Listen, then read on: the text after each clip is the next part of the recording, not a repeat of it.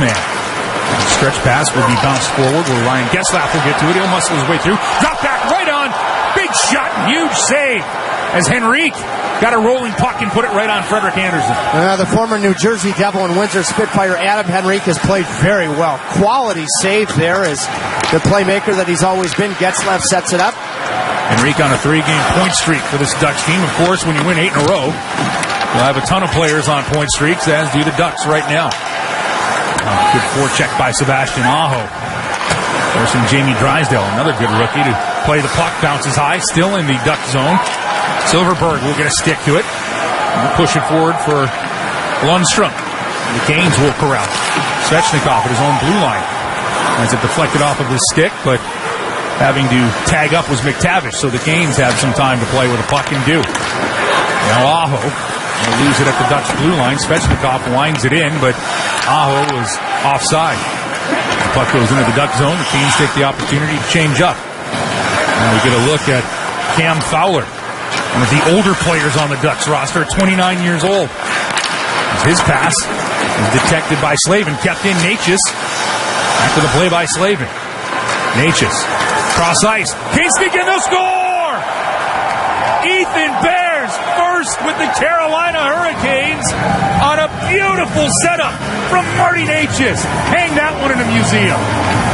What a patient pass. Ultra patient from Natchez. In his second game back, they had a feeling he'd be that much more comfortable. He missed a week, and Bear jumps in beautifully. To be on the mark, you can tell how much he surprises the winger, and the first thing he does is appreciates the look, the sauce, the pace from Natchez. What a goal. Well, Natchez had 2 assists against the Golden Knights, and that one is as pretty as they come as a shot is put right on Andersen. He'll make the save as Carrick throws one out. Now Carolina looking to bump up after taking the lead on just the second shot on goal for the Hurricanes here in Anaheim. Quick start for Carolina. Now Brett Pesce back in the lineup here tonight. He will be teamed up with Brady Shea on the defensive pairings, as Tripp pointed out a little bit earlier. Canes will get to that. Brendan Smith doing an excellent job when Brett Pesce missed time. The Canes again have been able to show their depth in the early portion of this season. Of course, contributions up and down the lineup. Ethan Bear's 6th point, his first of the year as a Cane, has put Carolina up 1-0, and now Bear goes back to get the puck behind his net. He'll play it forward for Slavin, off the glass and into the Anaheim zone. Ducks will just be content to clear it. Carolina has to tag up. Now allow Jesper Foss to put a forecheck on, and Anaheim to come away. Troy Terry, who's been on a tear in the NHL, feeds it to Getzlaf, but excellent stick work by the Carolina Hurricanes' Ian Cole. And now it's Svechnikov the other way. Drop his pass back in a deflection out front by Jarvis. It's Aho with a great setup there. Carolina keeping the pressure on. Puck works to Ian Cole. His shot deflected wide of the Ducks' net. Now Anaheim will find a lane and will clear. Jamie Drysdale putting on a show. Puck has worked its way to Lundstrom, right on, and Andersen will make the save.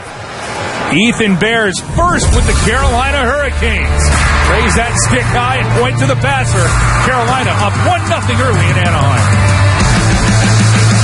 The newest Fast Play is like nothing you've ever seen or played. Introducing the new premium $20 Jackpot 7s game from the North Carolina Education Lottery with a chance to win 100% of a growing progressive jackpot, plus an extra $200,000 instantly every single time. Instant wins mean progressive jackpots like never before. That's the new Fast Play Jackpot 7s game. You have to play it to believe it. Must be 18 to play. Approximate overall odds of winning are 1 in 2.96. Problem gambling helpline 877-718-5543. Spectrum Mobile is reinventing wireless again. Get unlimited on 2+ lines for $29.99 a month per line. No contracts, no added taxes or fees. Includes nationwide 5G. Save up to 60% with Spectrum Mobile. Get unlimited on 2+ lines for $29.99 a month. Call 855-438-2999 or visit a store near you. Offer valid for new customers on 2+ unlimited lines. Spectrum Internet required. Savings based on 2-line comparison of unlimited plans among major national carriers as of 9/20/21. Prepaid excluded. Restrictions apply. Canes fans, it's hockey season, and no matter how you catch the action, you'll be going top shelf when you enjoy the game with Woodbridge by Robert Mondavi. When you open up a bottle of Woodbridge wine, it's sure to be a game winner. Woodbridge has the smooth, fruit-forward flavors that have been a game day tradition for over 40 years. Find Woodbridge near you online at orderwoodbridge.com and add this fan favorite to your lineup today. Woodbridge by Robert Mondavi, a proud partner of the Carolina Hurricanes. Please enjoy our wines responsibly. Woodbridge Winery, Acampo, California.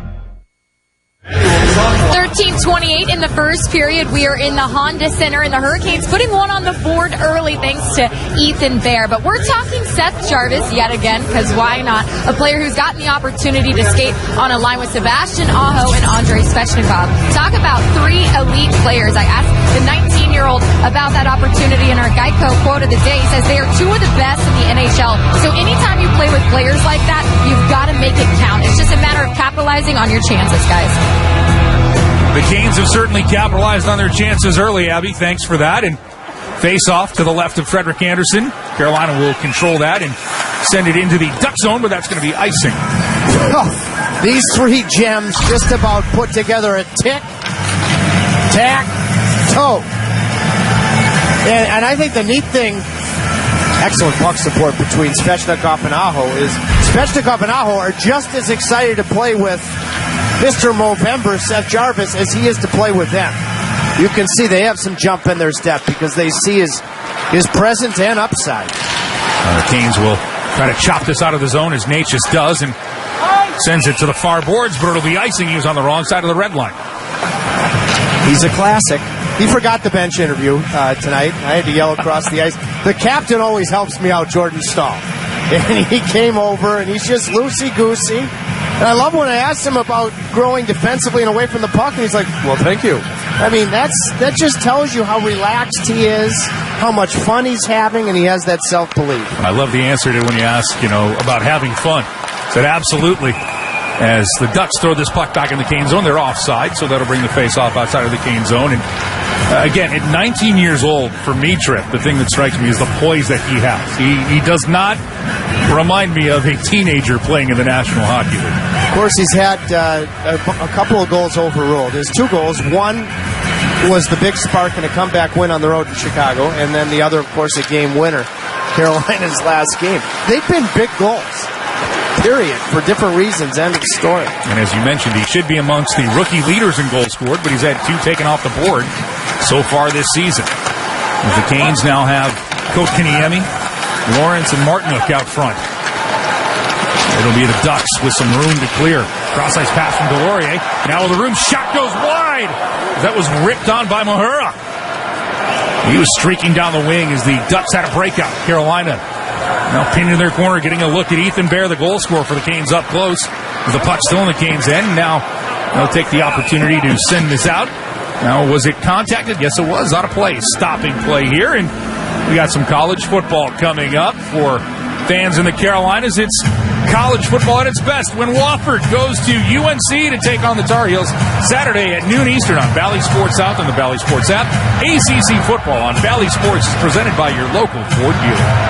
Ton of traveling Caniacs in Las Vegas. It's continued right on. When I was down for that interview with Seth Jarvis, a ton of Caniac red. Super to see. When the Canes have been this good to start the season, you got some destinations out west. No surprise to see the Caniacs out here. The Ducks now keeping the puck in the zone. Manson, his shot deflects into the corner. And picked up there by Grant. Jesper Fost cuts him off, and a good look at that. And Carolina out of their zone. Pass deflected, intended for Fost.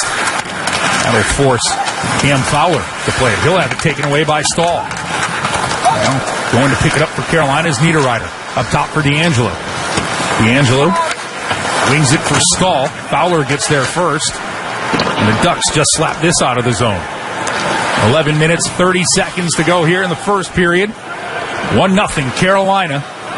4 minutes and 44 seconds into this one on Ethan Bear's first of the year. On a beautiful setup from Martin Natchez. Now Ian Cole handling the puck for the Canes. He's got time in his own end. The pace is slowed down a touch here in the first period. Jarvis slaps the puck in, and Gibson We'll play it. Will be taken behind the net for Aho. Aho takes a peek. We'll throw it up to the point where Bear has it. Bear, cross ice. Backhand pass from Jarvis, and that is broken up by Getzlaf. And here comes Anaheim. Henrique. He'll put one on. Anderson with a save, kicks it right out. Henrique's second chance hits the side of the net. He'll pick up his own rebound. He'll throw it out of the zone.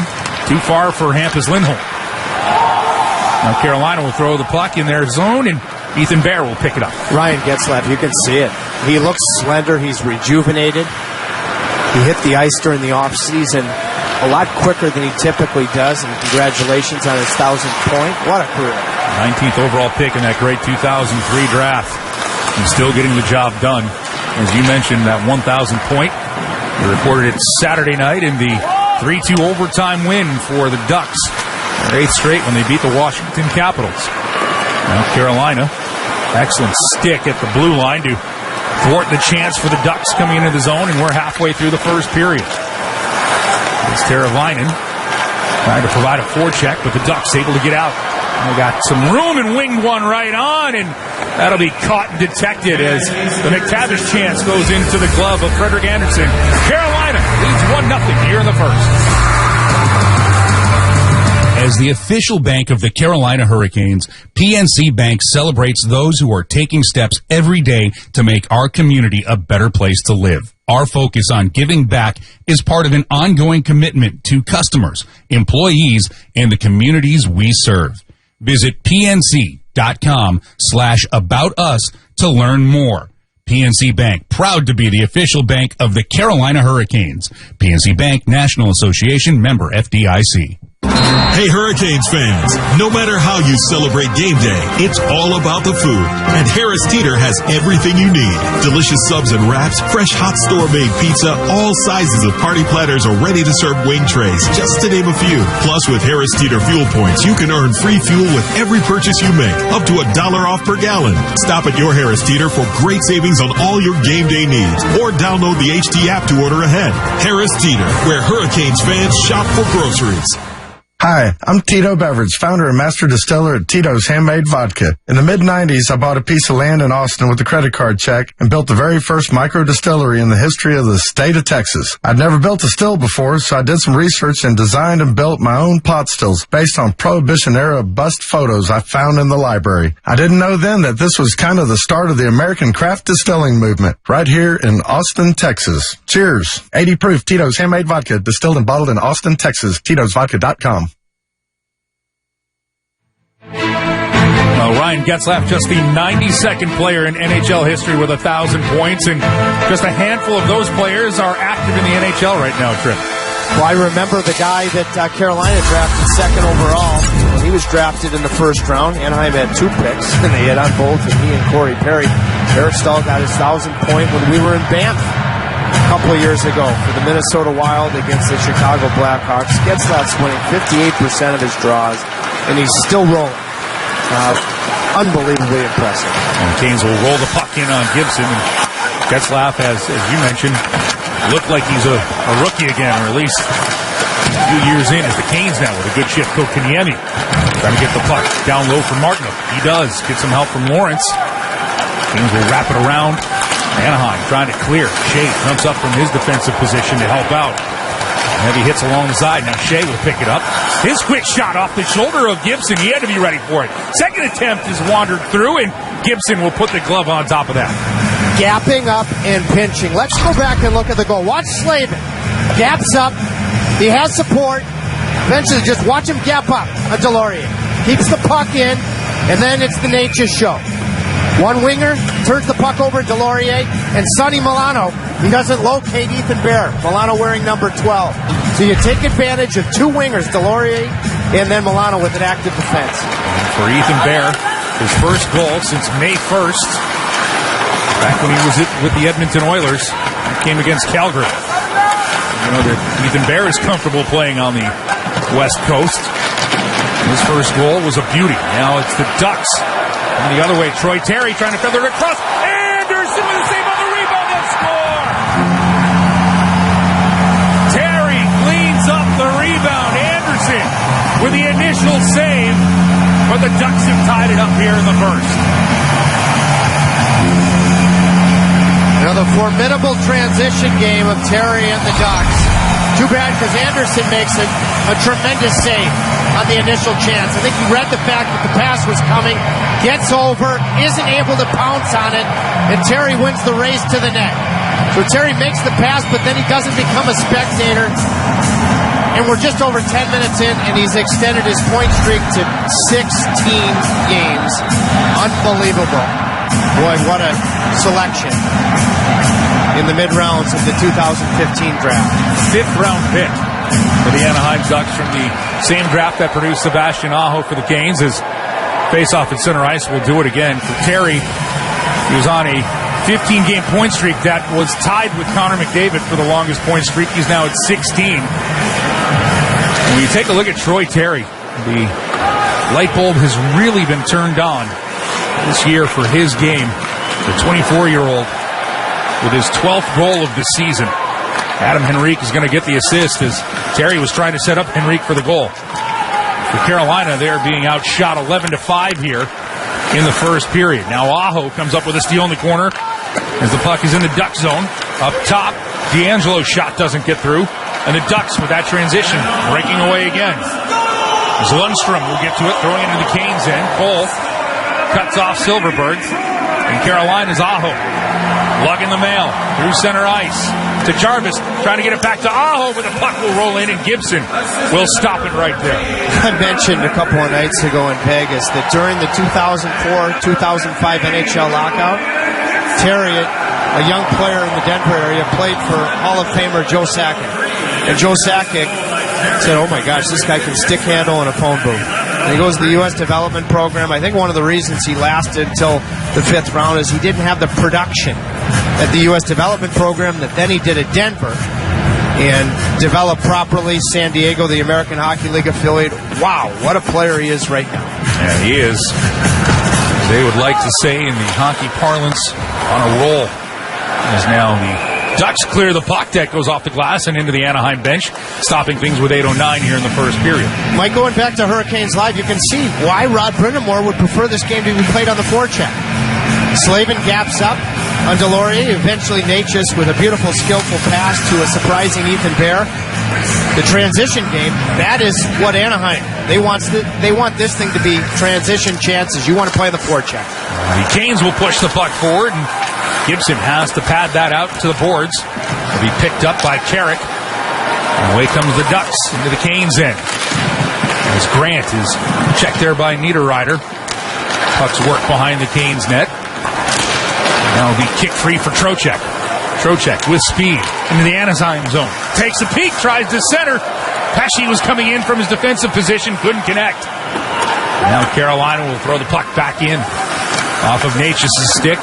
Gibson will stick handle it. Trocheck forces the action. And the Ducks coming away with the puck. And the Sam Steele putting it into the Kane zone. Nothing coming of that. Carolina will get to the puck. Anaheim wanted to make a change, and they will. Natchez settle it down and get the puck for Slavin. As the Ducks, it's a little bit like the mid-90s, just waiting in the neutral zone for Carolina. Tipped in for Kotkaniemi, works it back for Lawrence as the Canes in the Ducks end. Now worked up top for Bear, settles the puck, deflected, and it doesn't get through as Martinook got a good stick to it, but it didn't find the target. Now Martinook keeps it in, takes a big shove, but throws the puck behind Gibson's net. Anaheim will pick it up. Mahura will work it around, and now the Ducks tipping it across into the Canes end. Delorier. He'll go in with a big hit. Delorier with 76 hits, tied for the lead in the NHL this year. Trying to knock his man off of the puck. Getting some help now from Sonny Milano. Milano in the corner. Slavin will get there. Bear's got to take a hit from Delorier. Does.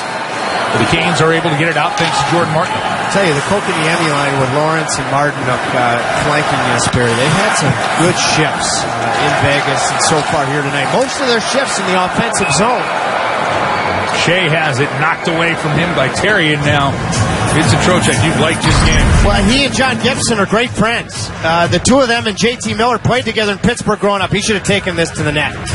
He had all sorts of room. I thought he tried to force a pass that wasn't there. He should have gone mano-a-mano against his good friend John Gibson. Face-off to the left of Frederick Anderson. Kept in by the Ducks. Shot. Anderson didn't see it. Got a pad on the rebound. Another save by Anderson.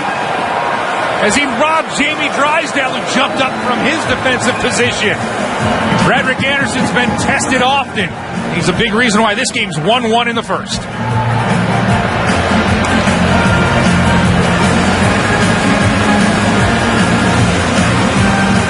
Hi, my name is Ted, and a little thing I love about the Chick-fil-A Peppermint Chip Shake is when the Peppermint Shake is available, that's to me sort of announces that the holiday season is here. I guess most people count down the days until Christmas, but me, I count down the days until the shake comes out. Hi, I'm Michaela, and a little thing I love about the Chick-fil-A Peppermint Chip Milkshake is that first sip when you taste the peppermint chip pieces, it's like catching snowflakes on your tongue. Share a Peppermint Chip Milkshake from Chick-fil-A this holiday. Available for a limited time. Real guests paid for their testimonials. Mike Maniscalco here, and I'm hanging out with my good friend Paul Auclair, the owner of Deep River Brewing Company and proud sponsor of your Carolina Hurricanes. Paul, tell us a little bit about Deep River Brewing Company. Deep River Brewing Company is located at 700 West Main Street in historic downtown Clayton, North Carolina. Our brewery and tap room are open Wednesday through Sunday. We have 12 beers on tap and food trucks on site daily. And you can find Deep River beer at local bottle shops, restaurants, and grocery stores. If you don't find Deep River at your local watering hole, make sure to ask for it by name. And remember, drink local. Spectrum Paint. We're your locally owned Benjamin Moore retailer. We're your store for quality, with brilliant and durable paints in a variety of sheens and thousands of colors. We're your store for service, with one-on-one advice for contractors and homeowners. We're your local experts, and we're here to help you with all your painting projects. Spectrum Paint, official paint store of the Carolina Hurricanes. Back inside Honda Center is Jacob Slavin and Frederick Anderson talking things over. Carolina being outshot 15-7 right now in the first trip. Well, Getzlaff winning 58% of his draws, and then the patient nature gets to the front of the net through traffic. 1 save, 2 saves, 3 saves from Anderson. It always started by the captain, Ryan Getzlaff. But Jamie Drysdale, the second save, this guy is as advertised. He can really move. The defenseman jumping down. I thought his chance was the best one, the 6th overall pick in the 2020 draft. Also a rookie, and he has made his mark now as Manson feathers one that goes wide of Anderson's crease as the Ducks have possession in the Canes' end. Grab chance by Terry, misses everything. That line has been as advertised here tonight as the Canes ice the puck, so a draw coming all the way back to the Canes' end with 5:45 left in the first. Well, you saw the still special ability of Ryan Getzlaff. He wins the draw, goes up high. He could have easily gotten rid of the puck prematurely and recognized it was traffic, just got it to the net. Chain reaction from there. Face-off is pushed behind the Canes net. Henrique centers one. Nobody home for Anaheim. Manson, though, with a keep-in. Now it's Terry trying to work away from Brady Shea. And he does. He'll get the puck down low. Henrique pinned by Pesce. Pesce back in action tonight. Now the shot fanned on by Getzlaff. Now going to the corner. Pesce gets a stick to it, reaches out for it, but it'll be picked up by Terry. Trying to center for Getzlaff, but he fans on the opportunity. Now the puck popped high into the air. Carolina trying to clear, and they will. Just out of the zone, Sebastian Aho with a good stick. Now it'll find its way to Svechnikov. Svechnikov for Aho. Aho back behind the net.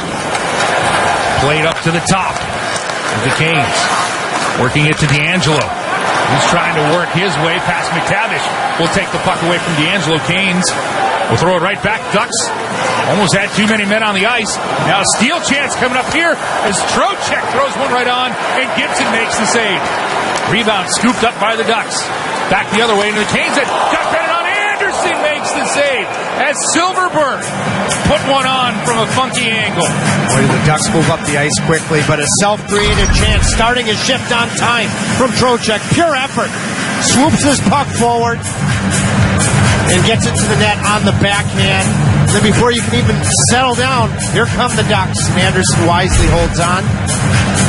2 goals off of sharp line changes in Vegas a couple of nights ago, and there Vincent Trocheck starts his shift with a purpose. Now Stahl will win the draw back for Slavin. He'll flip the puck high into the neutral zone for Jesper Fast, but Niederreiter inched in a little bit early. Offsides are the Canes.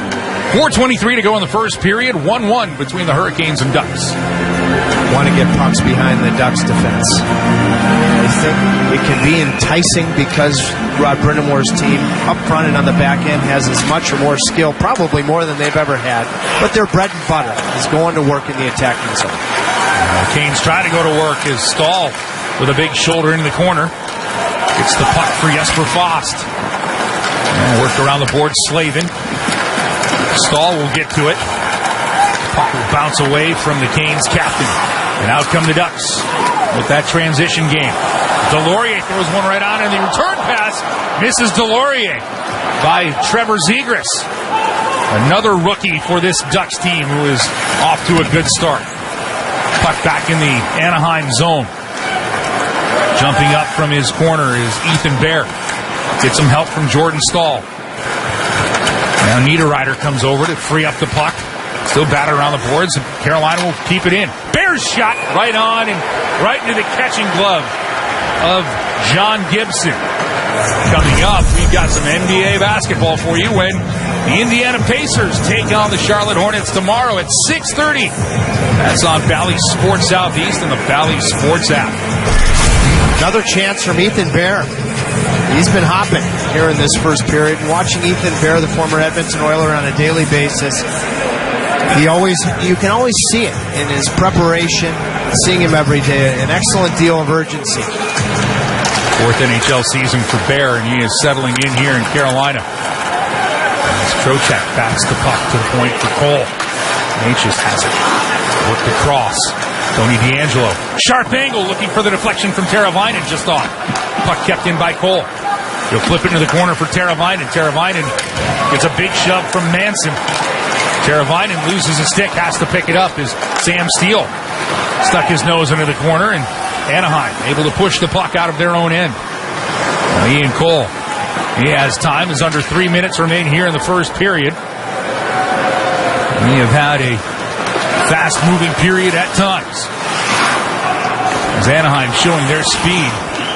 Carolina trying to work some of that forecheck now as DeAngelo's pass is deflected in as Gibson plays it behind the net for Manson. The Ducks try to clear. It's kept in by Shea, hammered over the top of the net. Gibson never saw it. And the puck just deflected to the side of Gibson. The Canes, though, were making a change, so there was no secondary opportunity. Now Silverberg into the Canes end. Takes a shove from Brady Shea. Takes some help from Mason McTavish. McTavish, the 18-year-old. We'll get it back. Shot put right on. Because that's from a sharp angle from Shattenkirk, and Anderson will settle things down here. Well, the former Duck settles it down. Anderson and Teuvo Teravainen played his best hockey as a Chicago Blackhawk against the Ducks and played some big-time games to win a conference final in this building. He was playing in a line with Patrick Sharp and Antoine Vermette. And I don't think the Hawks advanced to winning one of their 3 Stanley Cups, the only one Teuvo was a part of, if his line wasn't as good as they were against Anaheim in that conference final. Now the puck along the boards, picked up by the Ducks after the face-off. It's Terry trying to pull away from Brady Shea. Terry stopping, starting, going left and right, and he is knocked down, and his backhand chance is deflected away as Enrique was out in front. Now Svechnikov with the puck. He'll send it in on Gibson. And Gibson gets some help to play it away. And Getzlaf, 1,000-point man, trying to step away from Seth Jarvis, but the rookie comes up with a big play on the veteran, sending it into the Duck zone. Canes on the forecheck. Jarvis gets to it, allowing Svechnikov to get a stick along the boards. Now Aho takes a bump off of Terry and throws it into the corner. Trying to clear it is Mahura. And the Ducks having trouble exiting the zone. Turnover as the Canes get to it. Svechnikov's pass, though, intercepted, and Anaheim will just send it out to center ice. Canes jumping right back into the play. Jarvis takes a peek. His shot right on Gibson. Kotkaniemi with a rebound. Sends it up top. Bear. Back to Kotkaniemi. Kotkaniemi playing with the puck, settling it down. As Martinook will get to it. He'll step away from Getzlaf. Back to Kotkaniemi. Now it's up top. Slavin will blast one. That goes wide. Bear pinching in. Can't keep it in. It gets past him. And Silverberg Tried to go one-on-one against Slavin. Instead, he'll send it deep into the Kane zone. 40 seconds remain here in the first. Another offensive zone shift from the Kokaniemi line. As the puck goes over the glass and into the netting behind Frederick Anderson. So that'll stop some play with 38 seconds left in the first. Usually during a line change, it's the center who comes on the ice first. We saw Trocheck create a chance, creating a turnover coming on the ice first. And Kokaniemi, after an excellent shift from the Aho line, comes on and starts with a true purpose. He just needs to stick with it. He's been good. Now Jordan Stahl takes the draw, one back by the Ducks. There's 30 seconds remain here in the first period, a 1-1 game. A shot from the blue line is deflected and it hits the pole, hits the post and goes out of play. As that shot was put on by McTavish, Drysdale, a bunch of players out in front, and the Canes get lucky. Well, it was just offside. And so that's why the faceoff comes outside, but you could tell that Anderson could not track it. Shot from the blue line is deflected. Now the play on with 20 seconds to go here in the first period. Canes will win the draw. Push the puck into the Ducks end. Now Niederreiter with a stuffed chance. Gibson holds the post. And he'll hang on there as the puck is stopped with 12.3 seconds to go here in the first. Travel. I think the Hurricanes should get better as this game goes along. So even or better on the road against a team that's won 8 straight. John Gibson really has only had to be the difference in just one game for the Ducks. That's how consistently good they've been. I mean, for me, Carolina's exemplary record, I think that Anderson's probably been the difference in 2, maybe even 3 games. He's just been a piece to the puzzle. Connor Hellebuck, you're talking about 2 of the top American-born goaltenders in the NHL. The U.S. is in good hands in goal. Canes are in good hands as well as a giveaway. Bad hands by the Ducks. And that shot by Brady Shea is detected by Gibson. 7 seconds left in the first. Gibson gives Jarvis a little shot.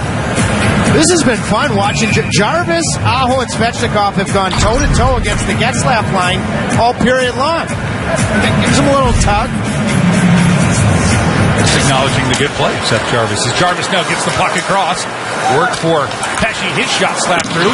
Pass across the boards, and that's how the first period will come to an end. Coming up, we've got the PNC Bank first intermission report. Ethan Bear, who scored his first of the year, will be joining Abby Labar. We'll go inside a Hurricane. Marty Natchez, and first period stats and highlights all coming your way. Well, this was advertised as a big East versus West bash. The Canes were jumping and ready for it. They got a goal early on, thanks to Ethan Bear. The Ducks would answer. And after 20 minutes of play, what we expected, the good one in Anaheim. We're tied at 1. If you are going to be a championship team, you have to have championship people. And that's why the head coach puts an emphasis on preparation, attitude, effort, excellence, and passion. The same is true of Linda Craft and Linda Craft and Team Realtors. They know that to be the best, you have to have those same qualities to help people reach their ultimate championship dream of home ownership. When you are ready to sell or buy your next home, click on over to the champions at lindacraft.com. That's LINDACRAFT.com. If the temperature in your house is so cold the turkey stays frozen, call Progressive Heating and Air for same-day service, flat rate pricing, and 100% satisfaction guaranteed. Visit callprogressive.com. Diamonds Direct is breaking all the rules this weekend with the biggest and final store-wide sale of the year. 3 days of extra savings. Your final chance before the holidays to save an extra 20% on virtually everything. Rings, earrings, pendants, bands, colored gemstones. Huge savings across the board. And the selection is like double with entire designer lines flown in for this event. This is the best pre-holiday buying opportunity ever. Special financing too. Details at diamondsdirect.com. This Friday, Saturday, and Sunday at Diamonds Direct, official jeweler of the Carolina Hurricanes on Glenwood. Everyone from teens to seniors can get vaccinated. It's free. Get all the information you need on COVID-19 vaccines and find a nearby vaccination location to make your appointment at yourspotyourshot.nc.gov.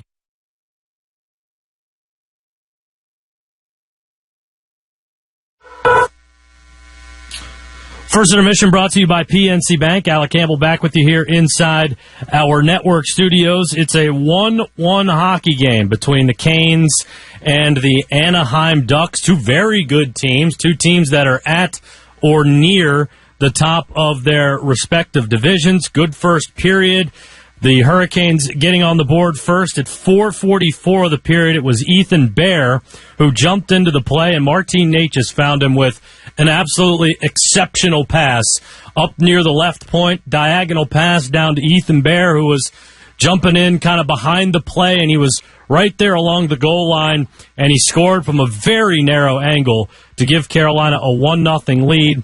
And then Anaheim tied the game at 11:03 of the first period. 2v1 opportunity for the Ducks. Troy Terry feeding Adam Henrique. Henrique's try was no good. Troy Terry picked up the trash, and he evened the score at 1. Terry gets his 12th goal of the season and also extends his point streak to 16 games. By the way, Ethan Bear's goal, his first as a Hurricane. I think a little left on the bone for Carolina. It's not really that they got a ton of great opportunities, but I think Anaheim's slightly the better team in the first period, but much room to grow for Carolina, and the game is tied, so they have not dug themselves into a crazy hole here after one period of play. But there is definitely room to get better in this hockey game. Either way, it's a 1-1 game. Lots to come. We're going to check in with Adam Gold, our Canes reporter here at our flagship station, 99.9 The Fan. Get his thoughts on the first period. We'll check a scoreboard. We'll look at first period stats, but we'll come back with the first period highlights next. As the official bank of the Carolina Hurricanes, PNC Bank celebrates those who are taking steps every day to make our community a better place to live. Our focus on giving back is part of an ongoing commitment to customers, employees, and the communities we serve. Visit pnc.com/aboutus to learn more. PNC Bank, proud to be the official bank of the Carolina Hurricanes. PNC Bank, National Association, member FDIC. Hi, my name is Ted, and a little thing I love about the Chick-fil-A Peppermint Chip Shake is when the Peppermint Shake is available, that's to me sort of announces that the holiday season is here. I guess most people count down the days until Christmas, but me, I count down the days until the shake comes out. Hi, I'm Michaela, and a little thing I love about the Chick-fil-A Peppermint Chip Milkshake is that first sip when you taste the peppermint chip pieces, it's like catching snowflakes on your tongue. Share a peppermint chip milkshake from Chick-fil-A this holiday. Available for a limited time. Real guests paid for their testimonials. The newest Fast Play is like nothing you've ever seen or played. Introducing the new premium $20 Jackpot 7s game from the North Carolina Education Lottery with a chance to win 100% of a growing progressive jackpot, plus an extra $200,000 instantly every single time. Instant wins meet progressive jackpots like never before. That's the new Fast Play Jackpot 7s game. You have to play it to believe it. Must be 18 to play. Approximate overall odds of winning are 1 in 2.96. Problem gambling helpline 877-718-5543. First Intermission brought to you by PNC Bank. Alec Campbell with you here inside our network studios. 1-1 is the score. Canes and Anaheim tied through one period of play. Time for the first period highlights brought to you by Spectrum Paint, official paint store of the Carolina Hurricanes. Canes on the board first at 4:44 of the period. Martin Natchez, tremendous diagonal pass from the left point down to Ethan Bear, who had jumped in to the play, and he snapped a wrister past John Gibson for the 1-0 lead. One of the older players on the Ducks roster, 29 years old. His pass was detected by Slavin, kept in Natchez. After the play by Slavin. Natchez, cross ice. Canes sneak in, they'll score! Ethan Bear's first with the Carolina Hurricanes on a beautiful setup from Marty Natchez. Hang that one in a museum. So that made it 1-0 Carolina. First of the season, first as a Hurricane for Ethan Bear. Ducks tied the game at 11:03 on a 2-on-1. Troy Terry trying to get the puck to Adam Henrique. Henrique's try no good. Rebound, but Terry there on the follow, and he scored to even the game at 1. I know that Ethan Bear is comfortable playing on the West Coast. His first goal was a beauty. Now it's the Ducks. And the other way, Troy Terry trying to feather it across. Anderson with the save on the rebound. They'll score! Terry cleans up the rebound. Anderson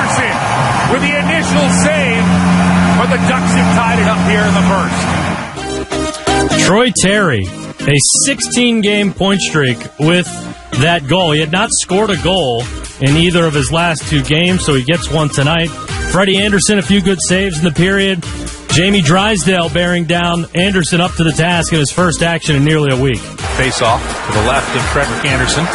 Kept in by the Ducks. Shot. Anderson didn't see it. Got a pad on the rebound. Another save by Anderson as he robbed Jamie Drysdale and jumped up from his defensive position. Frederick Anderson's been tested often. He's a big reason why this game's 1-1 in the first. And so that's how it happened in period number 1.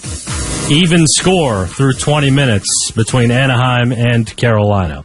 Download the official Carolina Hurricanes mobile app today. Be the first to receive breaking news, ticket offers, video highlights, merchandise offerings, and more.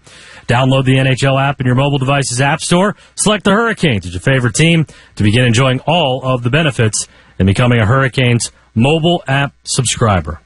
Adam Gold covers the Hurricanes for our flagship station, 99.9 The Fan in Raleigh, and he joins us next. What's all the buzz about nasal irrigation and navage? Here's the science. Airborne germs invade through your nose. When your nose gets clogged, it's less effective and germs multiply. Eventually, your immune system can get overwhelmed and you get sick. Navage pulls out the bad stuff so you can breathe better, sleep deeper, snore less, and feel healthier. At Walgreens, CVS, Rite Aid, Target, Bed Bath, and Walmart, or go to Navage.com for a free gift with purchase. Navage, N-A-V-A-G-E.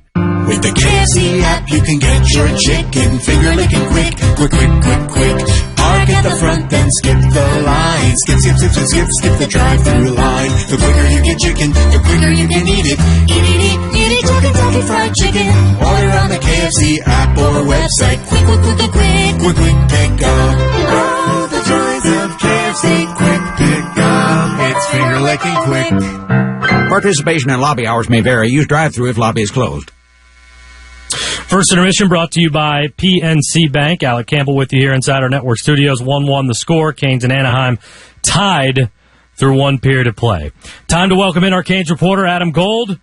He covers the Canes for 99.9 The Fan, our flagship station in Raleigh. Follow him on Twitter at @GoldFan. Listen to the Canes Corner podcast wherever you get your podcasts. Read his work, WRLSportsFan.com. And it's time for Game Analysis, brought to you by Advance Auto Parts. Advance your auto. 1-1 the score, Adam. What'd you think of the first period? Way too many chances allowed to Anaheim. 8 high-danger chances, according to the actual stat trick. Too many really good ones. I mean, you're going to give away chances. Anaheim is a fast team. They play in transition a ton. But 8's too many. You can't do that. I think Freddie made a couple of really good saves. Made a good save on the goal, but it just kind of got poked back out in front. And that whole play kind of bothered me a little bit. I thought it was where Carolina got 4 players caught in too deep that created the transition chance, and then not a lot of attention to detail covering up for it. So kind of got what you deserved there. Adam Gold from 99.9 The Fan joining us here. How about that pass from Martin Necas, though? Well, you know, that also is such a good play because it really started with a quality forecheck, and then the puck comes kind of free. Necas was all the way down low on the forecheck, bothering the outlet, and then he ends up with the puck along the wall, just kind of drifts out. And, I mean, if Anaheim's not going to press you, you don't have to do anything. You can just wait for the play to develop, and then Bear comes all the way down. And that pass was almost goal line extended. It was a tremendous play. I feel like forecheck is the word of the night tonight. I brought this up in the Stormwatch, and I've been involved in a conversation with somebody on Twitter throughout the first period regarding the forecheck, someone who misinterpreted what I said, that the forecheck isn't important. But it does feel like a few years ago, the forecheck was a major discussion point for us, because we talked about the Hurricanes as the team that every single night their strategy was to outwork you. And part of that was being a strong forechecking team. And it doesn't feel like that discussion point is as prevalent now as it was in the past. Doesn't mean it's not important, but we don't talk about it as much. Why? I mean, I'm not sure we don't. I'm not sure why we don't. I think it's a huge part of what Carolina does. Because their forecheck is so good, especially when you've got the heavy lines, the Stahl line is a heavy line, and I even think the Kotkaniemi line with the way Lorentz and Martinook play is a heavy line. I think it's really what Carolina does very well. Mm-hmm. They pressure you and they try to make you play from behind your goal. So whether we talk about it or not, I think it's a huge part of what Carolina does. No. Yeah. I mean, I'm not saying Rod Brindamore doesn't make it a point of emphasis. I'm saying that we have talked more lately about this team's skill, their ability to score goals, their goaltending, and all that kind of stuff. I feel like I haven't spent as much time talking about the forecheck. Anyways, we can get back into this later. Adam Gold, a Hurricanes reporter. Thank you so much, my friend. We'll talk to you after 2. Okay, it's a date. All right, first period stats, NHL scoreboard coming your way after this from your local stations on the Carolina Hurricanes Radio Network. Hello, I'm John Heister for John Heister Chrysler Dodge Jeep Ram in Lillington. Customers ask us all the time, how can we sell that many vehicles in a small town like Lillington? The answer's simple. We do what we say we're going to do. So if you're in the market for a Chrysler Dodge Jeep Ram, get off your keister and come to Heister. And by the way, you won't have to hear blah, blah, blah, blah, blah, blah, blah, blah, all included. So get off your keister, come to Heister. It's the Black Friday sales event all month with no payments till February 2022 and 0% financing on Jeep Wranglers, Gladiators, Grand Cherokee, and more. Hurry to John Heister Chrysler Dodge Jeep in Lillington. Welcome to Moe's Southwest Grill caters any event. Office lunches, house parties, tailgates, weddings, ballet recitals, and yes, thumb wrestling tournaments. Moe's Catering will fill your fajita, taco, and nacho bars with fresh and flavorful ingredients. Like proteins grilled every hour, over 35 pounds of tomatoes that we dice every single morning before opening, and seasonal salsas and pico that are made in-house. We've got something for everyone, even your Uncle Bill.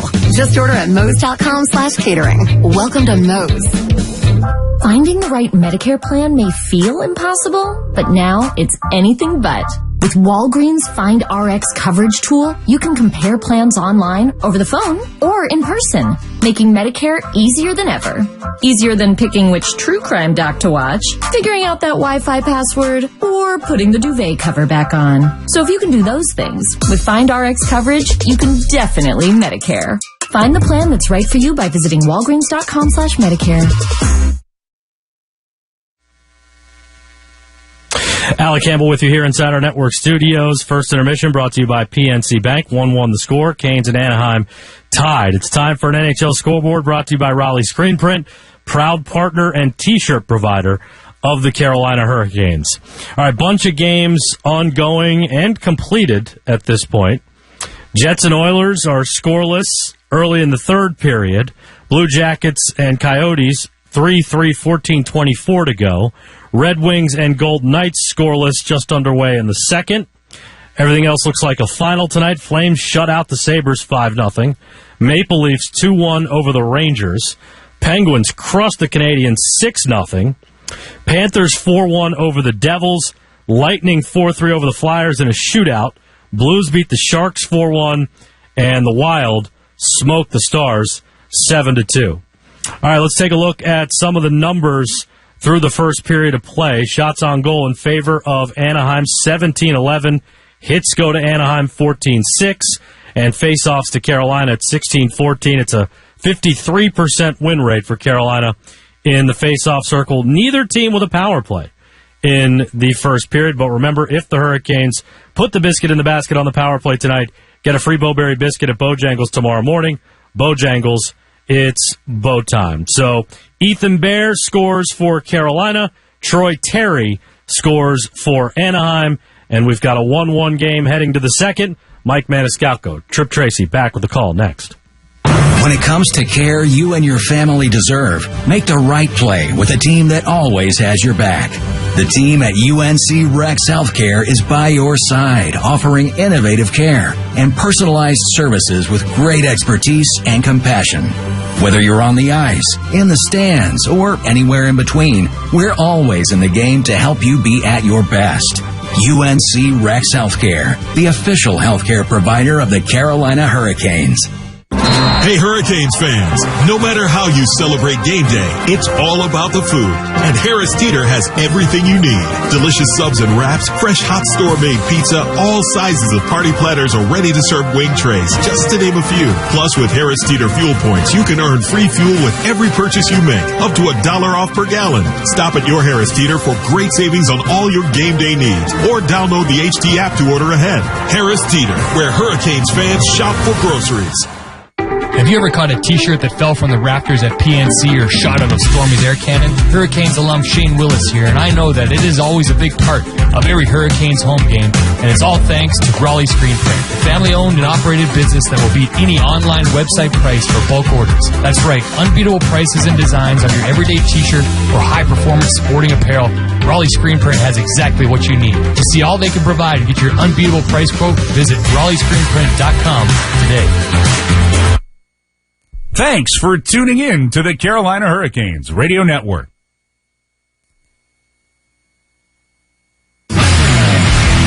Frederick Anderson and John Gibson share the NHL lead for wins by goaltenders with 9. And Trip, they also shared the Jennings Trophy in 2015-16 with the Ducks. That's a prestigious team award, and Freddie Anderson spends his offseason out here in Southern California. He has found it's the best place for him to train. I mentioned in the first period that Gibson was, I think, when he broke onto the scene, the Pittsburgh native, a really athletic goaltender, but he has added some tremendous mechanics to his game. I think Freddie has underrated athleticism. Absolutely. To, I think, complement the foundation that is his size and mechanics. Again, the goalie partners that won the Jennings Trophy that goes to the fewest goals allowed during the course of the season, and that one's all the way back in the 2015-16 year, and now they're staring each other down at the other end of the rink. They've done it a few times, though. Gibson, by the way, on a 7-game winning streak, and that is, for him, a career high. The Canes will wrap the puck in on Gibson. He'll keep it moving. Now, good play by Stahl, as Gibson's got to deflect his way out of the net. A little too far. Niederreiter giving chase, but getting back to pick up the puck is Adam Henrique. Canes with another steal, keeping it to the blue line. Fost has it. His shot blocked by Gibson. And he'll punch that forward for Troy Terry. Terry's got to pull up at the center ice line. Henrique will get to it. We'll just send it in on Frederick Anderson. Another good pinch at the offensive blue line from Slavin, like was the case on Carolina's only goal, leading to a Fost chance. Svechnikov's shot is deflected. That goes over the top of the Anaheim net. Carolina, good jump here to start the second. Svechnikov trying to feed it out in front for Jarvis, but his pass is deflected from Fowler. Now the Canes with another stick to the puck, forcing Gibson out of his net to play it. Now D'Angelo with a shove on McTavish. Gibson comes out of his cage to play it. Canes force another steal. D'Angelo works the puck across. Shot put right on Gibson with the save. Rebound chance. Jarvis and Gibson will hang on to that. As I expected, Carolina would start to get their sea legs, and they have already 90 seconds into the period. Stahl forces the turnover. You had convergence. You nearly scored. Then you had puck retrieval. As I mentioned, Slavin holds the offensive blue line, finds Fost. Good mechanical save on Fost from Gibson. Then Cole with the initial chance. Gibson wisely holds on with the glove to the rebound. Excellent start for the Hurricanes here in the second. Now Trocheck, Teravainen, and Nage is out. Draws one back for Pesce. Get it to Trocheck, to Pesce. Pesce, he'll throw one right on, and a big save by Gibson. Flashing out the left pad for a toe save. Carolina throws it right back in after the clear. Trocheck to the puck. Ducks will get a stick to it. Grant trying to clear. Will plays it forward for Steele. Sam Steele lowers his shoulder. Taken off the play by Brady Shea. Good defensive work, but the Ducks possession in the Canes end. Shot hammered by Lindholm into the corner. One off the skate of Teravainen. Trocheck got out muscle Grant. Puck thrown back behind the Canes netminder Anderson. Pesce gets to it. Again, Brett Pesce back in the lineup tonight. They're missing the last 5 games, and the Ducks now with a keep in. As that shot is deflected away by Pesce right on cue. So he got in front of the Sam Steele shot. Now the Ducks with a keep in at the point. Mahura. A sharp angle shot deflected out front. Anderson with the save. As Delorier got a stick to that. Now Now he'll give it away, and the Canes have some room to skate out of their own end. Paravina can't get the puck in deep, though. The Ducks will push it back into the Canes zone. Pesci, long shift for the Canes defenseman. Works it around the boards. That puck will be picked up by Sonny Milano. Now behind the Canes net, Shea will swat at it. Delorier plays it back around the boards. Now a leave right there for Zegras. Nothing coming of that. Puck back into the corner. Now the Ducks circling into the Canes zone. Wrapping the puck around. Getting an opportunity to chop it out as Natchez can't clear, though. Off the boards now, a chance out front. Second opportunity as Milano had a rebound on the bouncing puck. And now this one is going to be deflected out of play by the Hurricanes, and that's going to be a penalty against Carolina. The whole sequence begins when Teravainen isn't able to get a puck deep at the offensive blue line.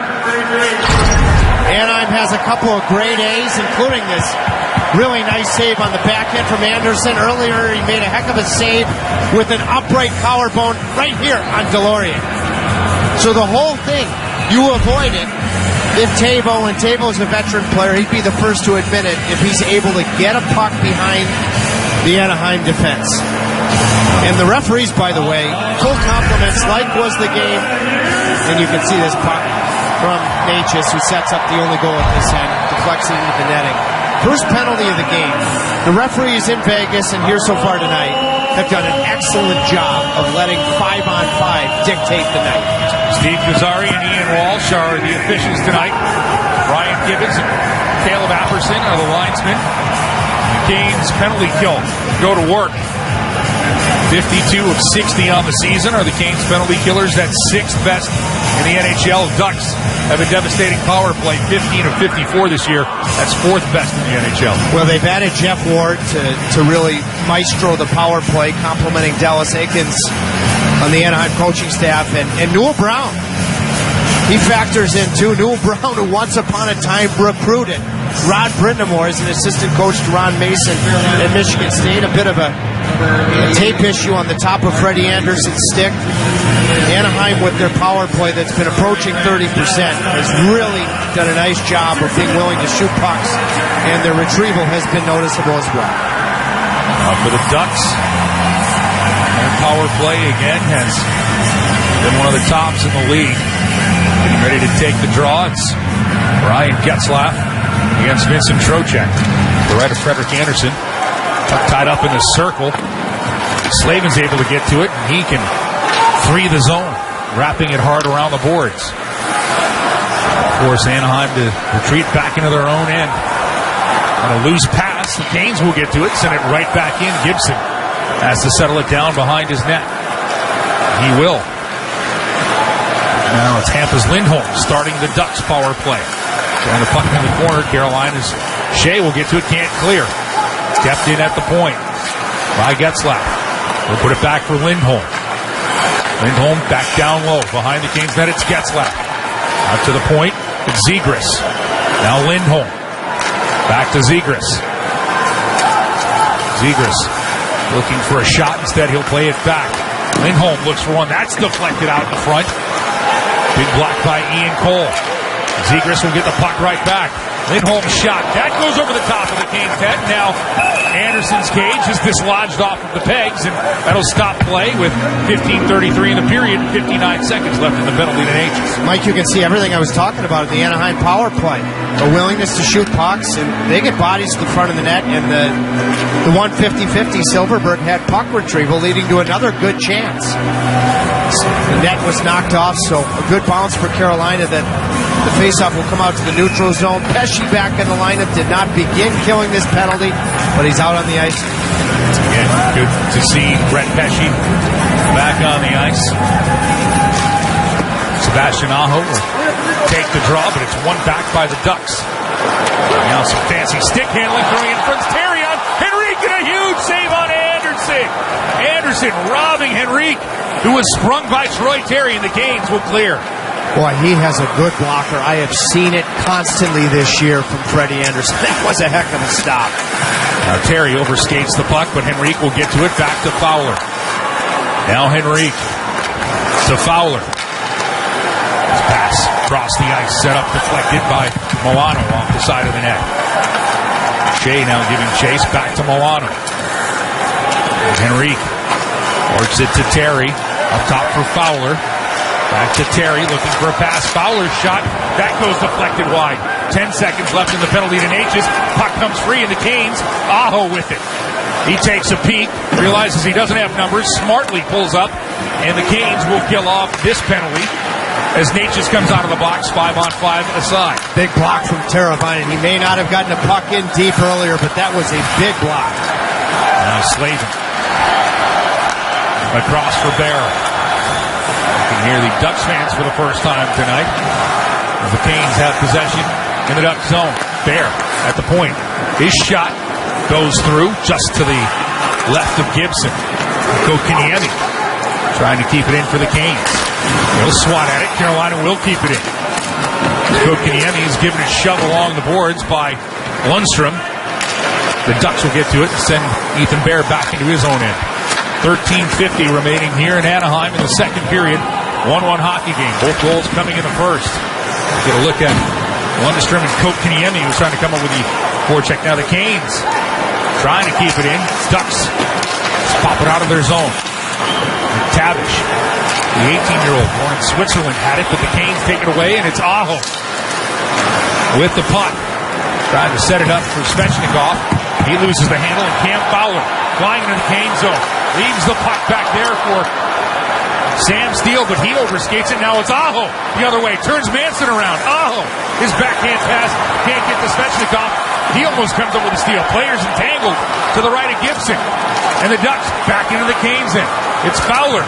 He looks for a shot. Gets it on, and Anderson makes the save as Carrick was cruising in the neighborhood. 13:04 left in the second period. Freddie Anderson has been sharp tonight, robbing Adam Henrique and keeping this at 1-1. What makes us unique as individuals makes us stronger together. At PNC, we believe our differences make the difference in who we are as individuals. And when you bring together individuals from different backgrounds with unique interests and perspectives, we can do more, we can be more, and we can achieve more together. Visit pnc.com/diversity to learn more.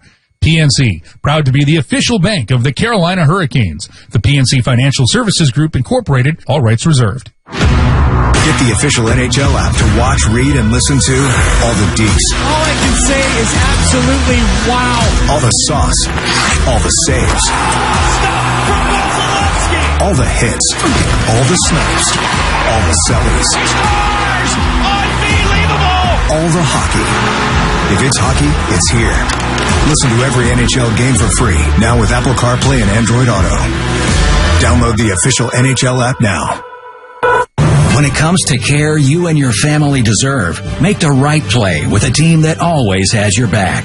The team at UNC Rex Healthcare is by your side, offering innovative care and personalized services with great expertise and compassion. Whether you're on the ice, in the stands, or anywhere in between, we're always in the game to help you be at your best. UNC Rex Healthcare, the official healthcare provider of the Carolina Hurricanes. Tied here in the second period from the Honda Center, where Vincent Trocheck and several of these players are away from their families on this long road trip. But in the Trocheck household, it's safe to say his kids might be the biggest, I should say, huge Caniacs trip. Tracy, look at this, Leo's Hockey League. This was his Caniac-themed birthday party he had recently. Hillary, his wife, said, Leo, that's all he wanted, just a Canes-themed birthday party, the one thing that he asked for. Don't you love it? Great stuff. Get me over there to satisfy my sweet tooth. No kidding. We'll be talking to Vincent about that after the game. The Canes trying to satisfy and get a lead, but that shot right on, and that's handled by Gibson. And Vincent Trocheck and company having a talk about that. He's been a great Hurricane. Took him a little while to adjust, both before the initial COVID pause and then in the COVID bubble. But I think where things, aside from comfort, to a new team and a new area, a new city, as he'd spent all of his NHL career in Florida, as he spent the entire offseason after being eliminated by the Boston Bruins in the bubble, training with, among others, Jacob Slavin and Jordan Stahl. The Canes win the draw on the Ducks end, and The shot by Shea was deflected to the corner off of Gibson's catching glove. Natchez keeps it in, takes a bounce. Fowler is able to get a stick to it. The Ducks will clear. Canes have to tag up. Puck just a little too far for Pesce. He gives a bump there on Getzlaf. And the Ducks into the Canes end. Fowler. Terry will tip it on Anderson, and Anderson stands upright and will leave it for Natchez. 12:25 to go here in the first period.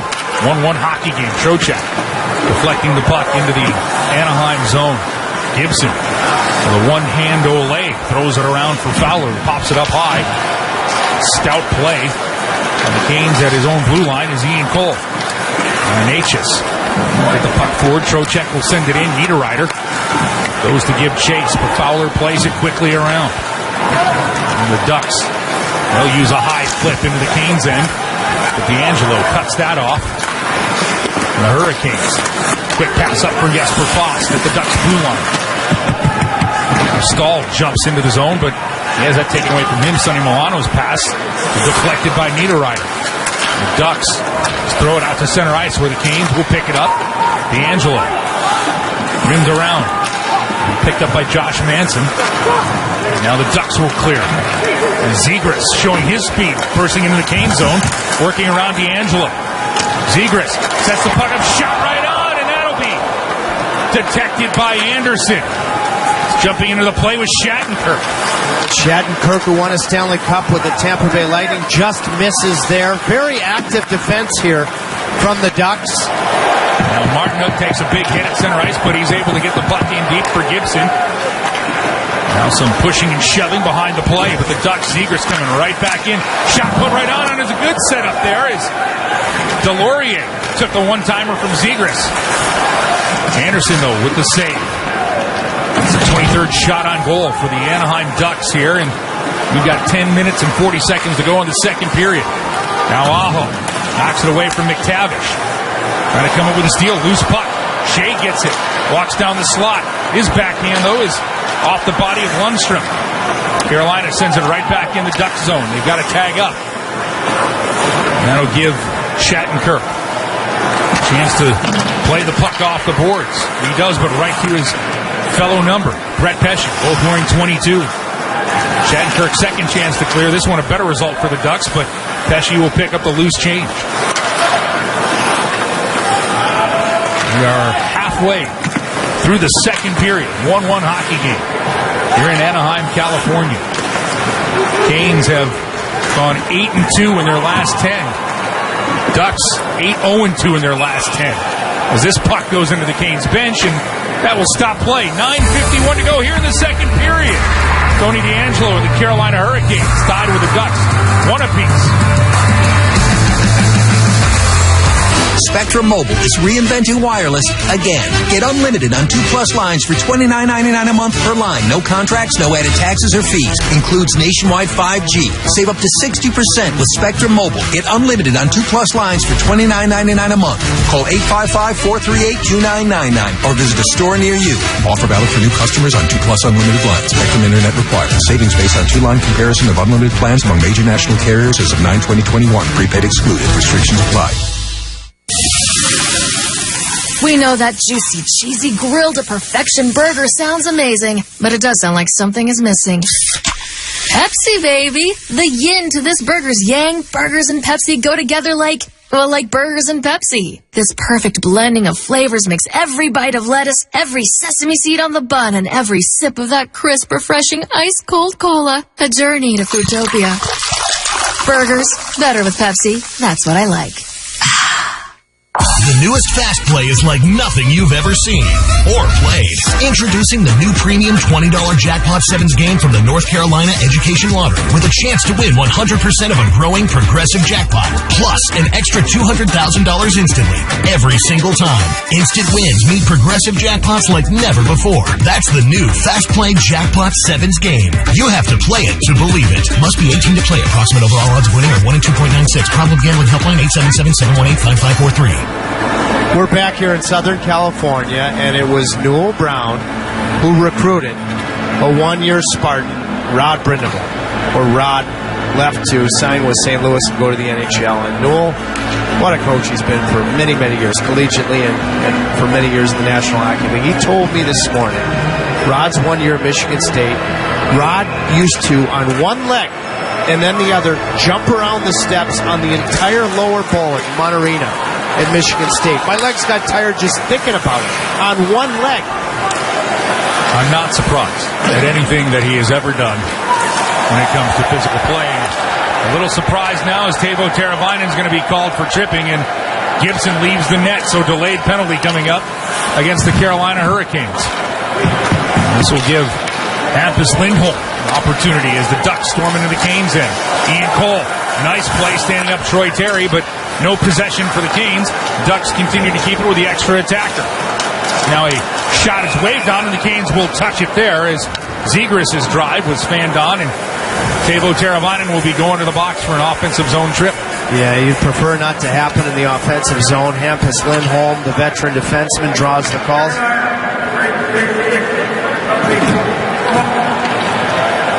It's a hook. Steve Kozari calls it a hook. And this is the Swede drawing the hook from the fin. Oh, you really get a bit of an inkling, a gut feeling that this is a crucial kill. Because for me, Anaheim, from what I've seen through the first half of regulation, they are for real. No doubt about that. The Canes penalty killers, though, have already done the job once here tonight, limiting the Ducks to one shot on goal on their power play opportunity. But this is the second chance for Anaheim here. And already 15 seconds gone by, and the penalty to Teravainen. Puck along the boards in the Cane zone. Jesper Fast will find an opening and deposit it in center ice. Jesper Fast has been so steady for the Hurricanes this year, beyond just the 5 goals. Now the Ducks will give the puck away as Brady Shea gets to it, and he'll hammer it, but not out of the zone. Excellent keeping by Terry as he glides in, trying to set up Silverberg. Loose puck.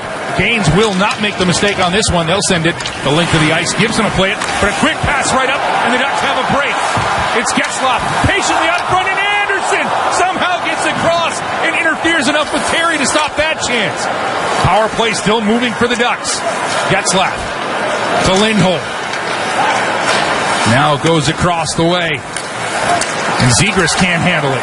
Carolina trying to clear it. Excellent play by Lindholm, soccer styling it along the board. Zegras can't handle it. Lindholm, though, just swipes it out of the Canes end. So Carolina will fight that off, and just 40 seconds left in the penalty to Teravainen. I would not be surprised. Freddie Anderson played here with Ryan Getzlaf. Getzlaf has always been a pass-first kind of guy, and he got a good jump on that pass because of it. Now the Ducks keeping it in. Terry works it across. Shot hammered right on, and Anderson makes the save with traffic out in front. Now Terry to Fowler up top.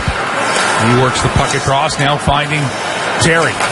Terry bothered by Natchez. Good work by Natchez, and the Canes get a break as the Ducks push the puck out of the zone, and just 8 seconds left in the penalty to Teravainen. Now Ian Cole will get to it. Canes slap at it, can't clear. Kept in by Anaheim. Cole gets in front of that pass. Out of the box comes Teravainen, but the Ducks still with pressure. Shot put right on, and Anderson will make the save. As Troy Terry upset with himself that he didn't pick a corner, but the Canes can rely on Frederik Anderson on this kill. Now let's just watch here. 280 goals as opposed to 720 assists. You see Freddie Anderson, I think he knows. First of all, Natchez does a good job buying Freddie some time. When you're looking at Getzlaf, a lot of guys would have shot that puck. I mean, for years it was Getzlaf finding a guy that's willing to shoot it in Corey Perry. I think Anderson knew who the puck carrier was and really exploded from right to left. Well, the Canes are now 2 for 2 killing off penalties tonight. That was a big kill, Trip, as you were foreshadowing it, the way this game has gone. Well, the Canes get momentum off of it as Pesce jumps up from his defensive position. Voss jump back to keep the puck in the zone. Now Stahl back behind the net. Stopping and starting with it is Niederreiter. Niederreiter loses the handle. Now it's a steal by Voss to Niederreiter, who's taken down. No call. As the Canes get with a stick in the blue line, creating that chance. Looking to create more offense. It's Jordan Stahl. The captain backhands one in and giving chase to Svechnikov. Now a turnover as D'Angelo knocked it down. The Ducks get it right back. Linesman gets in the way of a pass. Canes take advantage. Jarvis to Svechnikov. His shot deflected wide. Now picked back up to D'Angelo. He'll send it down low. Behind the net is Svechnikov. His wrap chance is handled by Gibson. Aho to D'Angelo. D'Angelo. He has that sticked away from him by Grant. Now we've got some action behind the play. I think 4-on-4. We'll see after we get back from the commercial timeout. I think it'll be coincidental. Well, we will sort out the roughings that'll be going on after this. We're tied at 1 late in the second. Hey, Hurricanes fans, no matter how you celebrate game day, it's all about the food. And Harris Teeter has everything you need. Delicious subs and wraps, fresh hot store-made pizza, all sizes of party platters or ready-to-serve wing trays, just to name a few. Plus, with Harris Teeter fuel points, you can earn free fuel with every purchase you make, up to $1 off per gallon. Stop at your Harris Teeter for great savings on all your game day needs, or download the HT app to order ahead. Harris Teeter, where Hurricanes fans shop for groceries.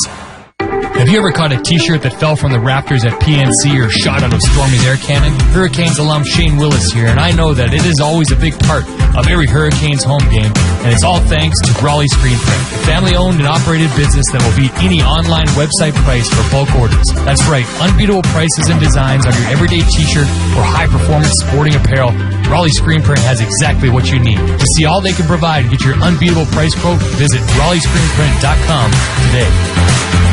Mike Maniscalco here, and I'm hanging out with my good friend Paul Auclair, the owner of Deep River Brewing Company and proud sponsor of your Carolina Hurricanes. Paul, tell us a little bit about Deep River Brewing Company. Deep River Brewing Company is located at 700 West Main Street in historic downtown Clayton, North Carolina. Our brewery and tap room are open Wednesday through Sunday. We have 12 beers on tap and food trucks on site daily. And you can find Deep River beer at local bottle shops, restaurants, and grocery stores. If you don't find Deep River at your local watering hole, make sure to ask for it by name. And remember, drink local.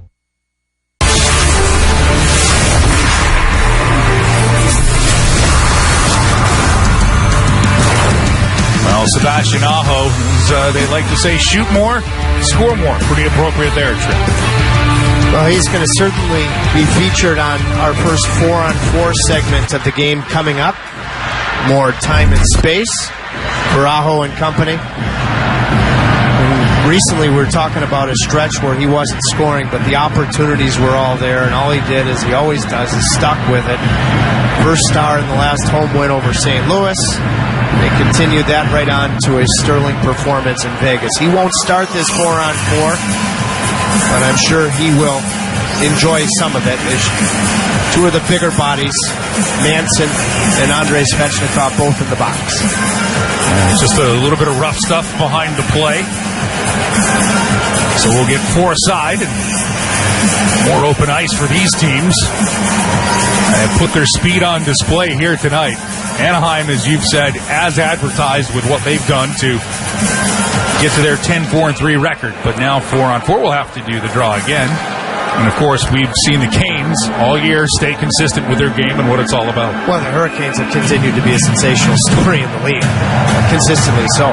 From what I've seen, and we're going to see the LA Kings, who are ahead of schedule on Saturday afternoon, I don't see any reason that the Ducks, that this can't be sustainable. They've been impressive for the first 35 minutes or just thereabouts in this game.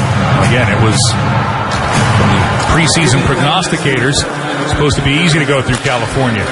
Not right now. Slavin now works in from the point. His shot right on Gibson.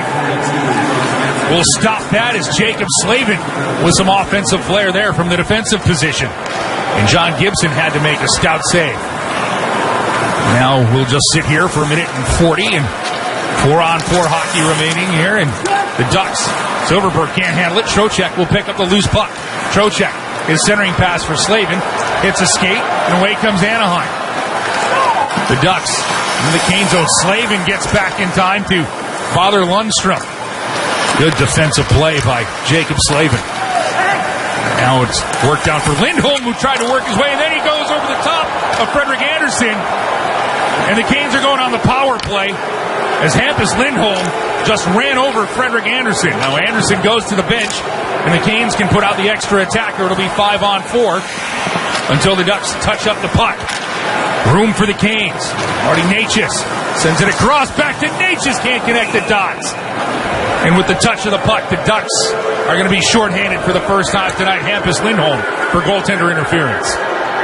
Good decision, I think, from Trocheck right after Lindholm was guilty of going interference, not to retaliate. He lost the puck at the last second. There's nothing in Hampus Lindholm's reputation. I think that's just because he collided within the paint. He may have been nudged in. Prior to that, Slavin goes backhand, forehand. You can see Gibson vertically does a fine job of really holding the short side. I don't know if it was possible for Slavin to elevate that puck that quickly.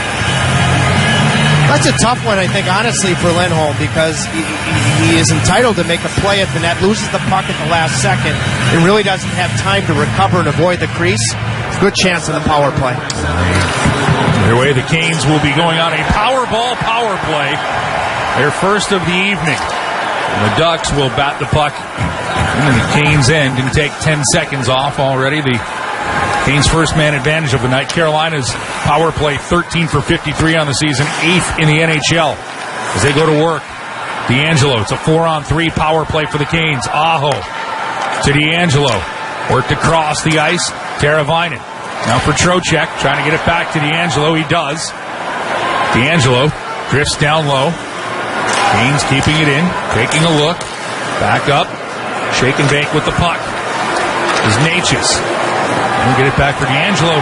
His shot off the shoulder of Gibson, and the Ducks will clear.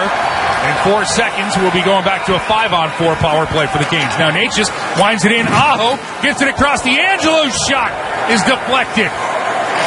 Kept in the corner. Now Getzlaff, and the Ducks have a break.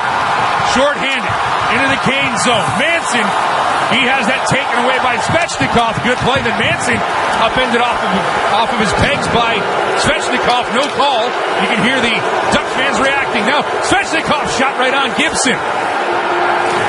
Carolina with 40 seconds left on the power play.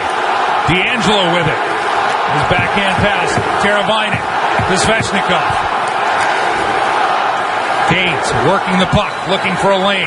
Across for D'Angelo. D'Angelo drifting.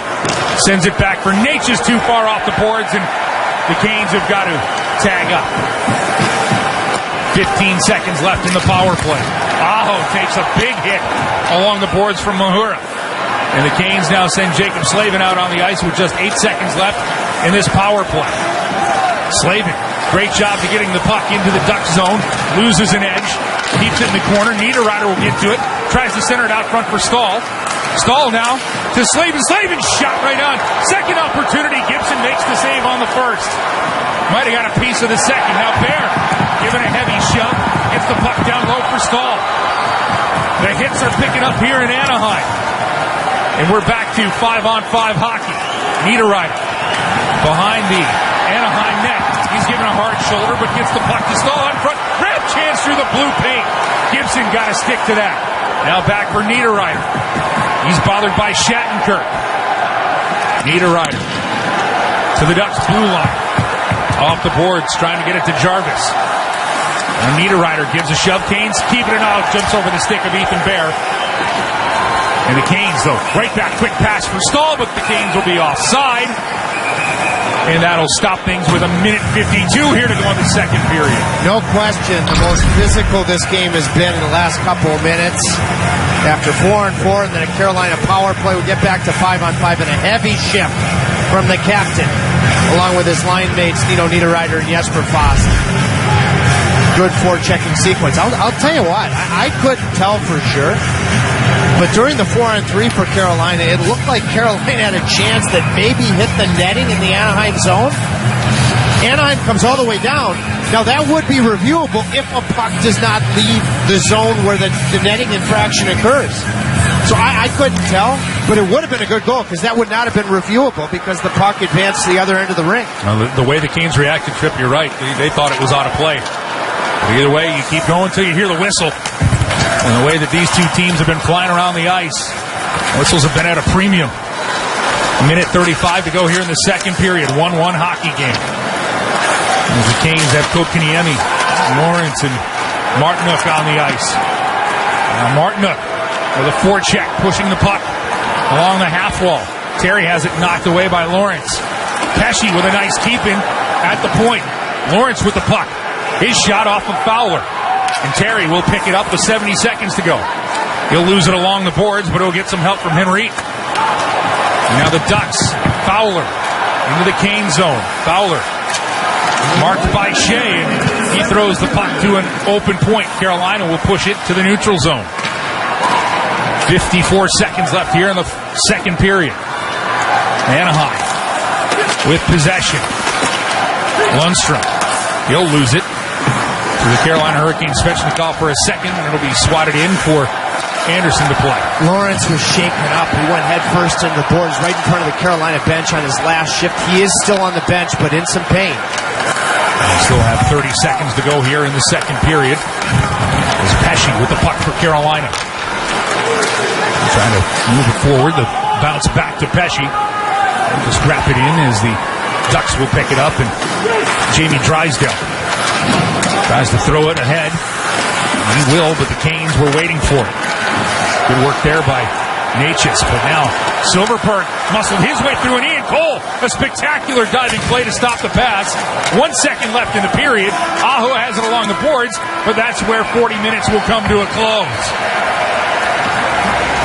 Coming up, it's the PNC Bank second intermission report, and after missing the last 5 games, Brett Pesci will talk things over with Abby Labar. We'll have our showcase game of the night featuring the Metro Division's New York Rangers against the Toronto Maple Leafs. We'll have second period highlights all coming your way. Well, no goals in the second period, but plenty of action. The Canes penalty killer stood stout, and so did Frederick Anderson. It's 1-1 after 40 minutes in Anaheim between the Ducks and Hurricanes. Canes fans. Since 2006, when our local pro hockey team won the Cup, Linda Craft and Team Realtors have proudly been part of the team's tradition. And like the team as they pursue excellence, Linda Craft and Team continue to pursue excellence in real estate throughout the Research Triangle area. When you are ready to sell your home or buy your first home or your next home, you can start your journey to excellence by going to lindacraft.com. That's LINDACRAFT.com. There's a confusion about how to protect yourself from COVID. But one thing is for sure. Whether or not you're vaccinated, you need an accurate thermometer. Contact your medical provider at the first sign of fever, the leading sign of COVID and the flu. Only the Exergen Temporal Scanner Thermometer has been proven accurate in more than 100 clinical studies. Be vigilant and don't rely on non-contact thermometers. They have no scientific studies behind them and can miss the fever that might mean COVID. Learn more at Exergen.com. Are you ready for Diamonds Direct's biggest and final store-wide sale of 2021? It's this weekend. 3 days of extra savings store-wide. I'm talking an extra 20% off all earrings, all bracelets, all bands, all pendants, all fashion jewelry. Virtually everything in every case is on sale. Lowest prices of the year. And your last chance for store-wide savings before Christmas. You can't miss this. This is the big one. Details at DiamondsDirect.com. Friday, Saturday, and Sunday only at Diamonds Direct. Official Second jeweler of the intermission brought to you by Hurricanes on PNC Glenwood. Bank. Alec Campbell back with you here inside our network studios. 1-1 was the score after the first period, and it is the score after the second period as well. No goals scored in the second, although there were a couple of close calls, but another period where I thought the Hurricanes gave up way too many great chances to Anaheim, whether it was on the power play or whether the Canes were on the penalty kill. Anaheim has been a very dangerous team. Freddie Anderson had to make a few great saves in tight. He stopped Adam Henrique all alone in the slot. Somehow he messed with Troy Terry enough for him to miss a bunny on the power play on the backside. Ryan Getzlaff feeding him on the backside. Andrei Svechnikov had to make a great defensive play as the Hurricanes were on the power play in the back half of the period, and Anaheim got out on what looked like a 2-0 break, and Svechnikov with a great back check thwarted a great opportunity for Anaheim. So it was another period that was, I think, similar to the first period. Just a lot of great chances for Anaheim, and Freddie had to be great for Carolina. The Canes did get a power play in the period, but it really didn't produce a ton of danger. It was a 4-on-4 situation at one point for matching penalties to Andrei Svechnikov and Josh Manson. But again, the Hurricanes on their power play had to stop a 2-on-0 breakaway at one point. So there's still room for improvement for Carolina through 2 periods of play. 1-1 is the score. It was Ethan Bear in the first period that gave Carolina a 1-0 lead, and then Troy Terry made it 1-1 in the first period as well. So we're heading to the third period here very shortly. Adam Gold's going to stop by once again, give us his thoughts on what he saw in the second. We'll check a scoreboard. We'll look at second period stats, but we're back with the second period highlights next. Hey, Caniacs, this is Mike Maniscalco. This season, Vector Security is giving away a free home security system for life to one new customer every Friday. So if you're going to the game, watch for the Vector Security logo on the video boards throughout the arena and enter to win. Or you can enter anytime by visiting Vector Security on Facebook. As the official security partner of the Carolina Hurricanes, Vector Security wants to help you defend your house for life. Spectrum Mobile is reinventing wireless again. Get unlimited on 2+ lines for $29.99 a month per line. No contracts, no added taxes or fees. Includes nationwide 5G. Save up to 60% with Spectrum Mobile. Get unlimited on 2+ lines for $29.99 a month. Call 855-438-2999 or visit a store near you. Offer valid for new customers on 2+ unlimited lines. Spectrum Internet required. Savings based on 2-line comparison of unlimited plans among major national carriers as of 9/20/21. Prepaid excluded. Restrictions apply. Hi, my name is Ted, and a little thing I love about the Chick-fil-A Peppermint Chip Shake is when the Peppermint Shake is available, that's to me sort of announces that the holiday season is here. I guess most people count down the days until Christmas, but me, I count down the days until the shake comes out. Hi, I'm Michaela, and a little thing I love about the Chick-fil-A Peppermint Chip Milkshake is that first sip, when you taste the peppermint chip pieces, it's like catching snowflakes on your tongue. Share a peppermint chip milkshake from Chick-fil-A this holiday. Available for a limited time. Real guests paid for their testimonials. Second intermission brought to you by PNC Bank. Alec Campbell with you here inside our network studios. 1-1 is the score through 2 periods of play between the Ducks and the Canes. Time for the second period highlights brought to you by Spectrum Mobile. Spectrum is the most reliable service coast to coast. You can save up to 40% at SpectrumMobile.com. Troy Terry and Adam Henrique have been all over this game so far, and they had a great chance on their first power play of the period.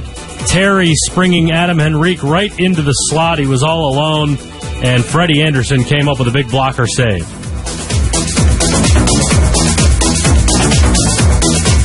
Sebastian Aho will take the draw, but it's won back by the Ducks. Now some fancy stick handling, throwing in front. Terry on Henrique, and a huge save on Anderson. Anderson robbing Henrique, who was sprung by Troy Terry, and the Canes will clear. So a big save by Freddie on that one. He had to come up with another big save when Ryan Getzlaff fed Troy Terry on the back door. Freddie came diving across, and he scared Terry enough to thwart the chance. Excellent keeping by Terry as he glides in, trying to set up Silverberg. Loose puck. Canes will not make the mistake on this one. They'll send it the length of the ice. Gibson will play it, but a quick pass right up, and the Ducks have a break. It's Getzlaff patiently out front, and Anderson somehow gets across and interferes enough with Terry to stop that chance. And then the Hurricanes threatening towards the latter part of the period. Jordan Stahl with a wrap chance, and things got a little bit testy towards the end. But John Gibson, another big save. Might have got a piece of the second. Now Bear giving a heavy shove. Gets the puck down low for Stahl. The hits are picking up here in Anaheim. And we're back to 5-on-5 hockey. Niederreiter behind the Anaheim net. He's giving a hard shoulder, but gets the puck to Stahl in front. Grab chance through the blue paint. Gibson got to stick to that. So that's how it happened in period number 2. It is a 1-1 hockey game between the Canes and the Ducks. Carolina Hurricanes individual game tickets on sale now. Join the loudest house in the NHL by visiting hurricanes.com/tickets to select the individual games that work within your schedule. Cheer on the Canes at PNC Arena as they pursue their 4th straight Stanley Cup playoffs appearance. That's hurricanes.com/tickets. We'll talk to Adam Gold, our Canes reporter, next. You want to know what makes me LeBron? Sleep. That's right. Sleep is my superpower. And Calm, the #1 app for sleep, is essential to activating that power. From the sound of rain falling on leaves to bedtime sleep stories, Calm puts me to sleep within minutes, which means I wake up ready for any challenge. Because greatness lies on the other side of sleep. For 40% off a Calm premium subscription, go to calm.com/LJ. That's calm.com/LJ. At Allstate, we've been saying you're in good hands for a long time. But what exactly does that mean? Does it mean you're protected from life's uncertainties? Does it mean you can worry less and live a little more? Does it mean you're not alone, even when things get kind of hard? Actually, yes. Yes, it does. You're in good hands with Allstate. Allstate and affiliates offer products and services subject to availability, terms, and conditions. Second intermission brought to you by PNC Bank. 1-1 the score between the Ducks and the Carolina Hurricanes. These two teams playing for the first time this year. They'll play twice, the first time since January 17th, 2020 that they have played. Time to talk to Canes reporter Adam Gold, covers the team for our flagship station 99.9 The Fan in Raleigh, and its game analysis brought to you by Advance Auto Parts. Advance your auto. All right, so a lot of big-time chances for Anaheim once again, maybe a little bit better from Carolina. What did you think of the second? I think the period was drunk. Yeah. We saw what I thought was maybe almost a 3-on-0 on a power play. Did I see that? Mm-hmm. The Getzlaf pass across to Terry that Natchez did enough maybe to make Getzlaf wait. And I don't think Anderson got to the puck. I think Terry just pushed it wide. We saw a 2-on-0 on the left side, short-handed. Svechnikov got back and bothered that. There were chances to score. Carolina had chances. There was a pass in front, I thought, from Natchez or to Natchez that was just out of the reach. So there were chances both ways, but my gosh, it was just nutty. What do we blame for this? Is it Vegas? When you're staring at a roulette wheel and it's spinning around and around and around until 3:00 in the morning, Who knows? Yeah. I honestly don't know what to attribute this to, other than I think this is the way Anaheim wants to play. You know what happens when Carolina plays Chicago sometimes? Mm-hmm. Chicago just wants to play all over the place, right? And I think this is the style that Anaheim wants. They want a much more up-tempo, all over the place kind of a game, and that's what we're getting. I thought Brett Pesce said in the intermission, they got to get the pucks behind Anaheim's defense and work from there. Yeah, no doubt about it. I mean, Rod Brindamore said today, and this is why the forecheck has been such a buzzword today, because Rod Brindamore said their strength is with their defensemen, and you got to get the puck. I mean, listen, Troy Terry's been great. Getzlaf is good. Henrique is all over this game too, but you got to get the puck behind their defensemen, get them to turn around and chase after the puck and get on the forecheck. But I do agree, it's been sort of a freewheeling type game, and I think Anaheim's good. I think they've got a good goaltender. They've got look like they have a pretty complete team. But speaking of Pesce, what have you thought about Pesce so far? I played almost 8 minutes in the first period, so I think Brett's fine.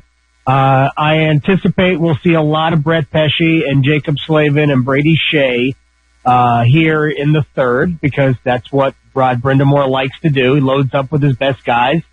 So Brett's been fine. It's always difficult the first game back when you're really just trying to clear your head. So, but he's been good as we all should have expected. It's like that Monday workout. It's always tough. Adam Gold is That's joining why us. I don't work out on Mondays ever. Adam Gold is joining us here. Has KK been as effective playing center tonight, or has he flashed as much as he did for you the other night? I thought in the first period, yes. I don't think Carolina's been all that. Carolina hasn't been nearly as good tonight as they were against Vegas. I think Anaheim has a ton to do with it, plus the style of the game. We'll see what happens in the third. But I loved him. I loved that line in the first period. I thought Kotkaniemi was excellent in the first, but I don't think anybody was excellent, really, in the second period. Adam Gold, Hurricanes reporter. Follow him on Twitter, @AGoldFan. Listen to the Canes Corner podcast wherever you get your podcasts. Read Adam's work at WRLSportsFan.com. Thank you very much, sir. I appreciate you. I'll talk to you later. I cannot wait, sir. Me neither. We'll check an NHL scoreboard. We'll look at second period stats after this from your local stations on the Carolina Hurricanes Radio Network. Merry Christmas. I'm Clyde Bailey of Bailey's Fine Jewelry. And I'm Marcy Bailey. Guys, 'tis the season, and our showcases are overflowing. Just one look at our extraordinary collection of beautiful jewelry, and you'll agree, there's no place like Bailey's. And we have it all. Top designers include David Yurman, Apolita, Lagos, and certified pre-owned Rolex watches, estate jewelry, plus our amazing collection of absolutely beautiful diamond engagement rings and gemstone jewelry. Leave it to us. We will help you make her Christmas wish come true. On behalf of our family and everyone at Bailey's, we want to thank you for voting Bailey's the #1 jewelry store and for making Bailey's a part of your Christmas tradition for more than 70 years. Located in Raleigh's Village District and Crabtree Valley Mall. Also in Rocky Mount and Greenville. Every woman wants a Bailey box under the tree.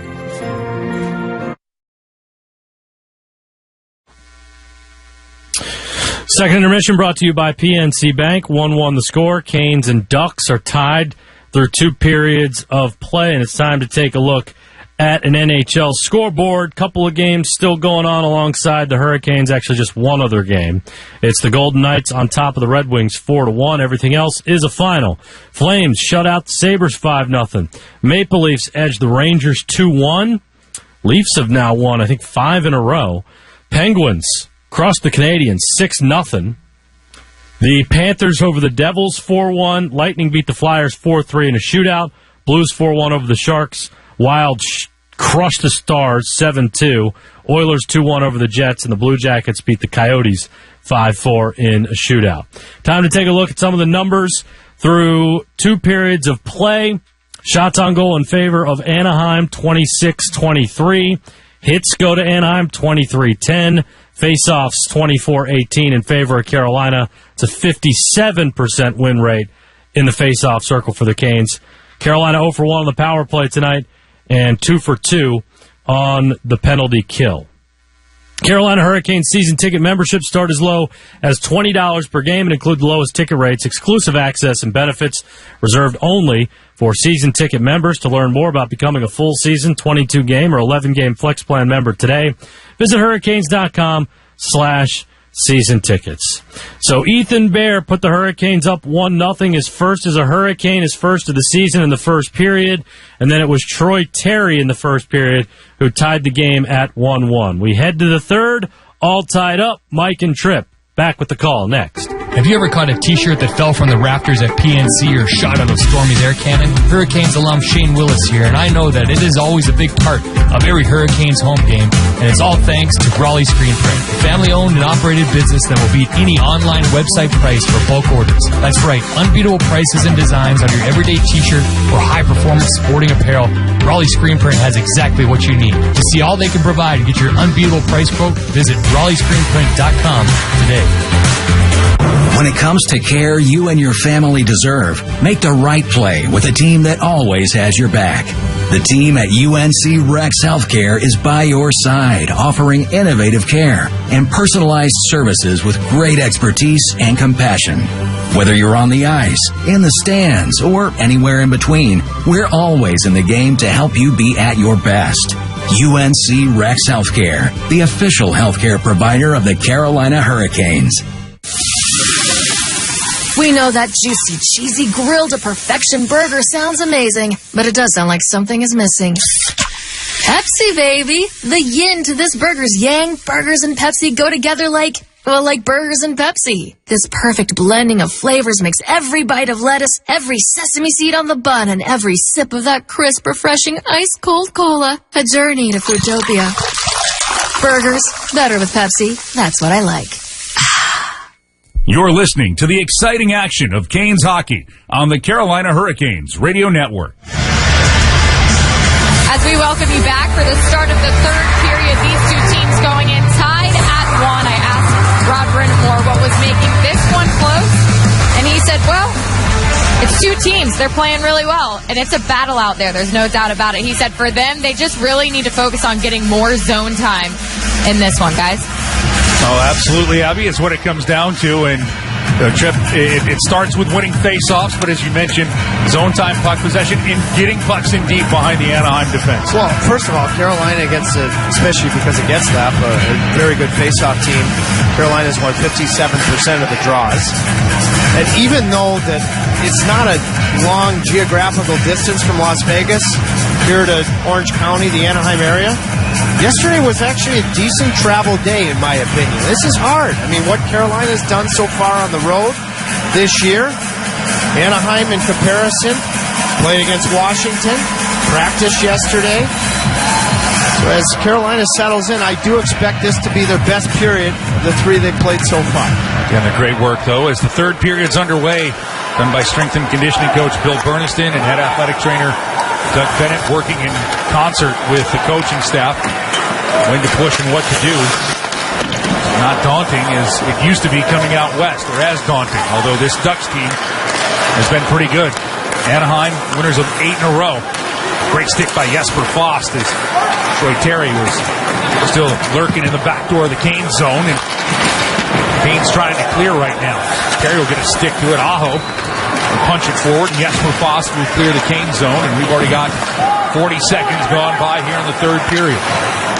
Now Getzlaf will leave it. The Mason McTavish show came over the boards at just 18 years old. McTavish, the third overall pick from this year's draft, in the lineup for the Ducks. They were expecting for possibly another rebuild year way in front of their schedule here in Anaheim. Man, Carolina comes into this game, continue with the road record, 6-1 on the road. I mean, I remember all the years where you felt good if you were 500 on the road and then got it done at home. 6-1. Now it's Aho with a break on Gibson, bothered from behind. Good play by Fowler, except he got the stick up, and they're going to call a hold here. The Carolina Hurricanes will go back on the power play for the second time tonight. Yeah, I think they just called penalty, not a penalty shot, because Jarvis still had a good opportunity. Looks like a hold to me. Yeah, you see the use of that free hand. Jarvis still had a good opportunity. Well, they're calling a penalty shot. They are calling a penalty shot. Seth Jarvis, first penalty shot in the NHL. I'm never against it when it happens. I can't wait to see this, and it was Seth Jarvis, so beg your pardon, but again, another opportunity for a breakaway here. As Jarvis picks up the puck, crosses the blue line, in on Gibson. Jarvis puts it right into the pads, and Gibson stands strong and makes the save. This is ideal penalty shot conditions. Fresh ice, just over a minute into the third period. Was Gibson ever patient? Just outweights Jarvis. Jarvis didn't come in with a ton of speed, but went just a little bit east-west, and looking at what he had to look at, didn't look like he had a ton. You never want to make the first move. I talk about it all the time on a breakaway as a goaltender, and you could see just how patient and how virtuous that patience was from John Gibson. And for Gibson, big save to keep this game locked at 1 apiece. Now the Canes will throw the puck back in as Brady Shea forces Gibson out behind the net. And despite the fact that John Gibson makes the save, the Ducks fans have their protests for the officiating after the penalty shot that was awarded to Jarvis. The Ducks will give the puck away. Carolina will pick it up. Trocheck try to send this in, and it will roll to Gibson. Gibson uses his paddle to settle it down. Played across for Lindholm. The Ducks try to clear their zone and will. Ethan Bear goes back to touch up the puck. That'll be icing against the Ducks. 17:56 left here in the third. Would the league ever consider going to, you have a choice of a penalty shot or a 2-minute power play? Fresh ice, a power play that's been clicking at just about 25%. That'd be interesting. It surprised me because I still thought Jarvis had a good shooting opportunity. He was in the clear. You need both criteria to be penalty shot worthy. That's a good shot as the Canes put one on from a sharp angle. As Martinook slow getting up after putting that shot on Gibson. Not heading to the bench, though, as the Canes winger. He created a scoring chance off the draw. And Lawrence waves at it. Martinook in the corner. He and Shattenkirk battling for it. Martinook comes out, gets it to Lawrence. Lawrence's pass deflected away from Bear. But back to pick up the rolling puck is Jacob Slavin. Slavin, his stretch pass for Kokaniemi. Across the ice. Shot is put in, and that'll be deflected out of play. As a scoring opportunity there for the Carolina Hurricanes. And let's find out what happened to Jordan Martinook. And he actually hit the post from the sharp angle, and he got, I think, hit. Boy, cross-check with the amplifying enforcement of cross-checking. I mean, that's an area where he doesn't have padding. Fortunately, it looks like he's okay. Surprised that went undetected. By the way, Mahura came over across, and right before the whistle made a heck of a play. Face-off to the left of Gibson's, won by the Hurricanes stall. Opportunity for D'Angelo's shot. That is deflected out of play, and that will give me a chance to tell everybody that ACC men's basketball is in full swing. Virginia hosts Coppin State tomorrow at 7 o'clock Eastern on Valley Sports South, the Valley Sports app. Good start to this period despite not being rewarded from the Hurricanes. It's what you wanted to see, Tripp, as we talked about it in the intermission. Felt they'd come out and play some of their best hockey. So far they have. As the captain, Jordan Stahl, picks up the puck in his own zone. To Jesper Fost. Fost pass from Niederreiter. Batted back into the neutral zone. Carolina's Stahl has to come back over the blue line. He does. And the Ducks get enough of a touch of the puck from Henrique to keep it in. Now it's knocked down. Shattenkirk will get to it. Trying to keep it alive for the Ducks. Rolled to the left of Anderson, and he'll put his glove on it with Getzlaf in the neighborhood. And with all due respect to Charlize Theron and Tom Hardy, the Canes have been road warriors this year. 6-1 on the season. That is the best winning percentage in the league. Capitals at 5-1-2, by the way, Tripp, had an overtime loss in this building the other night, Saturday, against this very, very good Anaheim Ducks team. Well, they played here Thursday, then they go in and, on Tuesday, they go in and they beat LA last night. Now they have a couple of days off to the Caps right north of here in Los Angeles. 12 of 15, a stretch Carolina is in right now on the road. When you factor in this big trip, at home for a couple, and then you go to Western Canada, you have a game on the road in Dallas, sandwich in between, so 12 of 15 with significant travel, Mike, away from home. Absolutely. And if you were Carolina Hurricanes with what they have been able to do, nothing seems to faze them, as Rob Brintamore has told us. It's the consistency of his team that's impressed him the most, and he's gotten to the point where when you're on the road, you play the exact same way at home. And that's how they have fashioned together this 6-1 mark away from Raleigh. 12-2 overall on the season. There's 15:45 to go here in the third period. 1-1 hockey game. Carolina and Anaheim. Ducks on that 8-game winning streak. And Carolina streaking down the wing, trying to set up the Trocheck dive through the middle. It was Natchez. Excellent pass that set up Natchez down the wing. Slavin's backhander is detected by Sonny Milano. He'll wind it in the Kane zone. Anderson settles it down for Bear. That puck will be kept in. Going after it is Delorier. He gives a bump. Slavin will get to it and flip it to the middle of the ice where Teravainen settles it down. He gets it across for Trocheck. Back to Teravainen. His shot chopped wide. Zegras with the rebound. And Zegras into the Kane zone. Slavin, the smart stick, will deflect that back behind his own net and then go pick it up. Slavin takes a peek, will slide this to the blue line. The Hurricanes needed to change up. Anaheim trying to take advantage of it. But Grant overskated the puck. Now Sam Carrick throws it behind for Sam Steele. The Ducks, Pesci rubs out Steele along the boards. Anaheim though keeping possession out in front. Mohara had the opportunity there, and the Canes will get a stick to it. Kotkaniemi will clear. Brady Shea, heck of a defensive play. Shea, who led the Hurricanes in ice time through 2 periods. Now Shea's shot deflects into the slot area, but batted away by Anaheim. The Ducks right back into the Canes' end. Steele. He'll wrap it around Henrique with it. Henrique takes a peek. Pesci with a good stick. It comes through the slot. And the Canes are able to clear the zone. As Henrique was creating something, Jordan Martinook with a good play to send it back into the Ducks' end. Now Getzlaf into the Carolina zone. Steps by Fost. It's his pass to Terry. But Jordan Stahl will take it away from Troy Terry, and here come the Canes. Niederreiter forcing Gibson out of the net to play it. He plays it right back to the Canes forward. Now Stahl has it. Up to the point. Slavin's shot deflected on Gibson, gets a pad to it. Bear jumps in and knocks it to the near boards, but the Ducks will clear. Stahl gets a stick to it, but Henrique picks it up, gets a return feed from Getzlaf.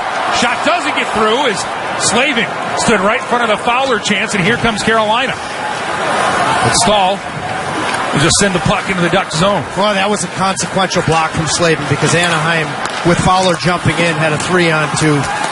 Now Ian Cole stands up his man, McTavish. But the Hurricanes will ice the puck with 13 minutes remaining here in the second period. This was some kind of pass, indirecting it with pace up through the neutral zone from Tony DeAngelo to Natchez. He didn't sell it with his eyes, and then just a better play coming back. Wow, what a heck of a defensive play this was at the end from Drysdale. This guy's already a good player. Drysdale, he can really skate. Super pass from DeAngelo and a better block from Drysdale. Now Aho out to take the draw for Carolina to the right of Frederick Anderson. It has been an entertaining hockey game despite just one goal aside. Plenty of chances. We've seen a penalty shot for Seth Jarvis that John Gibson got the better of. The Canes have had solid play here. And now there's the man who made that pass that you liked so much, Tony DeAngelo, circling in his own end. DeAngelo, he's got plenty of time, doesn't like what he sees from the Ducks, so why not wait for an opening? He finds it for Aho, who gets the puck to Svechnikov, right back to Aho. Aho looks for Jarvis across. That shot hits the side of the net. Now Jarvis trying to deflect it. He'll get to it. Back behind the net, it's Svechnikov. You know what he's thinking about there, but instead he'll lay the puck off for Jarvis. Now DeAngelo, his drive doesn't get through. It'll be picked up by Svechnikov to DeAngelo. This one gets through, but right into the logo of John Gibson. 12:02 to go here in the third period. Still knotted at 1 in Anaheim. At PNC, we understand the needs and aspirations of every customer are unique. That's why we offer products and services that can help you gain the confidence you need to make important financial decisions no matter what stage of life you may be in. Whether you're interested in a checking product or planning for retirement, PNC is committed to creating innovative tools that help you make the most of your money and your financial future. Visit PNC.com/insights to learn more. PNC Bank, proud to be the official bank of the Carolina Hurricanes. PNC Bank, National Association member FDIC. Spectrum Paint. We're your locally owned Benjamin Moore retailer. We're your store for quality, with brilliant and durable paints in a variety of sheens and thousands of colors. We're your store for service, with one-on-one advice for contractors and homeowners. We're your local experts, and we're here to help you with all your painting projects. Spectrum Paint, official paint store of the Carolina Hurricanes. Visit SpectrumPaint.com for all 5 Triangle locations. With Advance Auto Parts, you can get the part you need from the comfort of your garage. We have a wide variety of parts in stock, and you can get them fast. Order online with Advance Same Day and get your part with same-day pickup in-store, same-day curbside, or same-day delivery. It's the fastest way to get the part you need, where you need it, when you need it. Advance your auto at Advance Auto Parts and participating CarQuest locations. See store for details. Trip, it's only been 8 NHL games for Seth Jarvis, and I feel we're running out of superlatives. Well, when I think about his last couple games, he's playing with Sebastian Aho and Andrei Svechnikov. He's playing against top players for the other team. He spent a lot of tonight playing against the Getzlaf line, along with Henrique, a fellow veteran, and Troy Terry, 16-game point streak, and the top 2 defensive pairings for the Anaheim Ducks. So it gets even tougher for Seth Jarvis, and he's shown once again that he's up for it. Had a penalty shot that he drew that nearly gave Carolina the lead earlier in this period. And he's not afraid to show the offensive flair. 7 shot attempts, 4 that have gotten on goal. And he's skated over 2 miles already in this contest, as we showed you on our Valley Sports South graphics. Thanks for joining us here. Canes After Dark on the East Coast, along with Trip Tracy and Abby LeBar and our fantastic Valley Sports crew. Icing coming up here against the Ducks. Appreciate you joining us here tonight.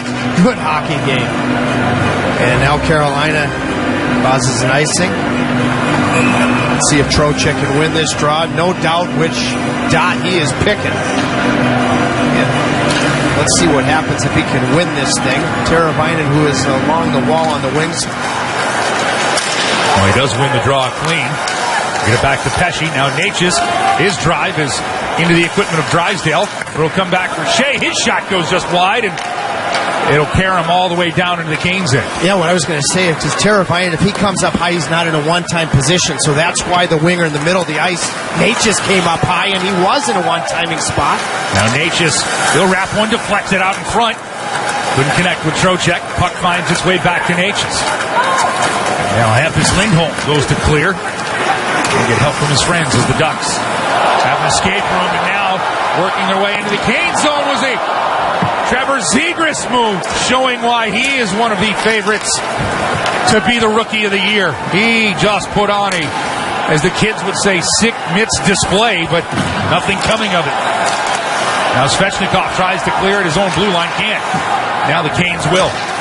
He's a product, Zegras, of Avon Old Farms. Now here comes Svechnikov. His shot goes above the net of Gibson. A high-rising wrister as Svechnikov was looking to pick the corner. Canes with a turnover. Getting down in front. Svechnikov with the opportunity. Jarvis waits. Gibson with the save. Still loose. They'll score! A bouncing puck finds its way past John Gibson. And from the reaction, Seth Jarvis has his 3rd goal of the season. Yeah, it is a Jarvis time for Seth. By far, the best sequence of the night for Andrei Svechnikov. After Zegras had a heck of an opportunity, Aho starts the chain reaction of Jarvisness. Reaching out, causing the turnover. And then you have the puck support, you have the willingness to get to the middle of the ice, and as he is going below the goal line, Jarvis, it may seem subtle, but he just gets the puck back to the net, and then has puck luck on his side. This was outstanding stuff. Boy, the chemistry between all 3 of these players.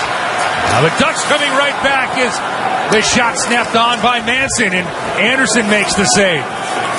And if you believe in the hockey gods, they owed one to Seth Jarvis for the 2 that were taken away from him. Well, that one, he gets the bounce, and now Frederick Anderson handles a lazy pop fly and will catch that. 10:06 remaining here in the 3rd period. 2-1 Canes lead. Well, you have to dial it back to Zegras' chance, which was highlight reel-esque, and he just missed on Freddie Anderson, so what could have been a lead for the Anaheim Ducks. Off comes Aho. He starts the play. He's your centerman. Follow-up from Svechnikov. Svechnikov had the initial chance on the rush, but just getting to that loose puck in the hockey sense. He's below the goal line. Give it a chance. And he gets the redirection. Jarvis, who had the game-winning goal in Vegas, has put the Canes up here in the 3rd period in Anaheim. 2-1. Carolina with the lead. We're a little bit more than halfway through the 3rd period. Fowler's attempt doesn't get through.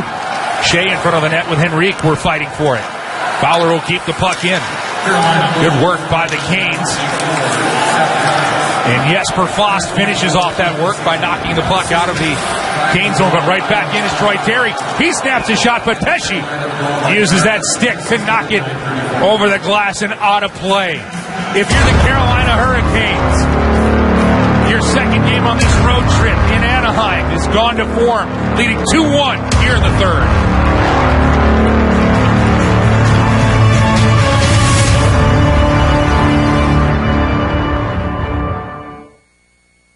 The newest Fast Play is like nothing you've ever seen or played. Introducing the new premium $20 Jackpot 7s game from the North Carolina Education Lottery with a chance to win 100% of a growing progressive jackpot, plus an extra $200,000 instantly every single time. Instant wins mean progressive jackpots like never before. That's the new Fast Play Jackpot 7s game. You have to play it to believe it. Must be 18 to play. Approximate overall odds of winning are 1 in 2.96. Problem gambling helpline 877-718-5543. Canes fans, it's hockey season, and no matter how you catch the action, you'll be going top shelf when you enjoy the game with Woodbridge by Robert Mondavi. When you open up a bottle of Woodbridge wine, it's sure to be a game winner. Woodbridge has the smooth, fruit-forward flavors that have been a game day tradition for over 40 years. Find Woodbridge near you online at orderwoodbridge.com and add this fan favorite to your lineup today. Woodbridge by Robert Mondavi, a proud partner of the Carolina Hurricanes. Please enjoy our wines responsibly. Woodbridge Winery, Acampo, California. Hey, Caniacs, this is Mike Maniscalco. This season, Vector Security is giving away a free home security system for life to one new customer every Friday.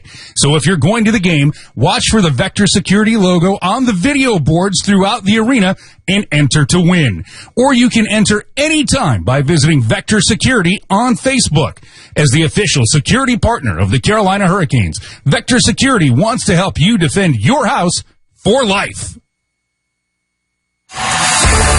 We've got an afternoon tilt coming up on Saturday in Los Angeles. Starts at 3:30 with Hurricanes Live, and then 4 o'clock on the East Coast. Anji Kopitar and the Kings host the Hurricanes on Valley Sports South in the road so far. A win in Vegas and a 2-1 lead right now in Anaheim for the Carolina Hurricanes. But out in front, opportunity is chopped by Delorier, and Anderson gets a pad to that. Now it'll be handled by Manson. He'll throw it all the way back for his defensive partner, Fowler, who gives Chase 9:15 remaining here in the third. Shea got just enough of that shot from Delorier. Shea stands up his own blue line, forcing the turnover. Trying to get the puck to Teravainen, but Fowler cuts it off. Long pass up for Milano from Fowler. We'll get some help from Manson. Gets to the Kings blue line and go further. Teravainen, all alone in the duck zone, has to get some help. Will the Kings send it right back in. Gibson will settle it down. Seth Jarvis's third goal of the season, and second in as many games, has staked Carolina to a 2-1 lead here in Anaheim. Ducks, though, have had plenty of opportunities. Frederik Andersen has been stellar again for the Canes as D'Angelo punches the puck to Kokiniemi. Martinuk, skating like his hair is on fire, goes after it. Carolina tries to keep it in. D'Angelo gets a stick, will send it in on Gibson. Gibson will settle the puck. Work it around to Hampus Lindholm. That'll work up to Mason McTavish. The 18-year-old will find Jamie Drysdale, but a turnover is Svechnikov with the puck. Storms across, trying to find Slavin. The Silverberg with a good stick, detecting that pass, stopping the Canes' chance. The puck now finds the middle of the ice, and Drysdale will send this into the Canes zone. Carolina waiting for it as the Ducks are making a change. Now working the puck with a little deflection off of Jarvis into the Duck zone. Aho gives it a look. Bear with the keep in. His shot goes off from Henrique right back to Bear. He was trying to snap for the corner just wide of Gibson, kept in by Aho. Now Ducks will get it up to Henrique. He can't get the puck in deep. Aho will cut it off and get it to Bear. 7:15 remaining here in the third period. Niederreiter deflects it into the Anaheim zone. Fowler will take a peek and move the puck for the Ducks. What an opportunity here. 7 minutes to play to end the team's red-hot 8-game winning streak. And that would just add another bullet point of impressiveness to the Carolina so far this year. Canes watching the Ducks storm into their zone. Good work by Lawrence, now still working around the chances. Put around by Zegers. Anderson out in front, and he robs Mahara. Oh, Frederik Andersen ready for that chance. Wow, what a shift from Zegras. He hasn't been rewarded, but he has had blazing speed here in this period. He creates the initial chance, and then the follow-up from Mahura, defenseman jumping down. You look at Zegras right before Jarvis gave Carolina their second lead of the night, and then there, starting his shift using the back of the net, he's fun to watch. Zegras is coming off of 2 consecutive multi-goal games. Frederick Anderson equal to the task there. And the rebound save just as impressive. Now Zegras keeping the puck in. Gaines will flip it out. They get work from Teravainen, sending it across for Natchez. Too far. Trocheck with a back check. We'll get to it. The Ducks are offside. So Trocheck has time to work the puck to Ian Cole. Cole, the Ducks looked offside, but they'll rule it onside. Keeping it in now, Zegras will lose the puck off of Teravainen. Boy, excellent job getting Anderson a 6-day break. You get a win from Lyon, a win from Ronta during that break, and Freddie has been fresh tonight. Now it's Anaheim. Tried to set it up, cross pass. Cross ice's Lindholm was sneaking in from his defensive position. Carolina will just wrap this one into the Anaheim zone. Lindholm had a wide open net, couldn't connect on the pass. Now this shot put right on by Drysdale. The young defenseman showed his offensive skill. Chance from Lindholm is blocked down by Kotkaniemi. He will deliver this into the Duck zone. Stahl got a stick to it, but overskated it. And Anaheim sends it right back into the Canes end, but too far.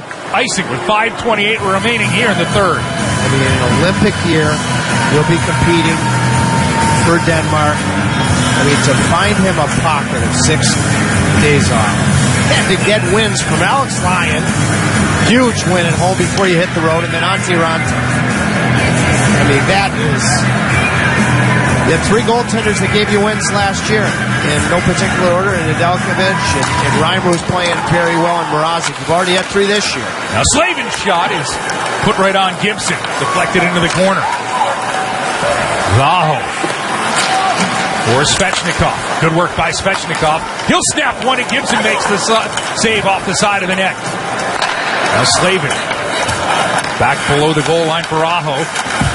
Svechnikov and Aho play with it. Now Jarvis stick right in the right spot, pushing it through, and Gibson will settle that one down and keep the pad on top of it.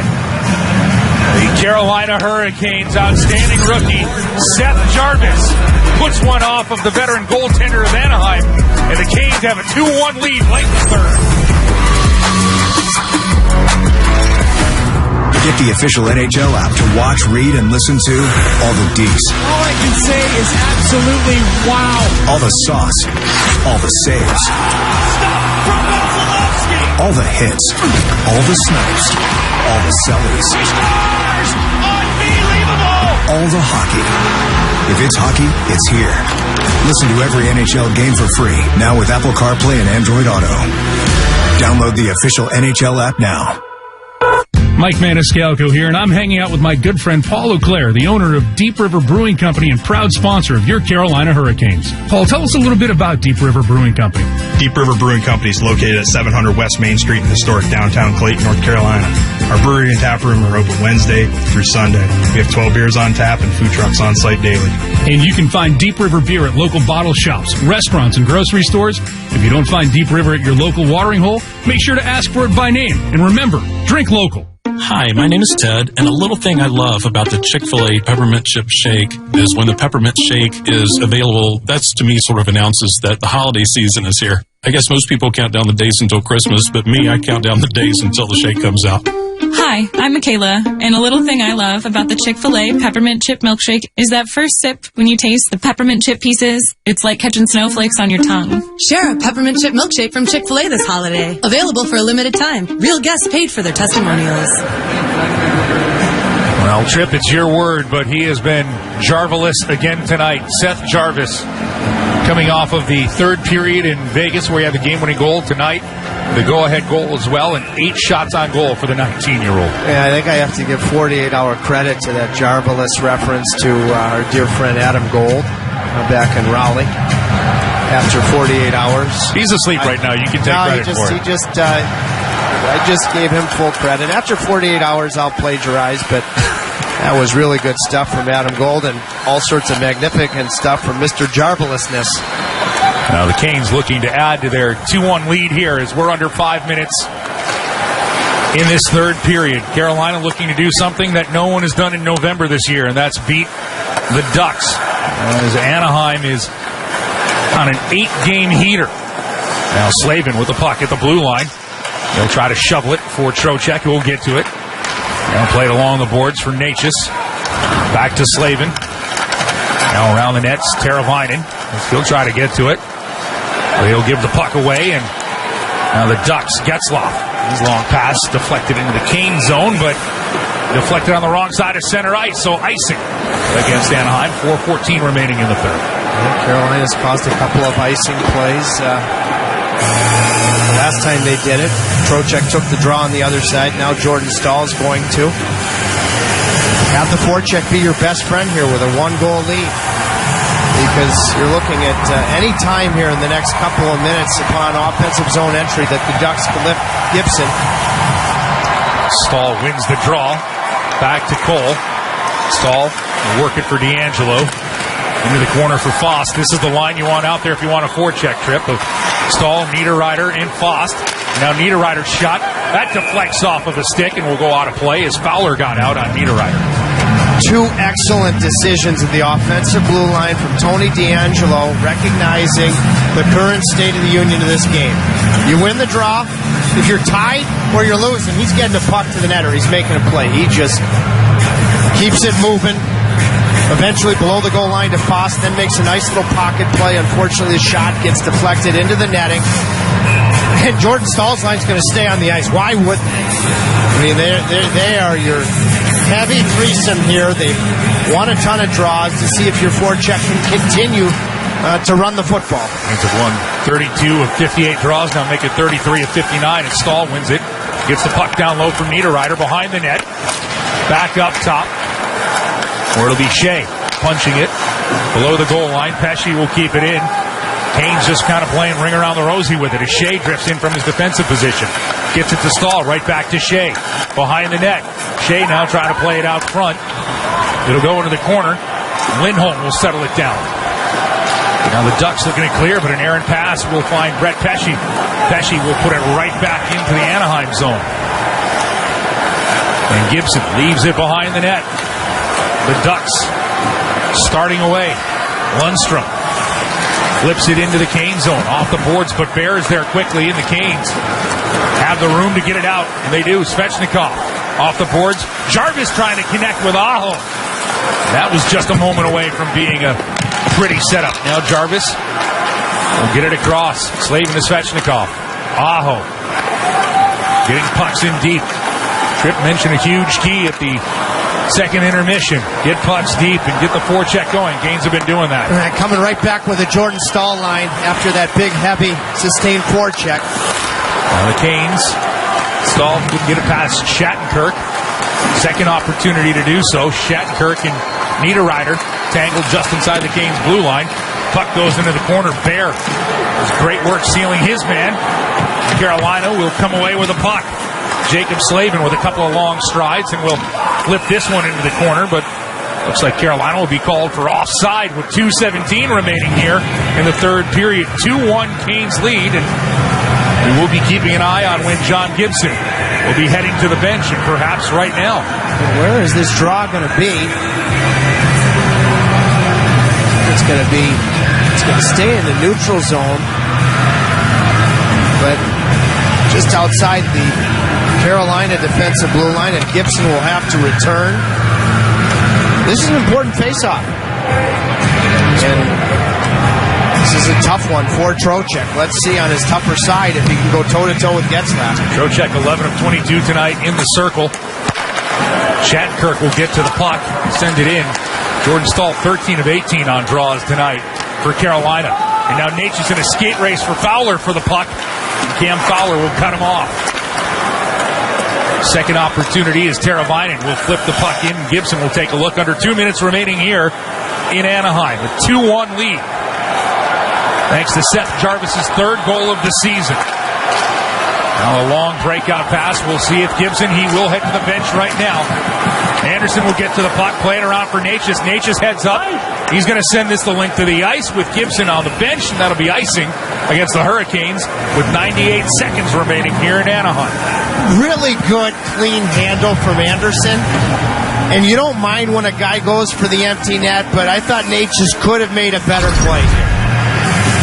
Really good handle from Anderson with pressure coming, and Natchez had some time. And now you have Getzlaf. Chance to win it. He and Trocheck go at each other again here. Ryan Getzlaf at his 1,000th point the other night, wins the draw back. Empty net for the Ducks. 6-on-5 attack as Getzlaf has his pass deflected away all the way back into the Anaheim zone. Shattenkirk has to play it away from Natchez. Now Teravainen bothering Troy Terry. A minute 15 remains here in Anaheim in the third period. Now Shattenkirk. He'll gain the red line. Put it into the Kane zone. Pesce trying to get a stick to it. It'll pop to the slot. Puck comes free. Carolina gets to it. Skating into the neutral zone. A backhand chance put on there by Natchez. Wide of the empty net. Less than 60 seconds remaining here. Natchez had a good look at that chance. Missed the net. And now Zegras trying to get into the Kane zone. Zegras leaves his skates. Anderson gets to it. He's going to send it the length of the ice. Fowler makes a save at his own blue line. That one seemed destined for the net. The Canes with a turnover, and Jesper Fast hits the post. Looked like that one was going to the back of the net. 30 seconds remaining here in Anaheim. Now Aho trying to get to the puck. It comes free to Terry. Terry into the Canes end. Getting it across from Milano. Puck will be batted high into the air. 15 seconds left here in the third period. Fowler has to retreat. Ducks have to tag up. They're onside. 10 seconds left. Fowler crosses the Canes blue line. Leaves it back. Shot wide of the Anderson net. Hits the empty net. And now Svechnikov has it with 1 second. No time on the clock. No empty net goals for the Canes, but a 2-1 win in Anaheim. Boy, this dazzling hockey team just continues to impress. Couple of chances at the empty net, or I thought Anderson might get one. Natchez just misses. But when I look at stopping the Anaheim Ducks' 8-game winning streak, I have to point to those 2 successful penalty kills, tie game in the second period. And eventually Jarvis gets the game winner, his second game winner of the trip. This is one fun hockey team to cover right now. When the Canes win with the 2 points in the standings, the victory will not only help Carolina, but the Carolina Ale House will donate $200 to the Carolina Hurricanes Foundation. Points for Kids. And what a game tonight here as Vincent Trocheck again jumps into the arms of Jacob Slavin for the 13th time this year. The Carolina Hurricanes, second game of a 6-game road trip, taking on a red-hot Anaheim Ducks team that have won 8 in a row. Will skate out of Anaheim with a 2-1 victory. Frederick Anderson was big again. Coming up, Hurricanes Live. We'll hear from Rod Brittenmore, the players. There'll be highlights, stats, analysis, and a breakdown. And we look ahead to the next game coming up on Saturday afternoon against the LA Kings. Carolina, 7-1 on the road. 13 wins on the season. 2-1 winners in Anaheim.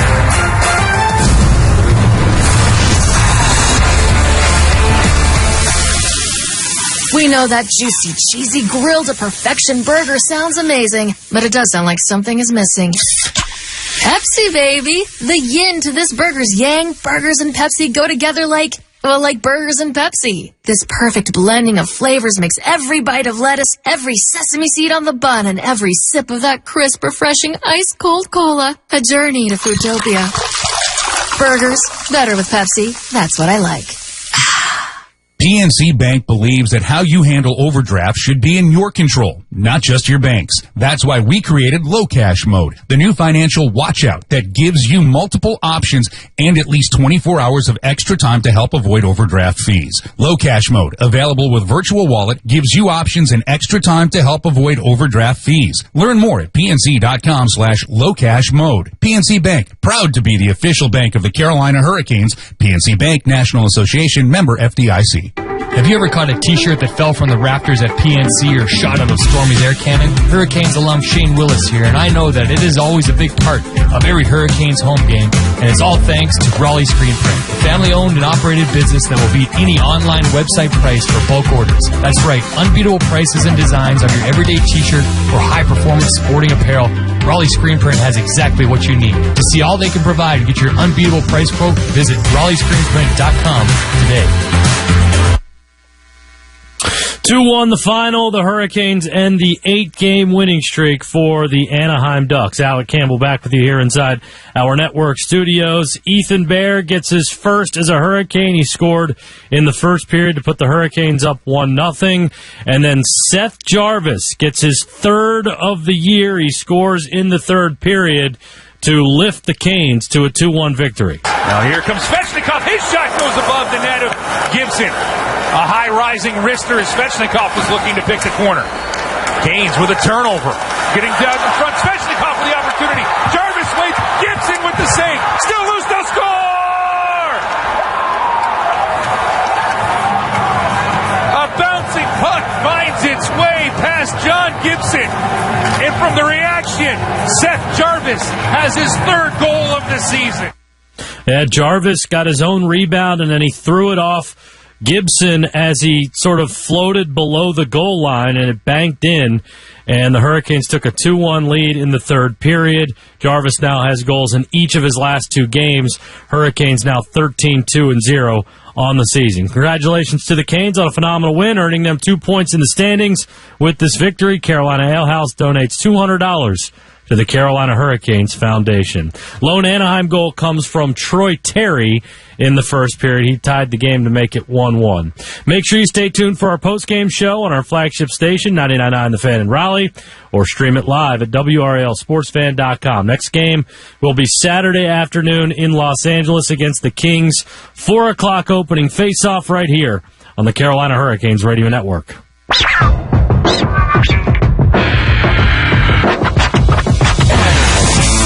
Carolina Hurricanes hockey has been presented by PNC Bank and brought to you by Raleigh Screen Print, Spectrum Mobile, UNC Rex Healthcare, Advanced Auto Parts, by Woodbridge Wine, Spectrum Paint, Vector Security, Pepsi, and by Harris Teeter. Thanks for listening to the Carolina Hurricanes Radio Network. Now, it's time for the Aftermath, presented by John Heister Chrysler Dodge Jeep Ram in Lillington. Svechnikov in backhand. He scores! What a play! That's the magic! Andrei Svechnikov is second of the night, and the Carolina Hurricanes go up 3-2. In just minutes, we'll have interviews from the locker room, your phone calls, and more. Now, here's Alec Campbell. All right, 2-1 is the final, and the Hurricanes end Anaheim's 8-game winning streak. They were the hottest team in the league. Canes have now won 2 straight on this road trip to get it started. They have played 2 of the 6. They'll head to Los Angeles on Saturday for a 4 o'clock opening faceoff against the Kings. But a really good win for Carolina, who didn't start all that well. The first couple of periods, a little bit shaky for Carolina. They gave up a lot of grade A opportunities to Anaheim, but they rebounded in the third with their best, clearly their best period. Seth Jarvis is the star, and the Hurricanes moved to 13-2-0 on the season. Seth Jarvis was probably the best player on the ice for Carolina tonight, and I don't think that's an exaggeration. He was all over the place offensively. He had a penalty shot tonight. We can get into that a little bit. And he then scored the Hurricanes' game winner late in the game, which lifted the Hurricanes to the 2-1 victory. But Anaheim is a really good hockey team.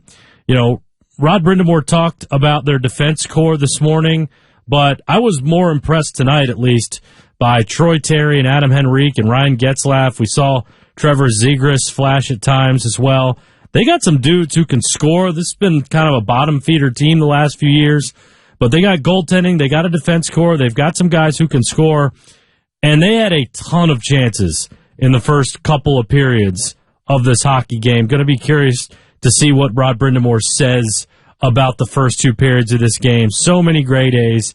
Canes turning the puck over in the neutral zone a good bit. Brett Pesce talked about that after the second period, and that kind of led to a lot of those odd man breaks for Anaheim. They had a couple of like 2v0s and 3v0s.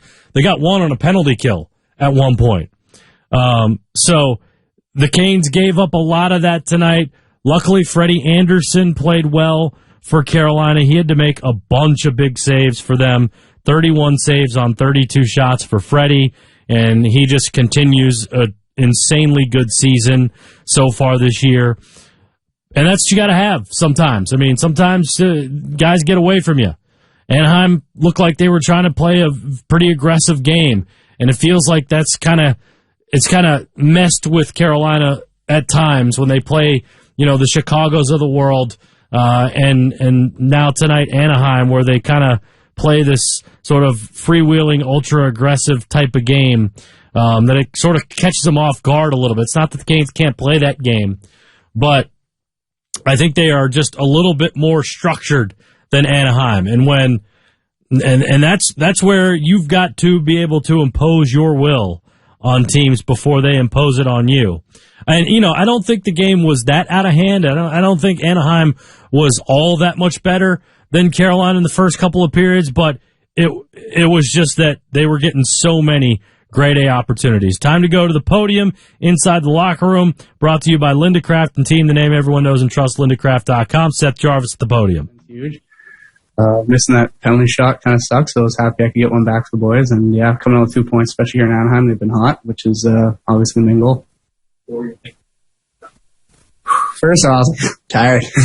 Then I kind of regained my composure, came down. I was thinking kind of fake shot backhand. I saw he wasn't moving very much, so I just tried to fake, get him down, and try to beat him a little bit. But he's a good goalie for a reason, and kind of read it.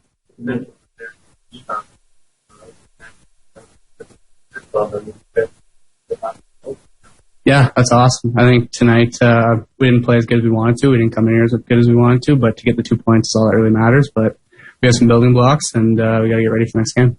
When you miss a penalty shot, especially, that was a critical time. I give myself a 20-second rule. I think about it for 20 seconds, get mad about it, and then let it go. You can't dwell on things that long, especially in a fast game like that. You just kind of got to move forward, and whatever happens, happens.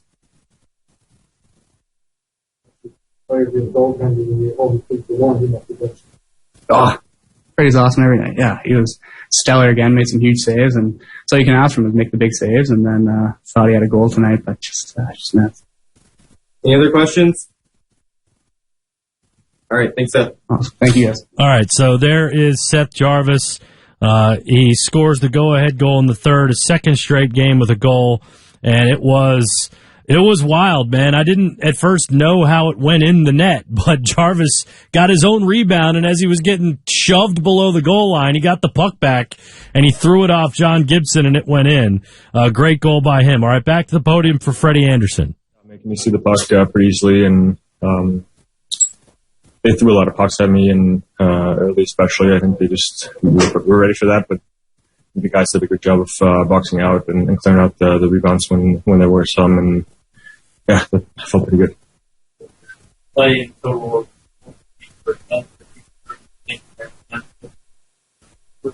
Yeah. I mean, it was coming in slow, right on my stick, and just want to try to keep my head down and try to score. But obviously, Cam made a great play there. I didn't really get much on it, but yeah, I think he did a good job coming back with the stick.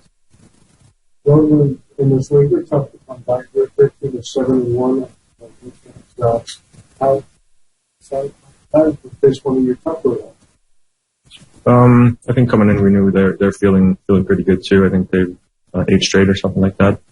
Just playing with a lot of confidence, and we knew we had a good test for us. But I think that's something that helps us out in terms of focusing on our game and coming in playing our way, and that's what it takes. I think obviously you gotta you have to play up to your standards to win on the road, and I think we got better as the game went on.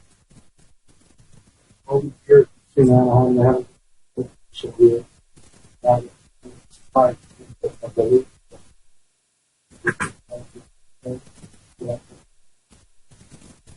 I'd say they probably had a better first, but I think, like I said, we got better as we went on, and take a full 60-minute effort in our game. So I think it just shows you how close this league is.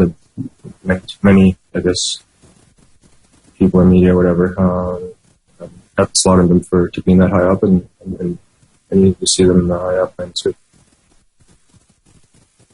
All right. Thanks, Freddie. Thanks. All right, there's Freddie Anderson, 31 saves on 32 shots. He was excellent for Carolina tonight, a big reason why they won the game. He was left alone, hung out to dry, however you want to put it, tonight on a number of occasions. But Freddie standing tall once again.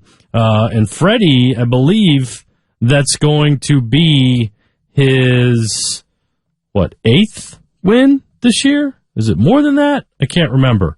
It'll be his 10th win this year. Freddie will move to 10-2 on the season. And also don't forget that Freddie had not played since nearly a week ago. I guess now, since it's past midnight, we can say exactly a week ago.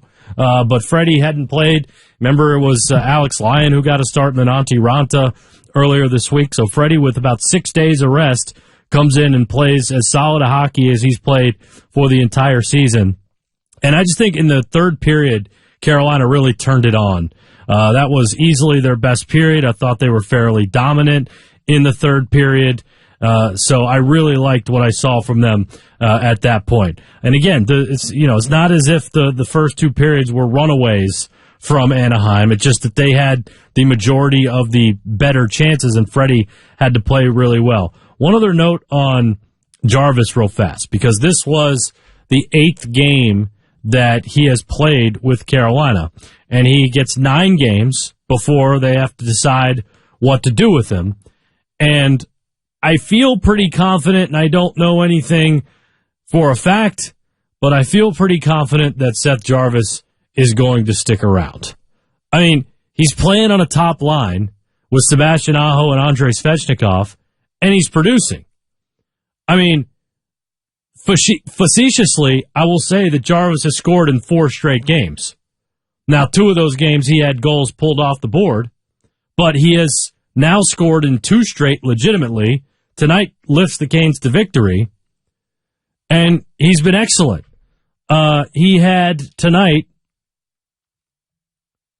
let's see, he had 6 shots on goal, and I think he had way more attempts than that.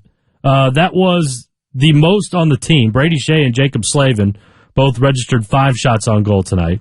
So Jarvis had 6 shots on goal for Carolina and had the game winner and the penalty shot. He was all over this game. So I feel like this is a fairly easy decision. The problem is going to be, well, I don't think there is a problem. I mean, the Hurricanes just have a deep team. They're going to have healthy scratches sitting out. I mean, it's going to be weird, and it's going to feel awkward if the Hurricanes, have two healthy scratches sitting around, just because it feels like that's not something that they've had the luxury of having for the last bunch of years. But this is the year that is happening for Carolina. So Jarvis has been excellent tonight. I thought there were some other guys who were really good tonight. I really liked Andrei Svechnikov's game tonight. I thought he was dangerous offensively. He made one great, he made more than one good defensive play, but he made a really great defensive play on a back check as the Hurricanes were on a power play in the second period. Anaheim gets out to a 2 or maybe 3-on-0 chance while the Hurricanes are on a power play, and Andrei Svechnikov gets all the way back and thwarts a chance. So I liked Andrei a lot tonight. I really liked Brady Shea tonight. I thought he was active. I liked Jacob Slavin tonight. He was active. Ethan Bear gets his first goal as a Hurricane tonight. Martin Necas with a tremendous feed to Ethan Bear for that first score of the game for Carolina. All right, back inside the locker room, Rod Brindamore's at the podium. All right, we'll take questions for Rod. Rod, your team gets the win. It's kind of 2 games for me. I thought we were not very good to start, and they were really good. They were on us. First period, we got really fortunate to come out of there even. Freddie made some big saves. And then we slowly kind of got a little bit better, and I thought third period was our best period. So we'll take the win. That's a good team. They're playing fast, and you could tell they were real confident in what they were doing. That's for sure. They felt physical. Yeah. That as well. Yeah, like I said, I think the game had a bit of everything. Had a lot of grind in there and some good physical play. Like I said, I think our game got better as it went along. Yeah. That's the difference, right? Like we weren't good, and he allowed us to kind of hang in there, just kind of build our game. I don't think we were ever great in this game, that's for sure, but he was. And if you want to have one player be great on your team every night, that's the guy.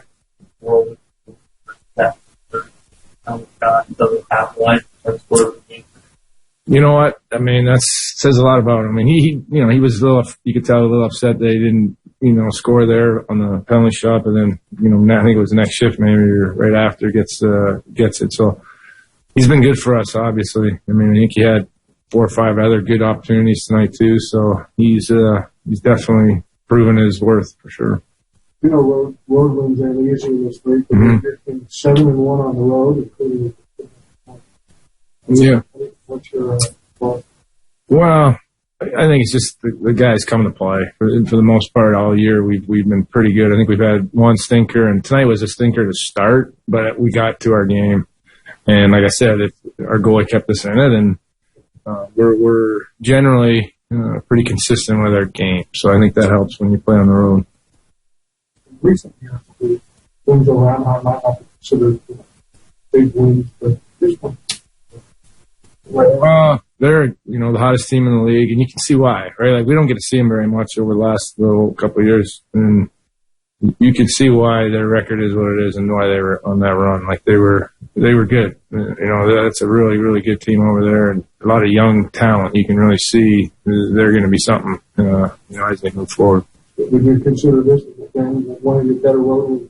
Yeah, well, they're all good, but it was better because, like I said, I don't think we were really very good in this game, and to be able to get a win like that's that is one of the better ones because probably didn't deserve it.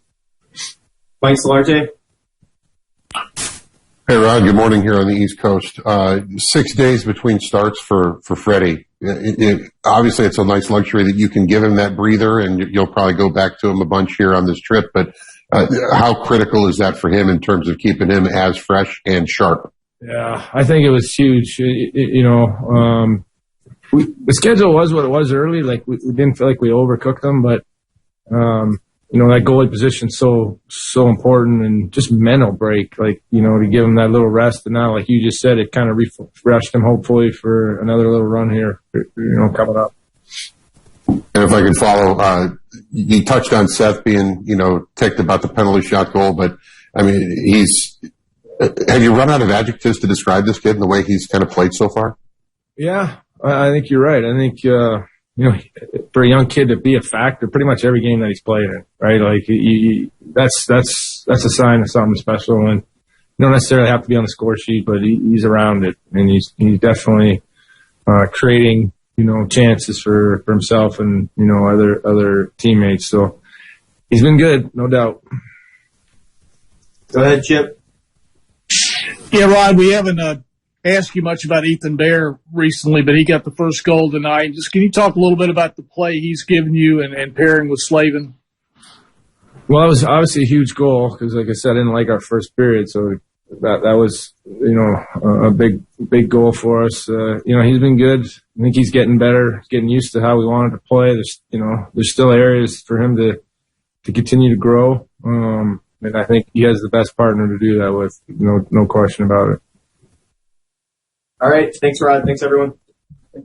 All right, so there's a Hurricanes head coach, Rod Brindamore. The Canes moved to 7-1 on the road so far this season. And, I mean, Roddy basically said what I think a lot of us think about the game tonight. First couple periods weren't too good. They got a little bit better. Third period was easily their best period, and they kind of ran away with it. Freddie was there for them when they needed it. They didn't start on time tonight, Rusty, but they scored on time tonight, and that's really the bigger deal. You cannot play well and score a goal and keep yourself in it, and your goaltender can bail you out here and there, and really that's the name of the game, and you can hang in there for long enough, you give yourself a chance to win. I think the Canes did that tonight very, very well.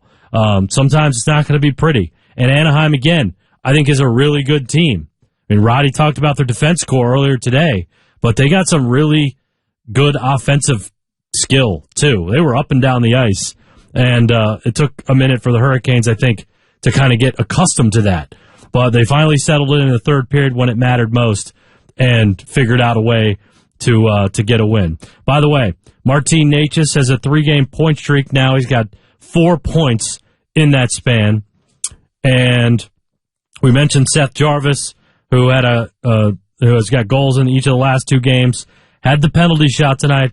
By the way, I'd rather have a power play than a penalty shot, I think.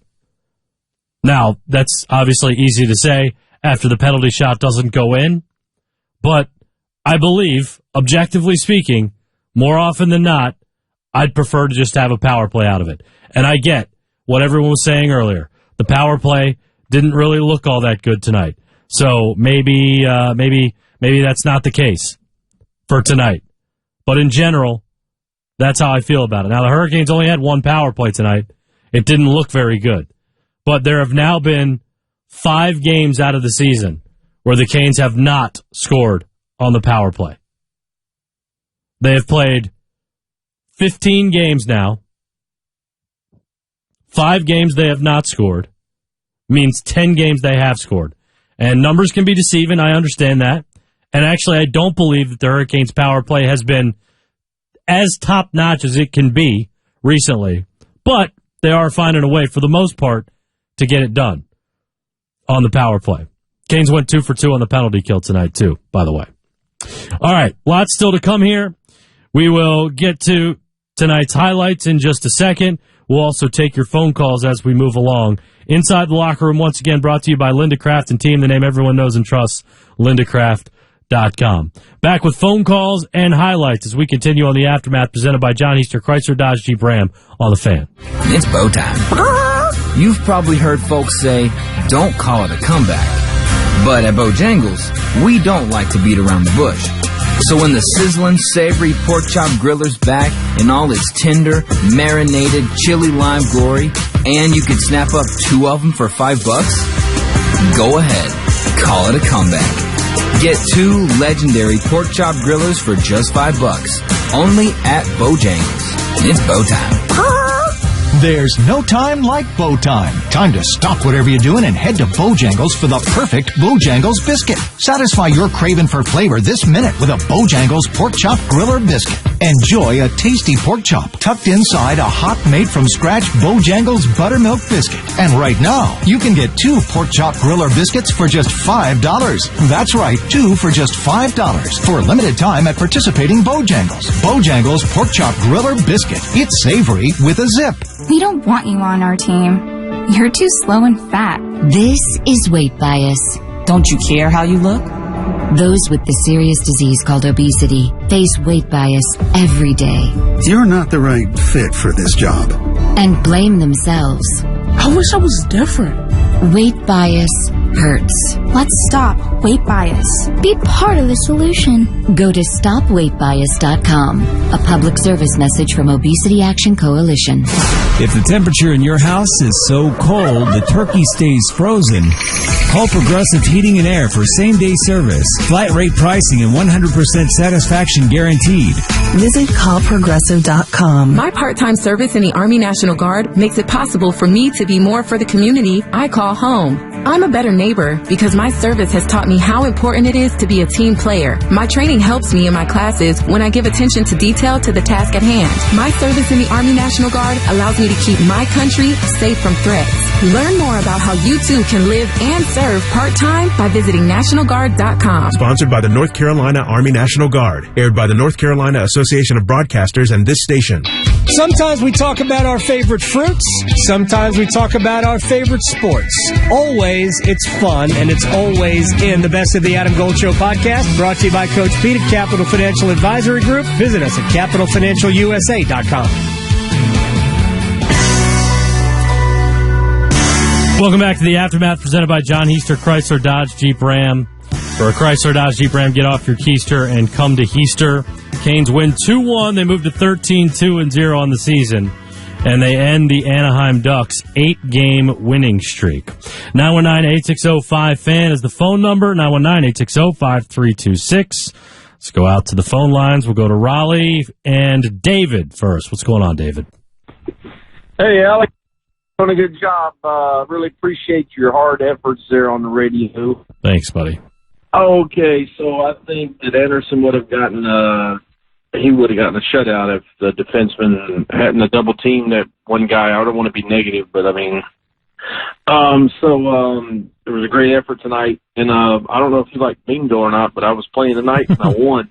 You did? So yeah, man. The first numbers I played were 7 and 10, and then I won again with number 21.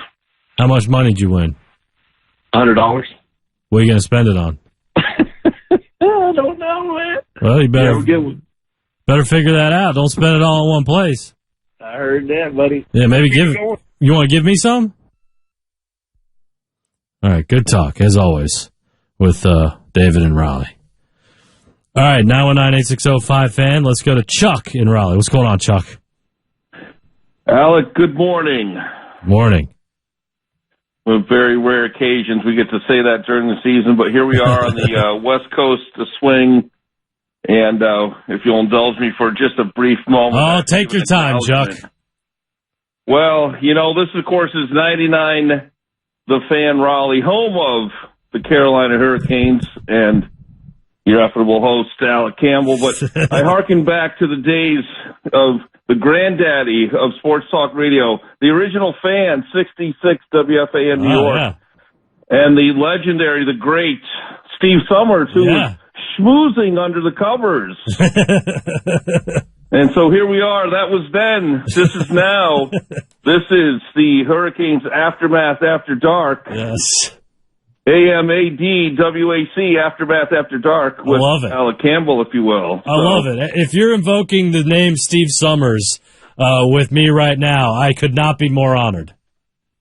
Oh, well, hats off to you, my friend, because it really is a complimentary homage, if you will. So, and of course, with the 99 being the upside down 66, if you will, the Fan. So there's a lot of symmetry there. Oh, I like it. But then Yes, indeed, my friend. So, and I was tuned in the other night, Tuesday, on the first game, and just kind of laid out and listened to your aftermath. But look, I was hoping on this road trip. Realistically, the number I had in my mind was 4-2, just because with the 4 games out west, or the 5 games, excuse me. I figured maybe they would stub their toe, just to say, hey, I'd love to say go 5-0, but I thought 4-1, and then I'm not sure about the Philadelphia game on the back end, but that's of course down the road a bit. But the first 2 wins here, so it's off to a great start. I have to give the 3 stars. Of course, Freddie, number 1, and Jarvis, number 2, and just for his first goal. I believe as a Hurricane, Ethan Bear. So those would be my 3 stars. But of course, you could slot in a number of the defensive men too. But I think the game turned around with the penalty kills in the second period. Listen, Anaheim is a great team. This was a heck of a game tonight, Alec. It was very entertaining. I thought, Anaheim. Look, I'm not too sure. Look, they're in 3rd place right now in their division. They'll probably make the playoffs. So I know that, look, it would be a playoff game in the Stanley Cup Finals. I'm not saying that, but this was like a Stanley Cup playoff game to me with these two teams tonight. And so, I just think it was a great win for the Hurricanes. They found their game, and you knew that Anaheim was going to make a push in the third, and they brought it. I mean, and Freddie was great. I mean, he stopped the stop in Muhara. I think it was a 6:41 left in the period. I mean, they had a frenzy in front of the net there, and so he was spectacular, and that's why he's the number one star of the game for me. But look, it's a funny time on Saturday. I'm not sure I'll be with you after the game with that 4:00 start, but I'm already planning to be with you next Monday for Hurricanes After Dark and Thanksgiving week, and then Wednesday we'll be celebrating Thanksgiving, Alex. So I'm looking forward to it, and thanks again for taking my call, as always. All right, Chuck, man, I appreciate you. Great call as always, my brother. Be careful. Be careful for the rest of the night. Go to bed. All right, go to sleep. It's time to go to bed. Yeah, I don't disagree with a lot of what Chuck said. By the way, Anaheim came into the game atop their division. So the Hurricanes, by taking a win in Anaheim tonight, have now put them at 23 points. Them and the Calgary Flames both have 23 points. So both of them are one game behind the Edmonton Oilers. Anaheim's played more games than both of those teams. So yeah, I mean they're a strong team, fun team to watch. I agree with. I thought it was a fun game to watch tonight. They're not always going to be picture perfect. Sometimes you got to fight through a little adversity, and the Hurricanes were able to do that tonight. So it was a damn good win for Carolina. I mean, a good win over a good team. They got 12 points available on this road trip. I do think that the Philadelphia game could potentially be the toughest one, just because you're ending the road trip. You're flying from Seattle to Philadelphia to play a 3:30 game in Philadelphia on Friday the 26th. So it's going to be real weird. You got Thanksgiving in the middle of all that. Next week's going to be kind of a hectic week. Speaking of which, you guys are going to get a lot of me next week. In the day and in the night for Hurricanes High. I'm just warning you. I'm warning you right now. All right. Should we do the highlights, Rusty? Let's do it. Canes on the board first at 4:44 of the first period. Martin Necas. Great diagonal pass from the left point down to Ethan Bear. Bear kind of went around behind the defense, caught the pass around the goal line. Very narrow-angled shot, but he snapped a wrister past John Gibson for the 1-0 lead. Necas, cross ice. Canes sneak in the score! Ethan Bear's first with the Carolina Hurricanes on a beautiful setup from Marty Necas. Hang that one in the museum. It's an absolutely beautiful pass from Martin Necas. First of the season, first as a Cane for Ethan Bear. Ducks then tied the game at 11:03 on a 2-on-1. Troy Terry tried to feed Adam Henrique on the rush. Henrique's try no good. Terry there on the follow, and he scored to even the game at 1. Now it's the Ducks. And the other way, Troy Terry trying to feather it across. Anderson with the save on the rebound. They'll score! Terry cleans up the rebound. Anderson with the initial save. But the Ducks have tied it up here in the first. The way Troy Terry has been playing, it feels like he was kind of due. He had not scored in the last 2 games, but he made a 15-game point streak, a 16-game point streak with that goal. That ended up being the lone Anaheim goal tonight. Canes then made it, or looking to make it, a 2-1 game. Early in the third, Seth Jarvis with a breakaway.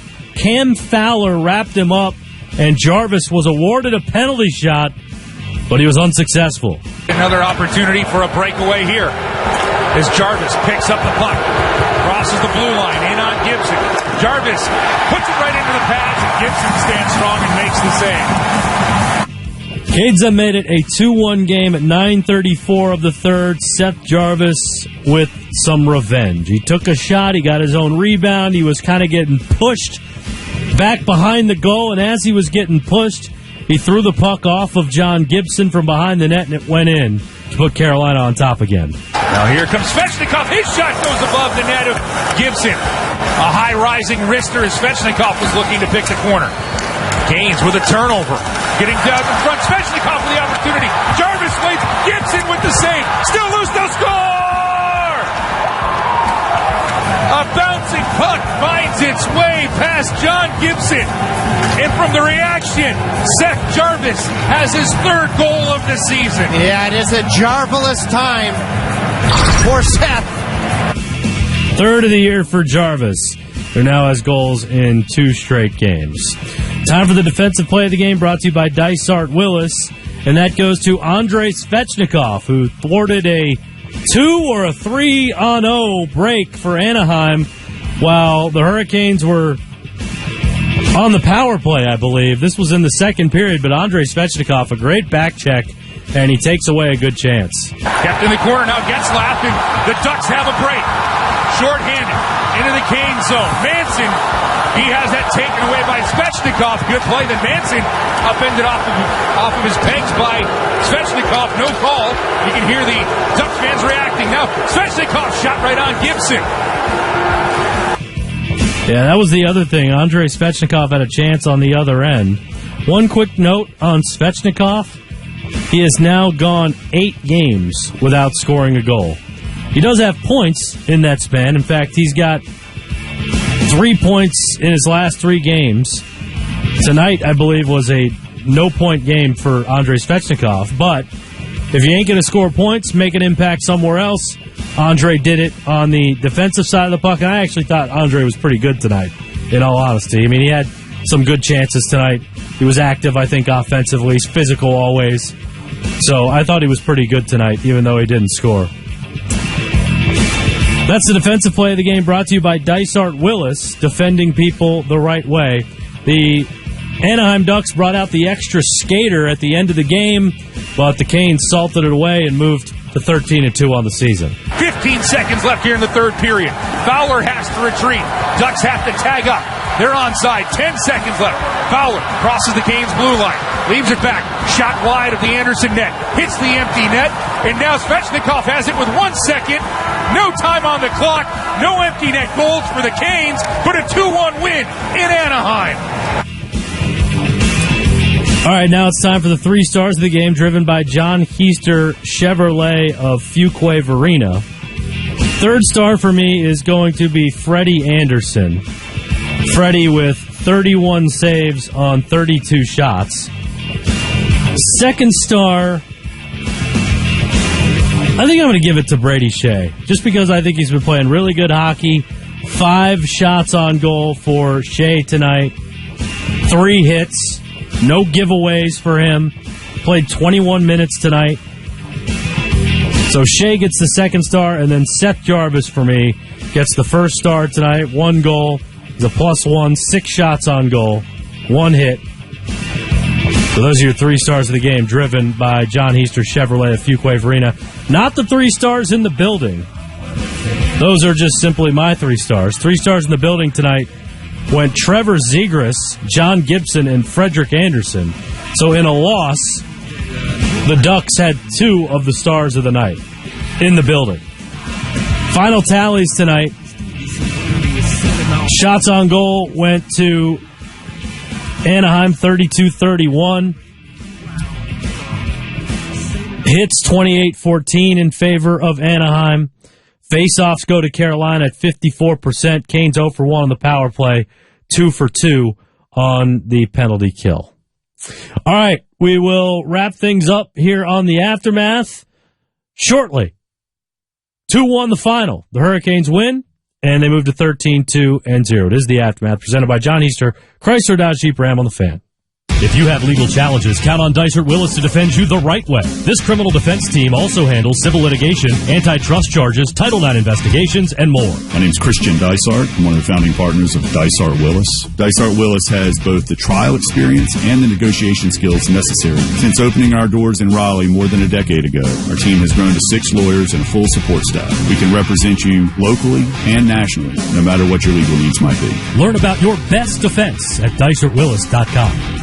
If you are going to be a championship team, you have to have championship people. And that's why the head coach puts an emphasis on preparation, attitude, effort, excellence, and passion. The same is true of Linda Craft and Linda Craft and Team Realtors.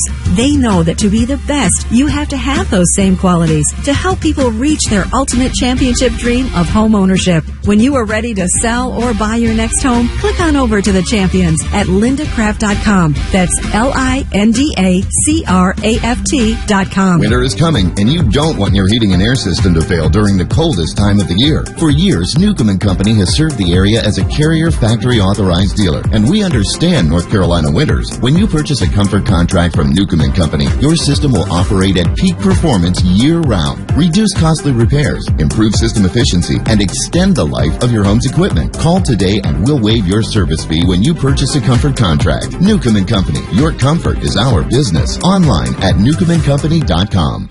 It's bow time. You've probably heard folks say, don't call it a comeback. But at Bojangles, we don't like to beat around the bush. So when the sizzling, savory pork chop griller's back in all its tender, marinated, chili lime glory, and you could snap up 2 of them for $5, go ahead, call it a comeback. Get 2 legendary pork chop grillers for just $5, only at Bojangles. It's bow time. There's no time like bow time. Time to stop whatever you're doing and head to Bojangles for the perfect Bojangles biscuit. Satisfy your craving for flavor this minute with a Bojangles pork chop griller biscuit. Enjoy a tasty pork chop tucked inside a hot made-from-scratch Bojangles buttermilk biscuit. And right now, you can get 2 pork chop griller biscuits for just $5. That's right, 2 for just $5 for a limited time at participating Bojangles. Bojangles pork chop griller biscuit. It's savory with a zip.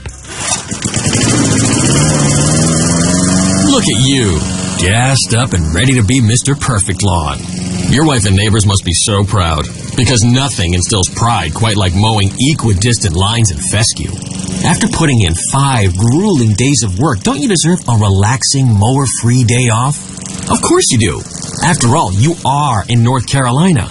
Come on, man, reclaim your weekend and trade the yard work and other mundane errands for some fun at the park. With 14 national and 41 state parks across North Carolina, it's nearly impossible to say no to the great outdoors.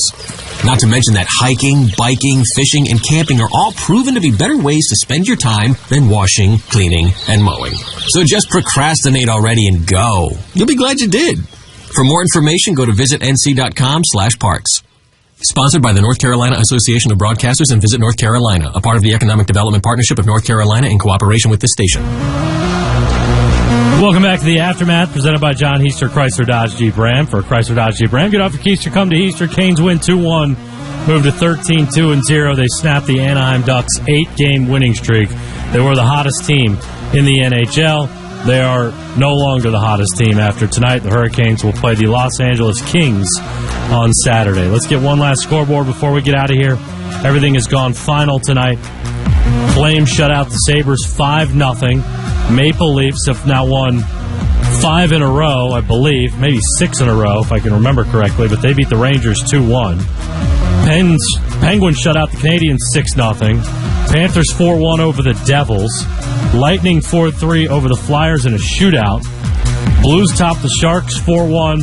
Wild crushed the Stars 7-2. Oilers edged the Jets 2-1 in a shootout. Blue Jackets topped the Coyotes 5-4 in a shootout. Golden Knights 5-2 over the Red Wings. All right, that does it for us tonight. Thank you tonight. Go out to Adam Gold, our Canes reporter, for his work in the Storm Watch and also both intermissions. Check out the Canes Corner podcast, brought to you by the Aluminum Company in North Carolina. If it's for the exterior of your home, it's at the Aluminum Company in North Carolina. New Canes Corner Morning After edition will be dropping in the morning. We will be taping here very shortly. Thanks to Trip Tracy, who joined us during the Storm Watch as well. Canes color analyst. John Brockwell is our producer and engineer on the Carolina Hurricanes Radio Network tonight. Rusty Helser, as always, our producer back here inside our Raleigh studios. Thank you to you, sir. I appreciate you. Next broadcast will be Saturday afternoon. Canes in Los Angeles to take on the Kings. It's a 4 o'clock start, which means we'll have the Storm Watch at... it's a 4 o'clock start. which means we'll have the Storm Watch starting at 3:30 on Saturday afternoon. Thanks, everybody, for listening. We appreciate you. Be safe wherever you may be, and we will talk to you again on Saturday before Canes and Kings right here on 99.9 The Fan. Have a good one. It's bow time. You've probably heard folks say, don't call it a comeback. But at Bojangles, we don't like to beat around the bush. So when the sizzling, savory pork chop griller's back in all its tender, marinated, chili lime glory, and you could snap up 2 of them for $5, go ahead. Call it a comeback. Get 2 legendary pork chop grillers for just $5. Only at Bojangles. It's bow time. There's no time like bow time. Time to stop whatever you're doing and head to Bojangles for the perfect Bojangles biscuit. Satisfy your craving for flavor this minute with a Bojangles pork chop griller biscuit. Enjoy a tasty pork chop tucked inside a hot made-from-scratch Bojangles buttermilk biscuit. And right now, you can get 2 pork chop griller biscuits for just $5. That's right, 2 for just $5 for a limited time at participating Bojangles. Bojangles pork chop griller biscuit. It's savory with a zip. Hello, I'm John Heaster for John Heaster Chrysler Dodge Jeep Ram in Lillington. Customers ask us all the time, how can we sell that many vehicles in a small town like Lillington? The answer's simple. We do what we say we're going to do. So if you're in the market for a Chrysler Dodge Jeep Ram, get off your keister and come to Heaster. And by the way, you won't have to hear blah, blah, blah, blah, blah, blah, blah, all included. So get off your keister, come to Heaster. It's the Black Friday sales event all month with no payments till February and 0% financing on Dodge Durangos, Chargers, Challengers, and 2021 and 22 Dodge Rams. Hurry to John Heaster Chrysler Dodge Jeep in Lillington. If the temperature in your house is so cold the turkey stays frozen, call Progressive Heating and Air for same-day service, flat rate pricing, and 100% satisfaction guaranteed. Visit callprogressive.com. For the safety of students, families, and teachers, schools across our country are closing. School closures can have significant and lasting consequences, particularly for vulnerable students who may face hunger, homelessness, and even trauma. That's where our organization, Communities in Schools, can help. For years, we've had caring adults inside schools, helping these students stay in school. Now, we are taking our work beyond the school walls. Our caring adults are delivering meals, providing household supplies, connecting kids with online classrooms, and using technology to maintain the one-on-one relationships we know can transform the lives of students and their families. Communities in Schools, going wherever we are needed, doing whatever it takes to empower students to succeed in school and in life. To see how you can help kids succeed, visit communitiesinschools.org. We don't want you on our team. You're not the right fit for this job. You're too slow and fast. Don't you care how you look? Weight bias hurts. Go to stopweightbias.com. A public service message from Obesity Action Coalition. United States Deputy Sheriff's Association is a national nonprofit and America's largest non-governmental provider of services to law enforcement.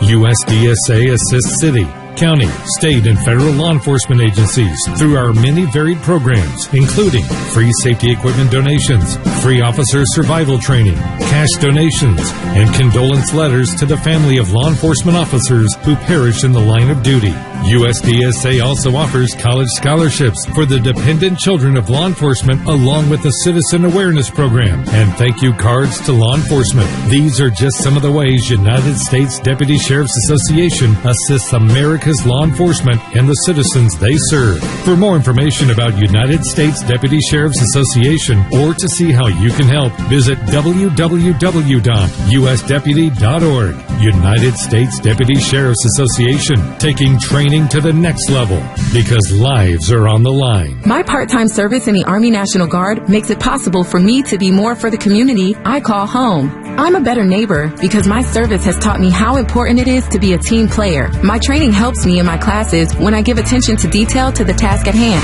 My service in the Army National Guard allows me to keep my country safe from threats.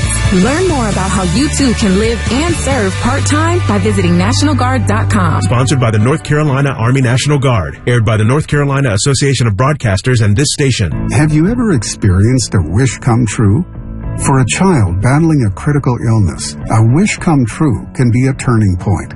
One song, one dance, one game, one adventure, one moment changes everything. Make-A-Wish needs your support to grant the wish of every eligible child. Visit wish.org now to help grant more life-changing wishes. Together, we can transform lives, one wish at a time. WCMC Holly Springs, live from the Newcomb & Company studios. You're listening to ESPN Radio on 99.9 The Fan. And on ESPN Plus.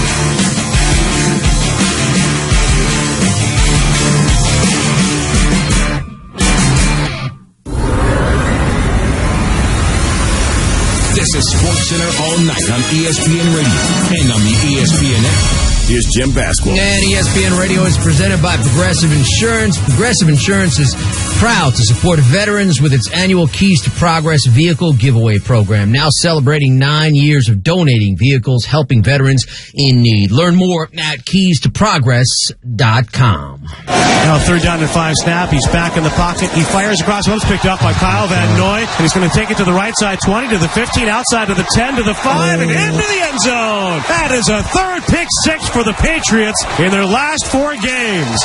Right away for Kyle Van Noy to punctuate a terrific evening for the Patriots, number 53. That's one of his best games as a Patriot. 98-5. The Sports Hub. Mac Jones, a scoring strike to Nelson Aguilar, was the game's lone offensive touchdown. But as you just heard, Kyle Van Noy, 2 sacks, that late pick six, as the D is scoring of late for the Pats as well. They kick off Week 11 with a 25-0 shutout of the Atlanta Falcons for their 5th straight win. How about insight from Mac Jones, the rookie QB? They look great out there. I mean, they know who they're blocking, and it's cool to see them work together. It's just a lot of double teams and stuff like that or whatever, and they have a lot of chemistry and a lot of snaps together, with the guys up front. So they've gelled really well, and I feel comfortable in the pocket with what they're doing. And some of those sacks tonight had nothing to do with them. That was me and issues that I can fix through communication. So they've done a great job, and I just got to hold up my end of the bargain and help them out, doing the tough things right. And the best thing about those guys is just how they play together as a group, not only as an offensive line, but, the whole offense when you add the skill players. So we're all in this together, and I think we're making progress, but we'll watch it and see what we can do better. Jones praising that O-line in front of him. The Falcons had 4 interceptions thrown by 3 different quarterbacks. The Patriots 5th win 6 of their last 7. They're 7-4. Fellow AFC East rival, the Buffalo Bills, at 6-3. They play each other twice in the month of December. The 6th in Buffalo, Orchard Park, that would be. And the 26th, day after Christmas, in Foxborough. Damian Woody on a team that has plenty ahead of it. We're going to learn a lot about the New England Patriots. Right. I've been a guy for a while now that said that watch out for the Patriots. You cannot dismiss them in the AFC, in a muddled AFC. Mm-hmm. I think a lot of questions are going to be answered because everyone keeps saying, they beat the Jets twice. Right. They beat the Houston Texans. They mollywopped Cleveland and Atlanta. Okay, now we're going to see what the big boys in the AFC, the Ryan Tannehill, right, the Josh Allens twice, the resurgent Indianapolis Colts. We're going to see. But New England, being a part of that program, this is a time of year they always start to play well. Yes, they mollywop. They got a mollywop win in there along the way. What about taking it to another level? Is this a potential Super Bowl team from the AFC? Here's the former Pats O-lineman, Damian Woody. They can go to the Super Bowl. Okay. And the reason why they can go to the Super Bowl, a lot of reasons they showed tonight. Okay. Defensively, they're outstanding. Okay. Mm-hmm. They're second in the league in scoring defense. They know how to turn people over. Third downs, their money. Offensively, their offensive line is healthy. Mm-hmm. They got 3 really good running backs that are able to bludgeon you. And then the quarterback, Mac Jones. He's managing the game. Mm-hmm. He's not turning the ball over. And when you took a look at the totality of that, that's a winning formula, particularly late in the season. So I mentioned those two matchups against the Bills that could determine the division. Ultimately, Freddie Coleman, though, still running with the Bills. I feel the same way about the Buffalo Bills, a little bit more than the Patriots, who are really good and have been really good lately. And I'm a Mac Jones fan. I was on record saying, sleep on him if you want. He fell into the best situation out of any rookie quarterback in the National Football League. No pressure, put him in a cocoon, run the football, play tough defense. But that Bills team, they've heard all that rhetoric. They're looking around going, really? Yeah, we know our Bill Belichick, greatest of all time. You know what? We're still the Bills. This used to be your playground, New England. This is our playground. I can't wait till those two teams get together because I firmly believe that Buffalo is going to show exactly. Although the Patriots is worthy, but we're still the best team in the AFC East, and we stand more of a better chance to have a deeper run in the Super Bowl run than the New England Patriots. Now, former Pats OC Charlie Weiss was there during the Brady years right from the get-go, right? He joined Keyshawn, J. Will, and Max comparing where these quarterbacks were at the same time. Here's Weiss's take. We set up everything based on who's playing. Okay, if Keyshawn Johnson's my starting receiver, I'm going to do things that Keyshawn Johnson does best, and I'm not going to do the other things. So we were doing things that were based on Drew. So Drew got hurt. We played to our strength, which was our defense, and played a ball control game. And as the year went on, the more and more Tommy showed what he could do, then we did more. So that by the end of the year, we could run 2 minutes against the Rams and win the Super Bowl. But that wasn't by accident. It was because as the year went on, he showed he could do more and more. I think Mac is way ahead of that curve because he comes in the door. As I watch the games, and you watch the games too, you know the offense. It doesn't look to me like they're holding a lot of things back from him. Now, Weiss among the guests here on ESPN Radio, appearing via the Goodyear hotline. On the other side of the ledger, Matt Ryan, 2 interceptions, a QBR of just 23.3. Falcons shut out at home for the first time since '88. He pointed to missing one of their key weapons on offense. It's always tough when you don't have some of your guys out there, and CP's been such a big part of what we've done offensively. The rest of the group, we didn't do enough to be as productive as we needed to be. And so, it's always tough when guys are out, but it's never an excuse. You got to find a way to get the job done, and it wasn't a good enough effort from us on the offensive side of the ball. CP being Cordero Patterson. Meantime, Harry Douglas, the former Falcon wideout with Kenny and Golick Jr. on what is left in the tank for the Falcon signal caller. Matt Ryan has been playing lights out football this year. And I think it's just showing everybody that, okay, we were trying to get rid of Matt Ryan. We were trying to write him off. But let's just hold on here because we like what we're seeing. And if you can continue to put more pieces around him, I think he can play another. I think he can play another 4 or 5 years. After the last 2 weeks, perhaps those pieces need to come quickly because it's come apart for the Atlanta Falcons. Ravens quarterback Lamar Jackson missed practice 4th time this season. That's been the case. His OC Greg Roman said he didn't have a complete update on Jackson's status for this weekend's matchup. Cowboys Chiefs, perhaps the game of the weekend. Dak Prescott ahead of the kickoff against KC. Yeah, it's honestly not that tough if since we have all the reps at it and we're continuing to practice on it and being conscious of it takes us to be completely locked in, and from the inside guys to help me getting the message or getting the play out to the outside receivers. We're all on the same page and we trust each other and hold each other accountable to knowing their stuff. It's not tough at all, and we've got the group to do that. Dallas owner Jerry Jones ahead of this highly anticipated matchup. It's not any other game in Missouri, I'll tell you that. And everybody's so excited over this matchup, and I am too. I have such respect for their coach. I have such respect for their organization. We go up there and could come out of there with a win. It would be a hallmark win for us this year. Yeah, let's face it, the Cowboys are in really good shape with regards to the NFC East, but Keyshawn Johnson points to why this is so important for them. The Dallas Cowboys have to have it because it's important for the first round bye. They're going to win the division. Oh, right? The Giants, all 100%. Them dudes, they're going to win the division. Yeah, that's 6 wins. So in order to get a first round bye and stay in contention for that, they can't afford to lose to Kansas City because there's only one bye. If there was 2, it's like, okay, whatever. Right. But because there's only one bye, the importance for teams to get that bye, which I love that there's only one, because that means everybody's going to continue to compete at a high level all the damn time. they've got to go in the Arrowhead and figure out how to come out of there with the W. And don't forget to start your day with Keyshawn, J. Will, and Max every weekday morning from 6 to 10 a.m. Eastern. On the flip side, this game means something to the team they're playing. Talking about KC, Big Wood, and Louis Riddick with that insight. I don't think any doubt it's Kansas City. Even though they're at home, even though they are, they played in the last Super Bowl, won the Super Bowl previous to that. Patrick has gone from being a league MVP to a Super Bowl MVP to a guy who, basically we gave him a pass last year because the offensive line was so decimated once we got to the Super Bowl. Given all that and given everything they've accomplished down there, and as good as Andy Reid is, and as much as Dallas has not accomplished in 25 years or whatever it is, we're still going to find out more about KC. I think that, the Chiefs are hearing whispers that they're back. Whispers that they're back. Mm-hmm. Well, guess what? Now you got the Dallas Cowboys coming into town. If the Chiefs want to go anywhere, their defense will have to step up. Now you're going up against a Dallas Cowboys offense that can beat you multiple ways. Okay, you want to stop the run? Fine. I got probably the best set of skill position players in the league. I can tear you apart that way. Oh, okay. Y'all will give me a light box? Fine. I got two-headed running game with one of the best offensive lines that we can bludgeon you to death.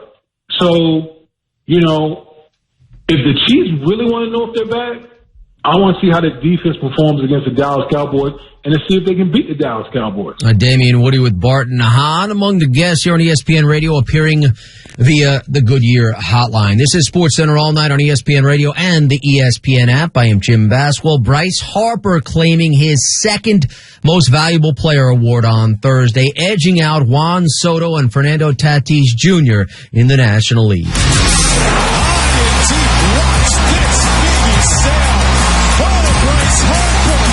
Heading to third, he's being waved home. The throw by Bryce Harper is in time. He got his hand. What a throw by Harper.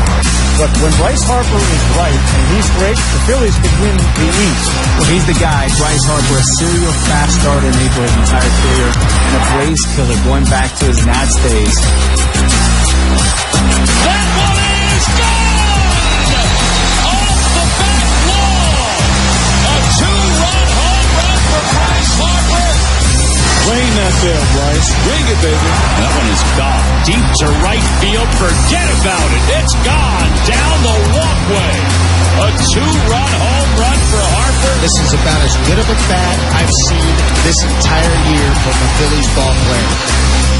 And unlike Shohei Ohtani, the unanimous vote in the American League, Harper captured 17 of 30 first-place votes. Soto and Tatis finished second and third, respectively. Harper becomes the fourth player since 2000 to win multiple MVPs before turning 30, joining Mike Trout, Albert Pujols, and Alex Rodriguez. He talked about being on a list of some great two-time winners. I think all those guys that you talk about, they all have World Series as well. That's the next step. That's the next goal. You want to be on that platform with your team and your teammates and do that. I'm definitely humbled to be part of that group right now. I don't want to just check off the box and say, hey, I'm good. I won an MVP in Philadelphia and that's it. I want to keep playing, want to keep doing my thing, playing hard, working hard, understanding that we need to be the team that comes in each year, ready to go and ready to work for October. And that's what we need to do. I'm a long ways away from being what those guys are right now. So I want to keep working, understand I want to enjoy this, with my family, my friends, my teammates, the organization, but ready to go and get to work when I need to, starting in 2022. Yeah, I should mention Harper was a unanimous winner playing for the Nationals in 2015. In 2021, he led the NL in slugging percentage and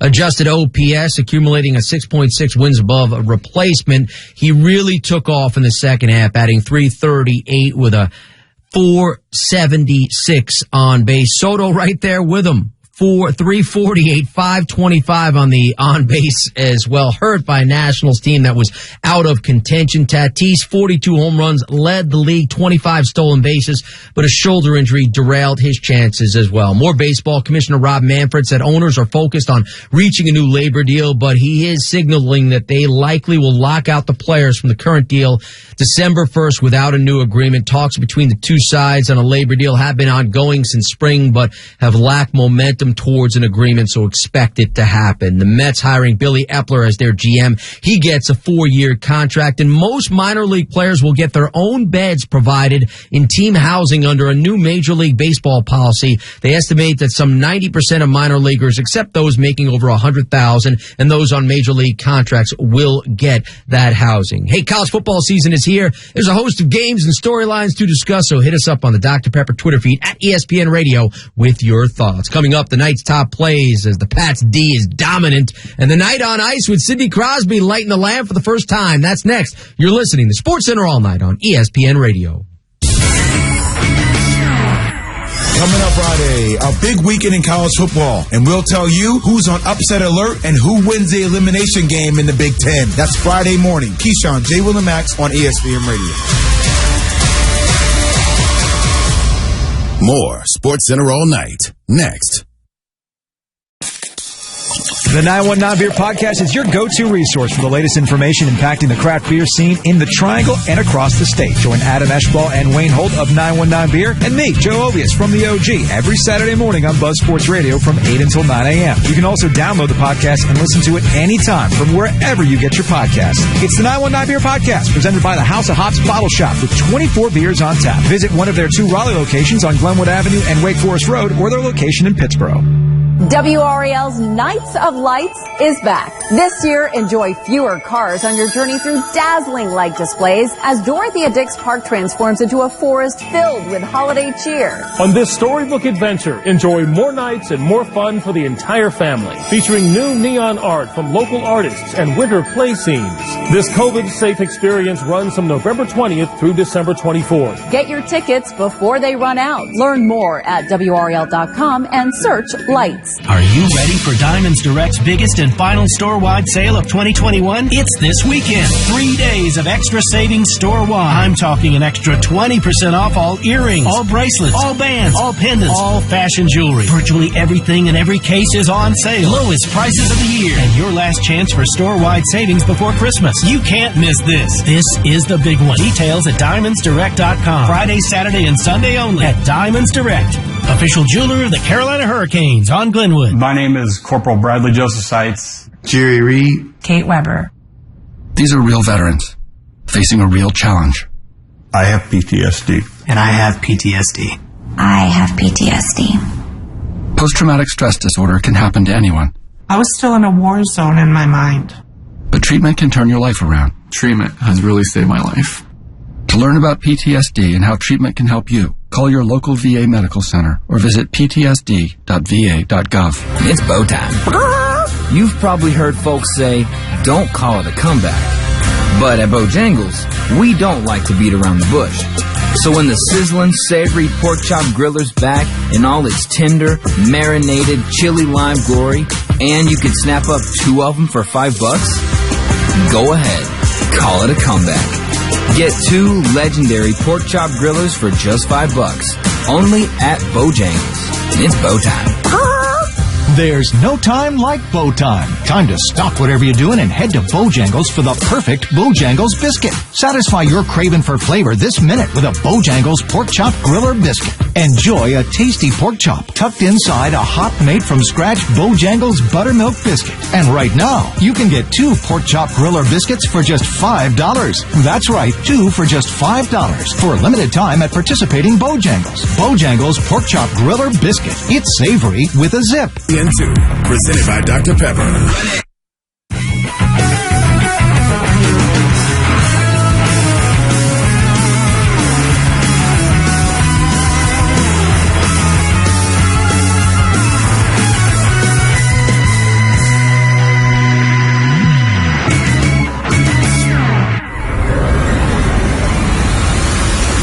This is Sports Center All Night on ESPN Radio and on the ESPN app. Here's Jim Basquil. Hey, we're back on Sports Center All Night, reminding you to hit us up on the Dr. Pepper Twitter feed at ESPN Radio with your thoughts on storylines, matchups around college football, like, say, Big Ten Top 10 Saturday from Columbus, Michigan State at 9-1, 6-1 in conference. Ohio State 9-1, 7-0 in conference. They do it from Columbus. So much at stake for college football playoff positioning. Sam Acho on this matchup. Well, they have to defend Ohio State's receivers. Think about this. Michigan State got upset against Purdue. They gave up 11 catches, 217 yards to David Bell. David Bell's a star. Ohio State, they got 3 stars. They got Chris Olave. They got Garrett Wilson. They got Jackson Smith and Jigba. 3 stars. I'm not talking about recruiting. These guys can all play. And so Michigan State will have to try to defend not 1, not 2, but all 3. And even if you stop all 3 of those wide receivers who are all top 8 in the Big Ten, you have to stop the running game. Travion Henderson, Mayan Williams. So that's why Michigan State is such a huge underdog. And lots on Sparty's plate. Keyshawn, J. Will, and Max this morning talk college football with Desmond Howard joining the show at 8:30 Eastern. Mel Kiper Jr. follows at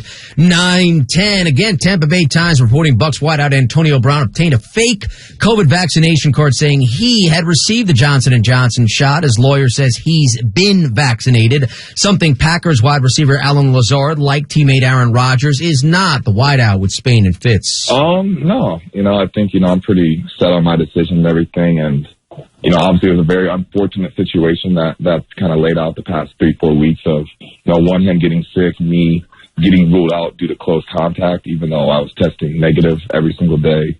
It's a tough time that we're in. I think everyone understands that no matter what side you're on of this whole thing. And, I think it's just a unfortunate situation.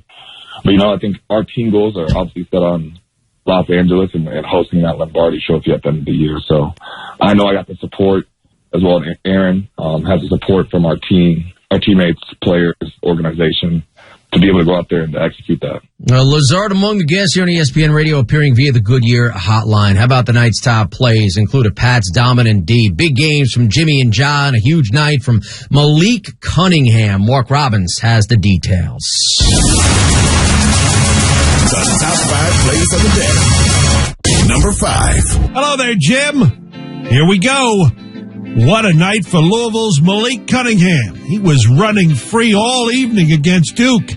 Here's Paul Rogers on Learfield. Cunningham with the back next to him, motions the receiver again, doesn't hand it to Mitchell, keeps it, turns it up the middle, now runs right along the 35, dodges a tackler at the 40, pulls out of his grasp, runs to the 45, now to the 50, and down the sideline, and he may be gone. Cunningham to the 20, Cunningham to the 10, and just trots into the end zone for another electrifying 72-yard touchdown by Malik Cunningham. Number 4. In the NBA, Miami relied on the Butler. And Jimmy delivered with $7.90 the ticket. Heat ball with 3:45 remaining in the fourth quarter. Strus inbounds near side. Gets it to Lowry. He's dribbling right hand, top of the key. Moves it a little left for PJ. PJ threads the needle to Jimmy for a jam. 11 of 18 have gone in for Jimmy Butler. He's got 30 points again. Number 3. The Memphis Grizzlies get a W, thanks in part to Ja Morant. 92.9 ESPN Memphis. Inbounds quickly to Morant. Races the length of the floor. Gets to the rim. And no one can catch him. Morant to the rim. Lays it up and in. 26 for Ja Morant tonight. Number 2. Thursday night in Atlanta, the Patriots offense scored a touchdown. Ball splits the hash marks for the pass. They go to work with a 1st and 10 from the 19. 2 receivers left, Myers and Harry. Henry, the tight end right. From the offset eye, Johnson in front of Harris. Now with Myers in motion right. Jones on the drop. He throws across the middle. Wide open Aguilar. Takes the turn across the 5. Right side of the end zone. Touchdown, Patriots! And the number 1 play of the day. And what do you know? The Pats defense got a touchdown, too. Both of these calls on 98.5 The Sports Hub. Now 3rd down and 5 snap. He's back in the pocket. He fires across one. It's picked up by Kyle Van Noy. And he's going to take it to the right side. 20 to the 15. Outside to the 10 to the 5. And into the end zone. That is a 3rd pick 6 for the Patriots in their last 4 games. Right away for Kyle Van Noy to punctuate a terrific evening for the Patriots, number 53. That's one of his best games as a Patriot.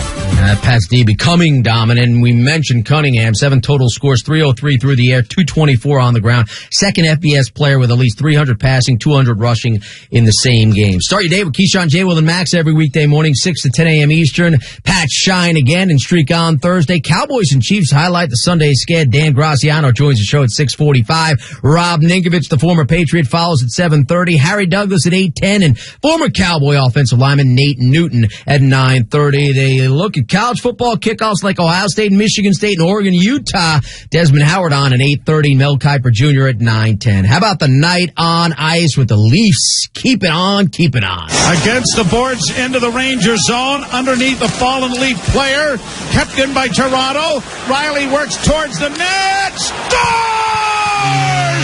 What a nifty little move by the veteran Mo! And Mo has two! Sportsnet 590, The Fan. Morgan Riley scored twice. Leafs take the Rangers 2-1. 10th win in their last 11, snapping the Rangers streak at 4 straight. Here's Hudo, the right side of the lane, cruising in a shot. He scores! He beat on the short side. Jonathan Hudo up through the right circle, and he's able to sneak it past Blackwood, and the Panthers have a 3-1 lead. WQAM Spencer Knight, 45 safe. Jonathan Huberdeau among 3 tallies in the second. Panthers over the Devils, 4-1. He's 0 for 1 this year, but 13 for 28 in his career. Almost 50%. Straight on in. He scores. And the shootout goes to the Lightning 2-0. They win the game 4-3. They've won 8 straight against the Flyers. As the Lightning take Philly 4-3. Stamkos and that guy Braden Point score in the shootout. 4 goals on the year for Sherratt. He'll watch the Penguins come the other way off the turnover. It's Russ with speed down the left wing into the far circle. Backhand in front. Gensel in front. Crosby. He pokes it in. Sidney Crosby finishes it off. Tic-tac-toe. Russ to Gensel to Crosby into the back of the net. And the Penguins get that all-important first goal.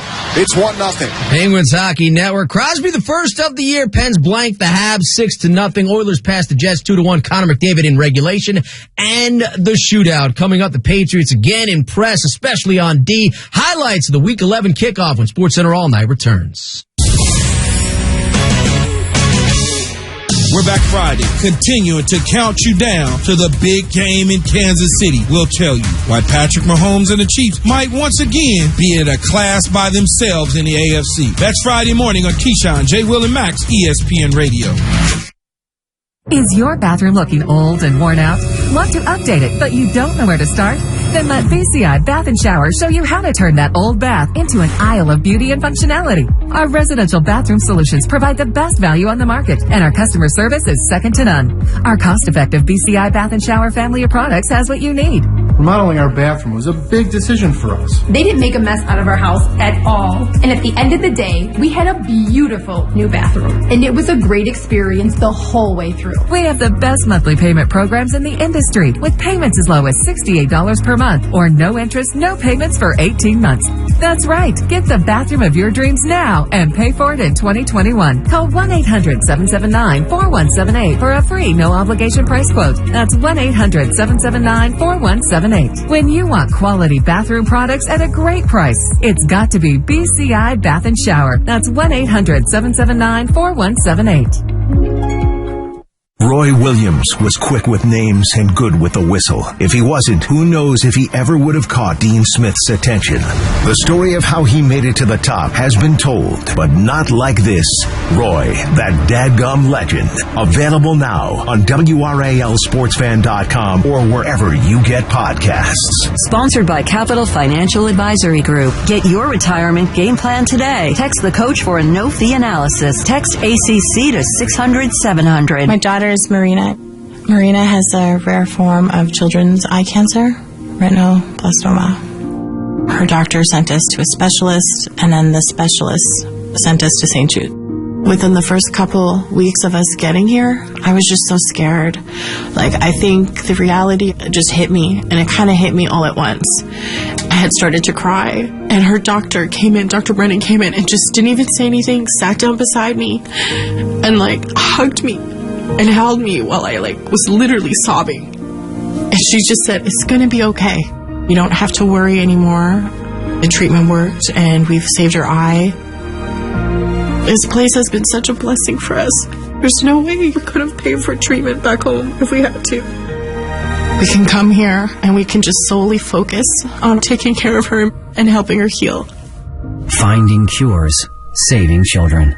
Learn more at stjude.org. The thought of my sons growing up without me inspired me to quit smoking. I talked to my doctors, and then I threw away all my cigarettes, ashtrays, and lighters. I started exercising instead of smoking. Getting support from friends online kept me on track. Staying away from alcohol when I was first quitting was key. Instead of smoking after I ate, I'd get up and take a walk. I missed having a cigarette in my hand, so I'd hold a pen or a straw, anything. Until I knew I wouldn't give in to temptation, I spent more time with my friends who didn't smoke. I went to places that were smoke-free. I didn't stay quit the very first time I tried. I kept on trying, and I learned something each time. Do whatever it takes. No matter how many times it takes. I quit. I quit. I quit. We did it, so can you. You can quit. For free help, call 1-800-QUIT-NOW. A message from the U.S. Department of Health and Human Services and CDC. I was in the hospital with my son for 18 months. When he got injured, I knew I had to be strong. I just remember rushing into his room and giving him a big hug and letting him know I was there. These veterans and families are just a few of the heroes we serve at Homes for Our Troops. We build specially adapted custom homes with features like wheelchair access and automatic door openers that allow them to focus on their recovery and family. This house is freedom. It's hope. It's a new beginning. Visit hfotusa.org. 4 Pro Bowl offensive linemen. Listen wherever. WCNC Holly Springs. Live from the Newcomb and Company Studios. You're listening to ESPN Radio on 99.9 The Fan.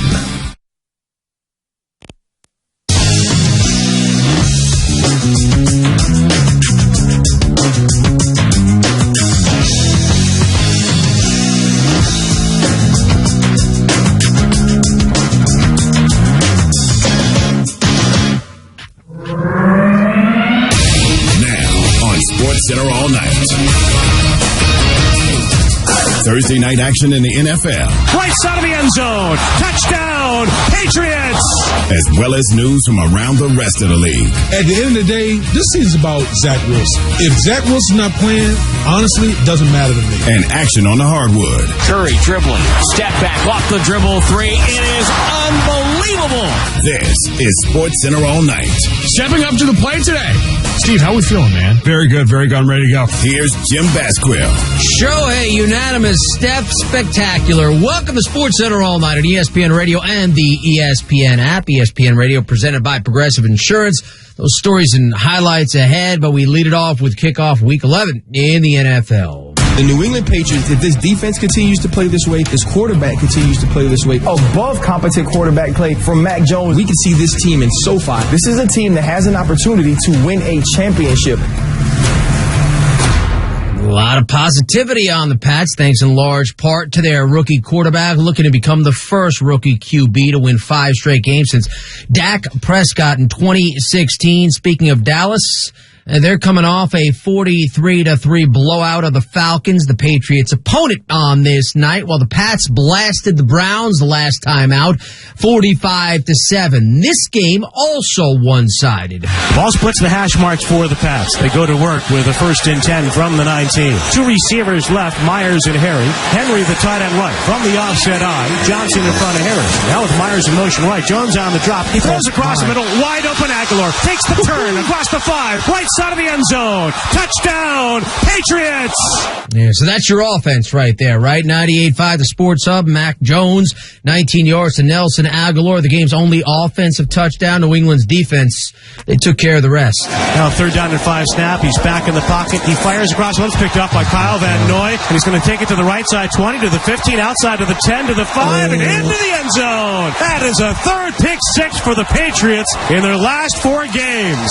Right away for Kyle Van Noy to punctuate a terrific evening for the Patriots, number 53. That's one of his best games as a Patriot. Yeah, to back that up, 2 sacks, a late pick 6 for that touchdown. Past 25-0 with the shutout. It's their 5th straight win. Nick Folk, 4 field goals along the way. The Falcons shut out at home for the first time since 1988. 4 interceptions thrown by 3 different Atlanta QBs. Patriots win their 5th straight, 6 of their last 7. They are 7-4 in the the AFC East. Buffalo Bills at 6-3. Keep in mind, in the month of December, the 6th, they're at Buffalo. On the 26th, they are at New England. So those games still left to play to figure out who will be the division champ. Post-game, here's Bill Belichick. Tonight was a good effort by everyone, coaches, staff, players, obviously, on a short week. Falcons played hard. Dean did a good job on us defensively, and they were ready to go. Got to give them a lot of credit. Falcons really played very competitively tonight, and good to come away with a win. We got some big plays defensively. Nick made some kicks and did enough offensively to score enough points there to get ahead and win. And scored points defensively as well. It's time for Straight Talk, brought to you by Straight Talk Wireless. The Patriots defense has not allowed a point in 19 consecutive possessions over the last 23 touches by the opposition. The Pats D has scored 13 points and allowed 7. Thursday, the Falcons shut out at home, as I mentioned, for the first time since 88. They haven't scored a touchdown in consecutive games for the first time since 87 and just the third time overall in franchise history. Devin McCourty, Pats DB, with our Mike Reese postgame. Just locking in on what we have. I think before we took the field each time, we're just reminding each other of each individual group's keys and to stick to that. This team had a couple different plays, throwing it back, different things where guys had to do their jobs. We just kept reminding each other as the game went along, hey, be ready for anything. Guys that are playing to run, play to run, pass guys, play to pass. And we know as a defense, if we don't give up big plays, we're going to have a chance to play good defense throughout the whole game. But one of the biggest things that we enjoyed that we did today better than the last few weeks, starting the game early and playing well from the beginning. How about your rookie quarterback, Mac Jones? What has he shown you? Just poise. Unwavered by anything that happens in the game. Really turning into a true leader. I keep saying it each week, it's been fun to watch as a 12-year vet, to watch a rookie come in, play for the Patriots, one of the, biggest organizations you can play for in sports, and just be so calm and poised week in and week out. And he's leading us and helping us get these victories. 5 in a row. What's been the formula that you guys are going to have to rely on going forward? As the season goes on, I think sometimes there's a moment of relaxing or, we've got it. We found our blueprint. It's hard work. It's putting in time, putting in the hours, practicing hard. We can't let that slip up. End of November, December, we have to stick to that, and I think it's shown so far when we stick to that, we'll have a chance to win a lot of games. A former Patriots offensive lineman, Damian Woody, on SportsCenter with SVP on where the Pats have grown in recent weeks. The offensive line has gotten healthy. That was like the strength of the team entering the season. They've had injuries along the offensive line. They've finally gotten healthy. They got 3 really good running backs in the backfield. So they're able to control the game by running the football, and they don't put their quarterback in harm's way. They're able to just allow him to make the throws that he's supposed to make, and that's okay. Speaking of that quarterback, I think he is a piece of a bigger puzzle that is championship-style football. Again, he's developing. He's not turning the football over. He's efficient. On third down, he's money. Okay? Look at it. If you look at his completion percentage, he's like 70% completion percentage, throughout the season as a rookie. That's really good. Really good. Again, the defense is outstanding. Offensive line, running game, great. Scott, we're watching championship-style football right now. To back Big Wood's point, Mac Jones, 22 of 26 passing on Thursday. That's Straight Talk Wireless, no contract, no compromise. So is Chris Canty buying on the Pats? And the answer is yes, thanks to their play of that rookie QB. The one team over the course of the last month that has been the most consistent is the New England Patriots. You can hang your hat on their defense, their running game, that big physical offensive line, and Mac Jones. Yes, Mac Jones not making the mistakes that cost you games. Last week, 3 touchdowns, 142 passer rating. Probably the most impressive part, Gojo, is engineering 3 drives of 80-plus yards. That's important when you have a quarterback that can methodically move the ball down the field and then take advantage of those opportunities once they get in the scoring zone. That's a winning formula. So, yeah, I'm sitting there looking at the Man in the Arena documentary and seeing the parallels and personnel from defense that they had in 2001 to what this Patriots defense is marching out there right now. And it's hard for me to think that I just don't know how you could just dismiss the Patriots not having an opportunity to contend at that level. Chris Canty with that insight, appearing via the Goodyear hotline. They start your day with Keyshawn, J. Will, and Max every weekday morning, 6 to 10 a.m. Eastern, and they'll talk plenty about this Patriots win streak. Dan Graziano joins the show at 6:45 Eastern. Former Patriot Rob Ninkovich on at 7:30 Eastern. Former Falcon Harry Douglas will join at 8:10. More from the NFL. Tampa Bay Times reporting that Bucs wide receiver Antonio Brown obtained a fake COVID vaccination card saying he had received the Johnson & Johnson shot. Brown reportedly was unwilling to get the vaccine due to a possible side effect. It's unclear if Brown later received the shot, though his lawyer says he did get the vaccine, adding he is healthy, he is vaccinated, and he is ready to win another Super Bowl. Mike Golick Jr. with this insight. If this is true, and we find out Antonio Brown is not vaccinated, has not been vaccinated, and has been masquerading around the facility as a vaccinated person, this kind of jumps up to the status of worse than what Aaron Rodgers did. Because in the Aaron Rodgers situation, we talked about the Packers felt partially culpable because they knew, the NFLPA knew, and the NFL knew that Aaron Rodgers was in fact not vaccinated, but rather immunized, as he put it. And so at least in that instance, everyone around knew the drill, and apparently behind closed doors, Aaron was doing all the protocol, yada, yada. We don't know what Antonio Brown's been doing. Now, this seems like another situation where we have heard cameras inside NFL facilities capture a lot of this stuff. The league can review this footage. And so if it is true, Chris, this very quickly becomes something they got to look into and come down on with the hammer, because this would now be a second instance of someone lying very publicly about this, or in this case, lying privately about it, but to the people that are his employers. You're listening to Sports Center all night on ESPN Radio and the ESPN app. I'm Jim Basquel. Shohei Ohtani coming off an unprecedented 2021 campaign, crowned as the American League's most valuable player, cementing the two-way star's global sensation icon. I wish sports fans understood, like, the ridiculousness of what Ohtani's doing right now. It's like he's playing two completely different games at an absolutely elite level. And that ball is out of here! Ohtani is showtime! Here's the next delivery, and this ball is lifted high, and it's hit deep out in the right center field, and it's out of here! Ohtani has done it again! We won't see another guy like him. No one alive has seen anyone like him, because no one's been around to see Babe Ruth. I don't want this to be normalized. I don't want us to get used to what we're seeing him do, because there's a reason there's only one guy that is doing this. It's physically and mentally impossible to do this at the pinnacle of the sport. Next one on Shohei, and boy, that is an absolute bomb. Oh, and first pitch crushing. Oh, man. Lean into it.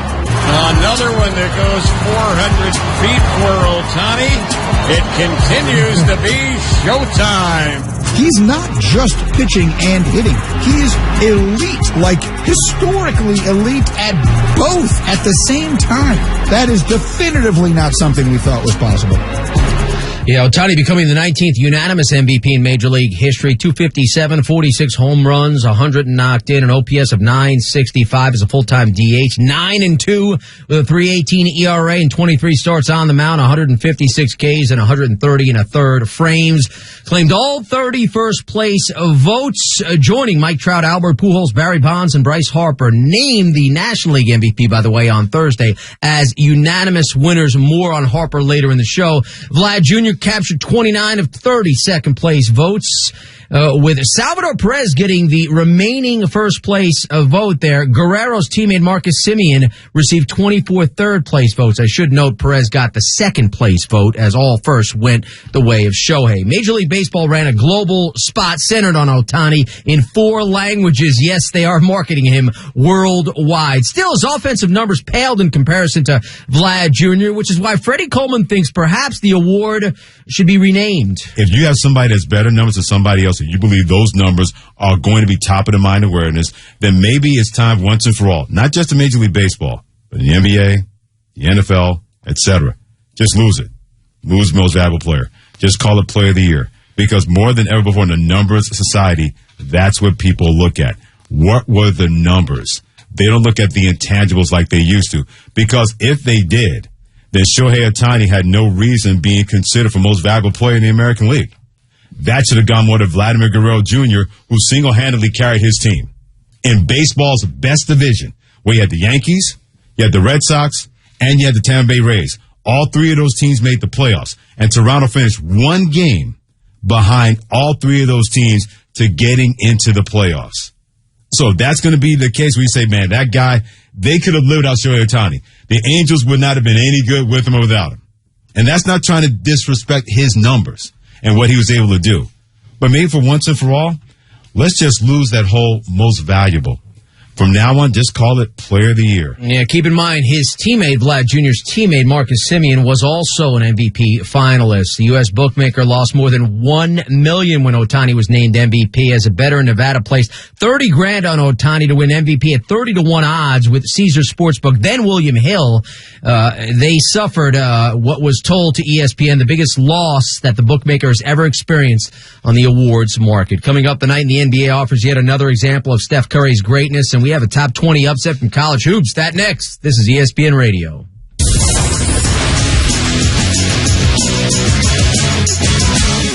We're back Friday, continuing to count you down to the big game in Kansas City. We'll tell you why Patrick Mahomes and the Chiefs might once again be in a class by themselves in the AFC. That's Friday morning on Keyshawn, J. Will, and Max, ESPN Radio. This is Sports Center All Night. Did you know the arrow in Amazon's logo represents A to Z? Maybe the My Computer Career logo should represent unemployed to employed. Ryan was out of work when he started classes in March. In September, he started his IT career, working for Amazon, making more money than he ever thought possible. Here's a prime opportunity. Go to mycomputercareer.edu and take the free career evaluation today. You could start your new life as an IT pro in as little as 4 months. It's not rocket science. It's mycomputercareer.edu. Marty, I'm the ghost of Rewards Past, here to show you all the cash back you could have earned on your holiday purchases. But I get up to 1.75% cash back on all my purchases. Wait, really? Yeah, I have a Navy Federal Credit Union cash rewards card. Well, cool. Happy holidays. Learn how you can slay the season with a cash rewards card at NavyFederal.org. Navy Federal Credit Union. Our members are the mission. Insured by NCUA.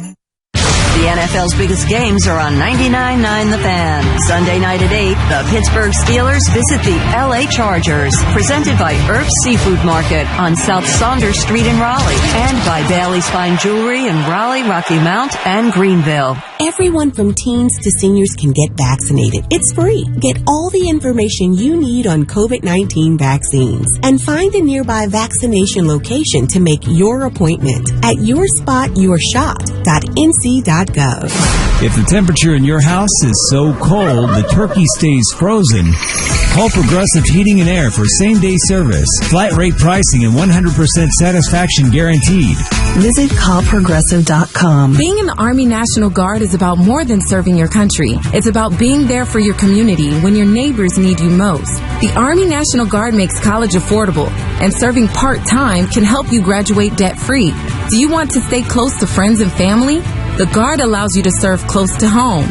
Serving part-time in the Army National Guard lets you have the life you want. Learn more by visiting NationalGuard.com. Sponsored by the North Carolina Army National Guard. Aired by the North Carolina Association of Broadcasters and this station. Did you know the arrow in Amazon's logo represents A to Z? Maybe the My Computer Career logo should represent unemployed to employed. Ryan was out of work when he started classes in March. In September, he started his IT career, working for Amazon, making more money than he ever thought possible. Here's a prime opportunity. Go to mycomputercareer.edu and take the free career evaluation today. You could